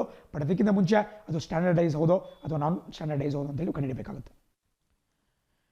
82ನೇ ಪ್ರಶ್ನೆ. ಇದು ಕೂಡ ಸಿಂಪಲ್ ಮೆಂಟಲ್ ಪ್ರಶ್ನೆ ಆಗಿದೆ. ಸೊ ನಿಮಗೆ ಸ್ಕ್ರೀನಲ್ಲಿ ಕಾಣಿಸ್ತಾ ಇದೆ. ನಿಮಗೆಲ್ಲ ಒಂದು ವಿಚಾರ ಗೊತ್ತು, ಈ ರೀತಿ ಇದ್ದಾಗ ಒಟ್ಟು 180 ಡಿಗ್ರಿ ಇರುತ್ತೆ ಅಂತೇಳಿ. ಸೊ ಈ ಒಂದು ಭಾಗ 100 ಡಿಗ್ರಿ ಆಗಿದ್ದರೆ ಬಲಭಾಗದಲ್ಲಿ ಎಷ್ಟು ಡಿಗ್ರಿ ಇರುತ್ತೆ? 180 - 100 ಅಂದರೆ 80 ಡಿಗ್ರಿ ಆಗಿರುತ್ತೆ. ಸೊ ಈ ಒಂದು ಭಾಗದಲ್ಲಿ 80 ಡಿಗ್ರಿ ಆಗಿರುತ್ತೆ. ಬಟ್ ಅವ್ರು ನಮಗೆ ಕೇಳ್ತಾ ಇರೋದು ಈ ಎಕ್ಸ್ ಎಷ್ಟು ಅಂತೇಳಿ. ಬಟ್ ಮತ್ತೊಂದು ವಿಚಾರ ನಿಮಗೆ ಗೊತ್ತಿರಲಿ, ಯಾವಾಗಲೂ ಕೂಡ ಈ ಟ್ರಯಾಂಗಲ್ ತ್ರಿಭುಜದ ಎಲ್ಲ ಆಂತರಿಕ ಕೋನಗಳನ್ನು ನಾವು ಆ್ಯಡ್ ಮಾಡಿದ್ರೆ all the angles of triangle when they are added together it will give us 180. So ಇಲ್ಲಿ ಅರ್ಥ ಏನಪ್ಪ ಅಂದರೆ 80 + 60 + ಎಕ್ಸನ್ನು ಆ್ಯಡ್ ಮಾಡಿದ್ರೆ 180 ಸಿಗಬೇಕು. ಸೊ ಎಕ್ಸ್ ಎಷ್ಟಾಗುತ್ತೆ? 60 + 80 ಆದರೆ 140 ಆಗುತ್ತೆ. ಸೊ 180ರಲ್ಲಿ 140 ಕಳೆದ್ರೆ 40 ಆಗಿರುತ್ತೆ. ಹಾಗಾಗಿ ಆಪ್ಷನ್ ಬಿ 40 ಡಿಗ್ರಿ ಎಕ್ಸ್ನ ಮೌಲ್ಯ ಆಗಿರುತ್ತೆ. Very important. ಅದೇ ರೀತಿ ಮುಂದಿನ ಪ್ರಶ್ನೆ ನೋಡ್ತಾ ಹೋಗೋಣ. ಈಗೆಲ್ಲ ಮೆಂಟಲ್ ಮುಗಿದು, ಬಹಳ ಸಿಂಪಲ್ ಕ್ವಶನ್ಸ್, ಟೈಮೇ ವೇಸ್ಟ್ ಮಾಡೋದು ಬೇಡ, ಬೇಗ ಮುಗಿಸ್ಬಿಡೋಣ. ಮೆಕ್ಮೋಹನ್ ರೇಖೆ ಯಾವ ದೇಶಗಳ ನಡುವಿನ ಗಡಿ ಅಂತ ಹೇಳಿದ್ದಾರೆ. ಮೆಕ್ಮೋಹನ್ ಬಹಳ ಸಿಂಪಲ್, ಭಾರತ ಮತ್ತು ಚೀನಾ ದೇಶದ ನಡುವಿನ ಗಡಿ. ಇದು ಕೂಡ ಸ್ವಲ್ಪ ಕರೆಂಟ್ ಅಫೇರ್ಸ್ ಕಾರಣದಿಂದ ತೆಗೆದುಕೊಂಡಿದ್ದಾರೆ, ಬಿಕಾಸ್ 2 ದೇಶಗಳ ನಡುವೆ ಗಡಿ ಚಟಾಪಟಿ ನಡೀತಾ ಇದೆ. ಅದೇ ರೀತಿ ರಾಡ್ಕ್ಲಿಫ್ ರೇಖೆ ಅಂದರೆ ಭಾರತ ಪಾಕಿಸ್ತಾನ ಮತ್ತು ಭಾರತ ಬಾಂಗ್ಲಾದೇಶ್. ಅದೇ ರೀತಿ ಡುರಾಂಡ್ ರೇಖೆ ಅಂತ ಹೇಳಿದ್ರೆ ಭಾರತ ಮತ್ತು ಅಫ್ಘಾನಿಸ್ತಾನ. ಅರ್ಥಶಾಸ್ತ್ರ ಪುಸ್ತಕ ಯಾರು ಬರೆದಿದ್ದಾರೆ ಅಂತ ಕೇಳಿದ್ದಾರೆ. ಬಹಳ ಸಿಂಪಲ್, ಕೌಟಿಲ್ಯನ ಅರ್ಥಶಾಸ್ತ್ರ ಅಂತಲೇ ಅದು ಫೇಮಸ್ ಆಗಿದೆ. ಆಪ್ಷನ್ ಬಿ ಕೌಟಿಲ್ಯ ಅಥವಾ ಚಾಣಕ್ಯ ಅಂತ ನಾವೇನು ಕರಿತೀವಿ, ಅವ್ರು ಬರೆದಿರ್ತಕ್ಕಂತಹ ಒಂದು ರಾಜಕೀಯ ಶಾಸ್ತ್ರದ ಬುಕ್ ಅರ್ಥಶಾಸ್ತ್ರ. ಅದೇ ರೀತಿ 85ನೇ ಪ್ರಶ್ನೆ ಹೇಳುತ್ತೆ, ಕೆಳಗಿನ ಯಾವ ಕಾಯ್ದೆ ಅರಾಜಕ ಮತ್ತು ಕ್ರಾಂತಿಕಾರಿ ಅಪರಾಧ ಕಾಯ್ದೆ ಎಂದು ಕರೆಯಲ್ಪಟ್ಟಿದ್ದು?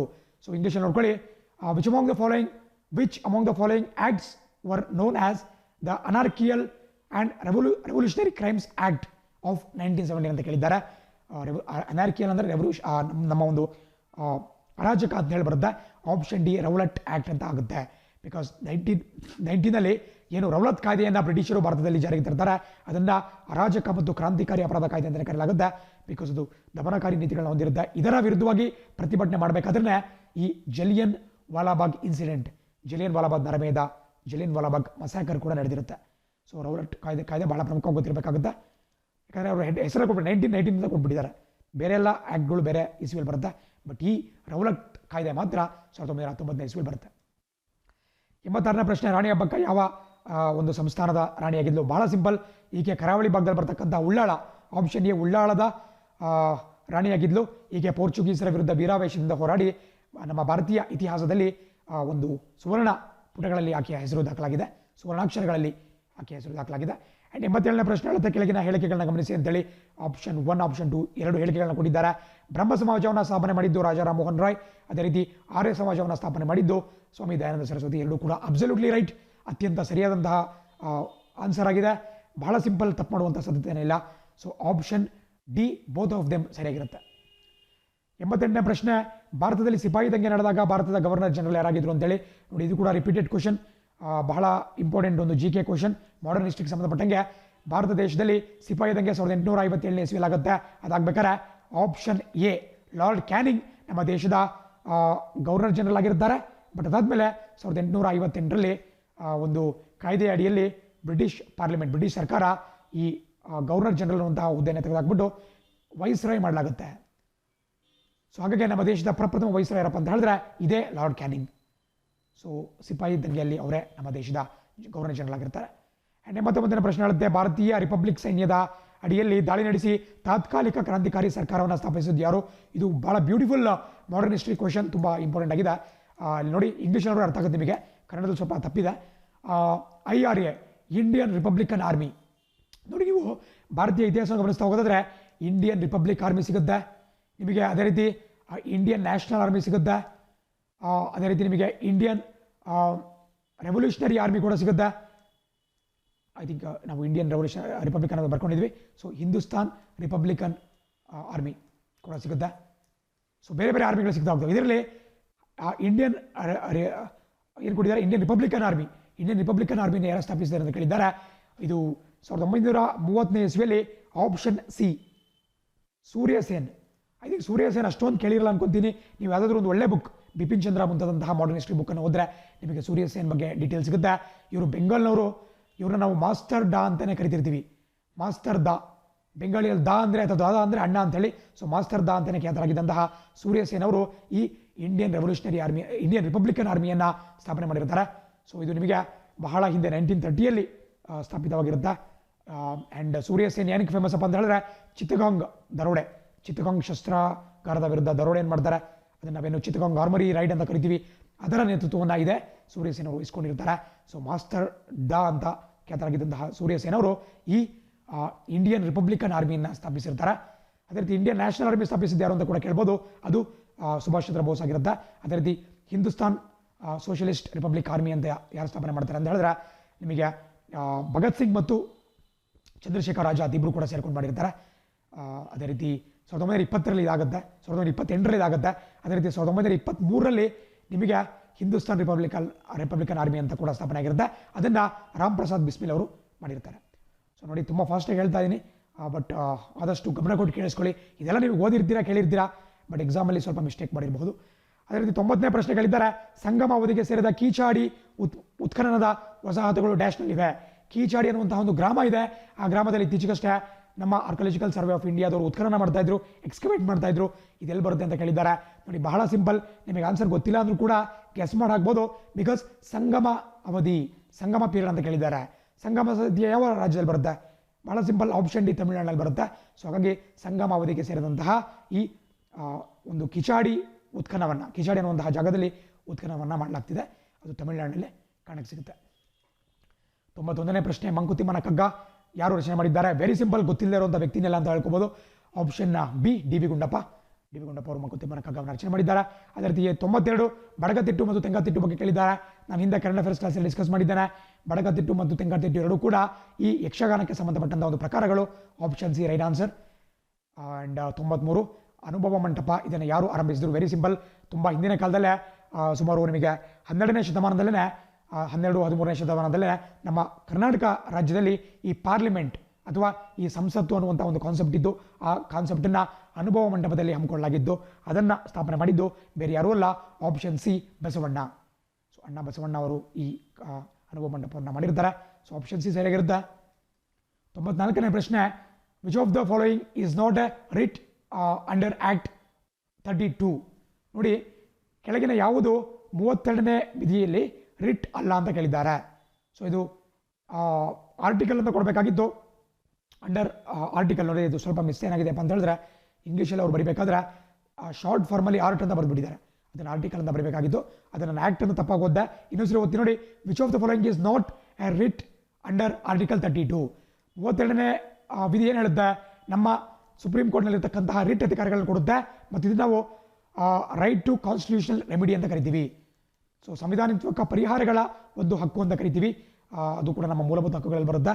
ಆರ್ಟಿಕಲ್ 32 ಬಹಳ ಇಂಪಾರ್ಟೆಂಟ್ ಆಗಿರತಕ್ಕಂಥ ಒಂದು ಆರ್ಟಿಕಲ್.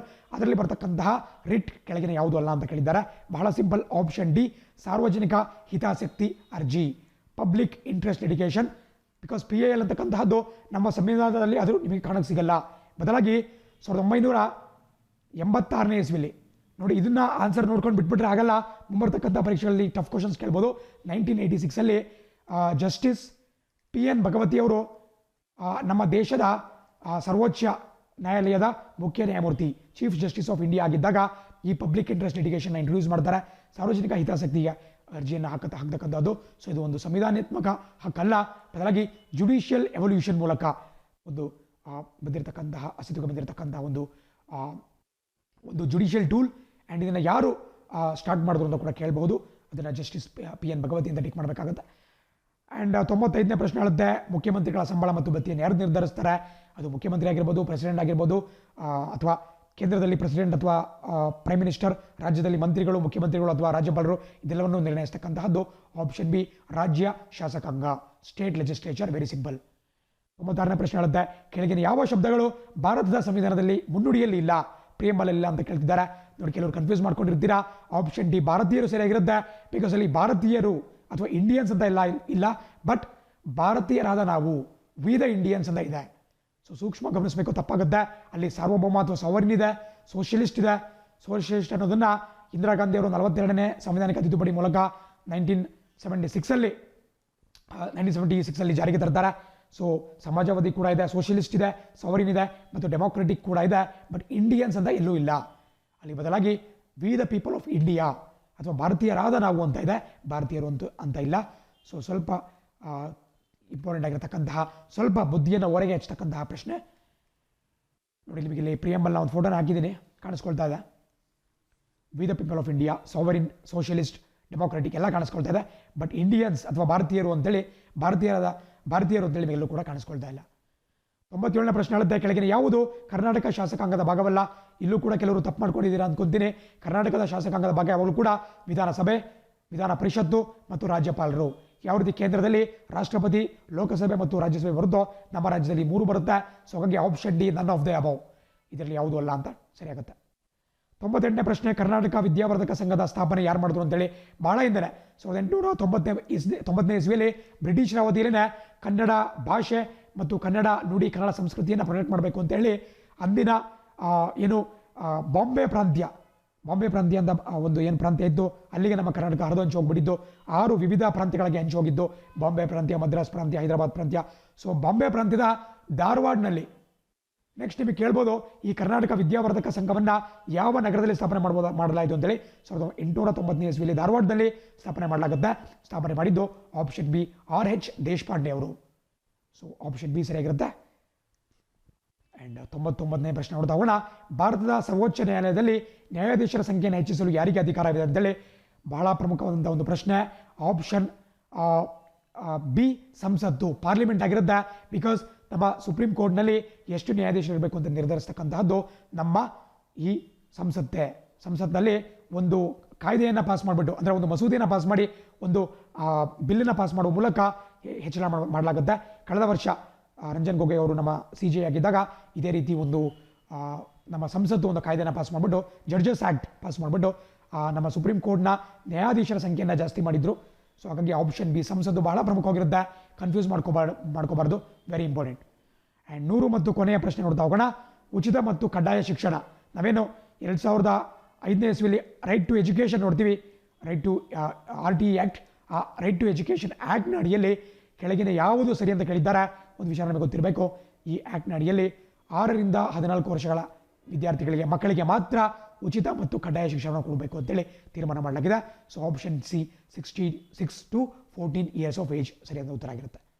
ಇದರೊಂದಿಗೆ ಇವತ್ತಿನ ಏನು ನಿನ್ನೆ ನಡೆದಂತಹ KSIF ಪ್ರಶ್ನೆ ಪತ್ರಿಕೆಯ ವಿಶ್ಲೇಷಣೆ ಮುಕ್ತಾಯ ಆಯಿತು.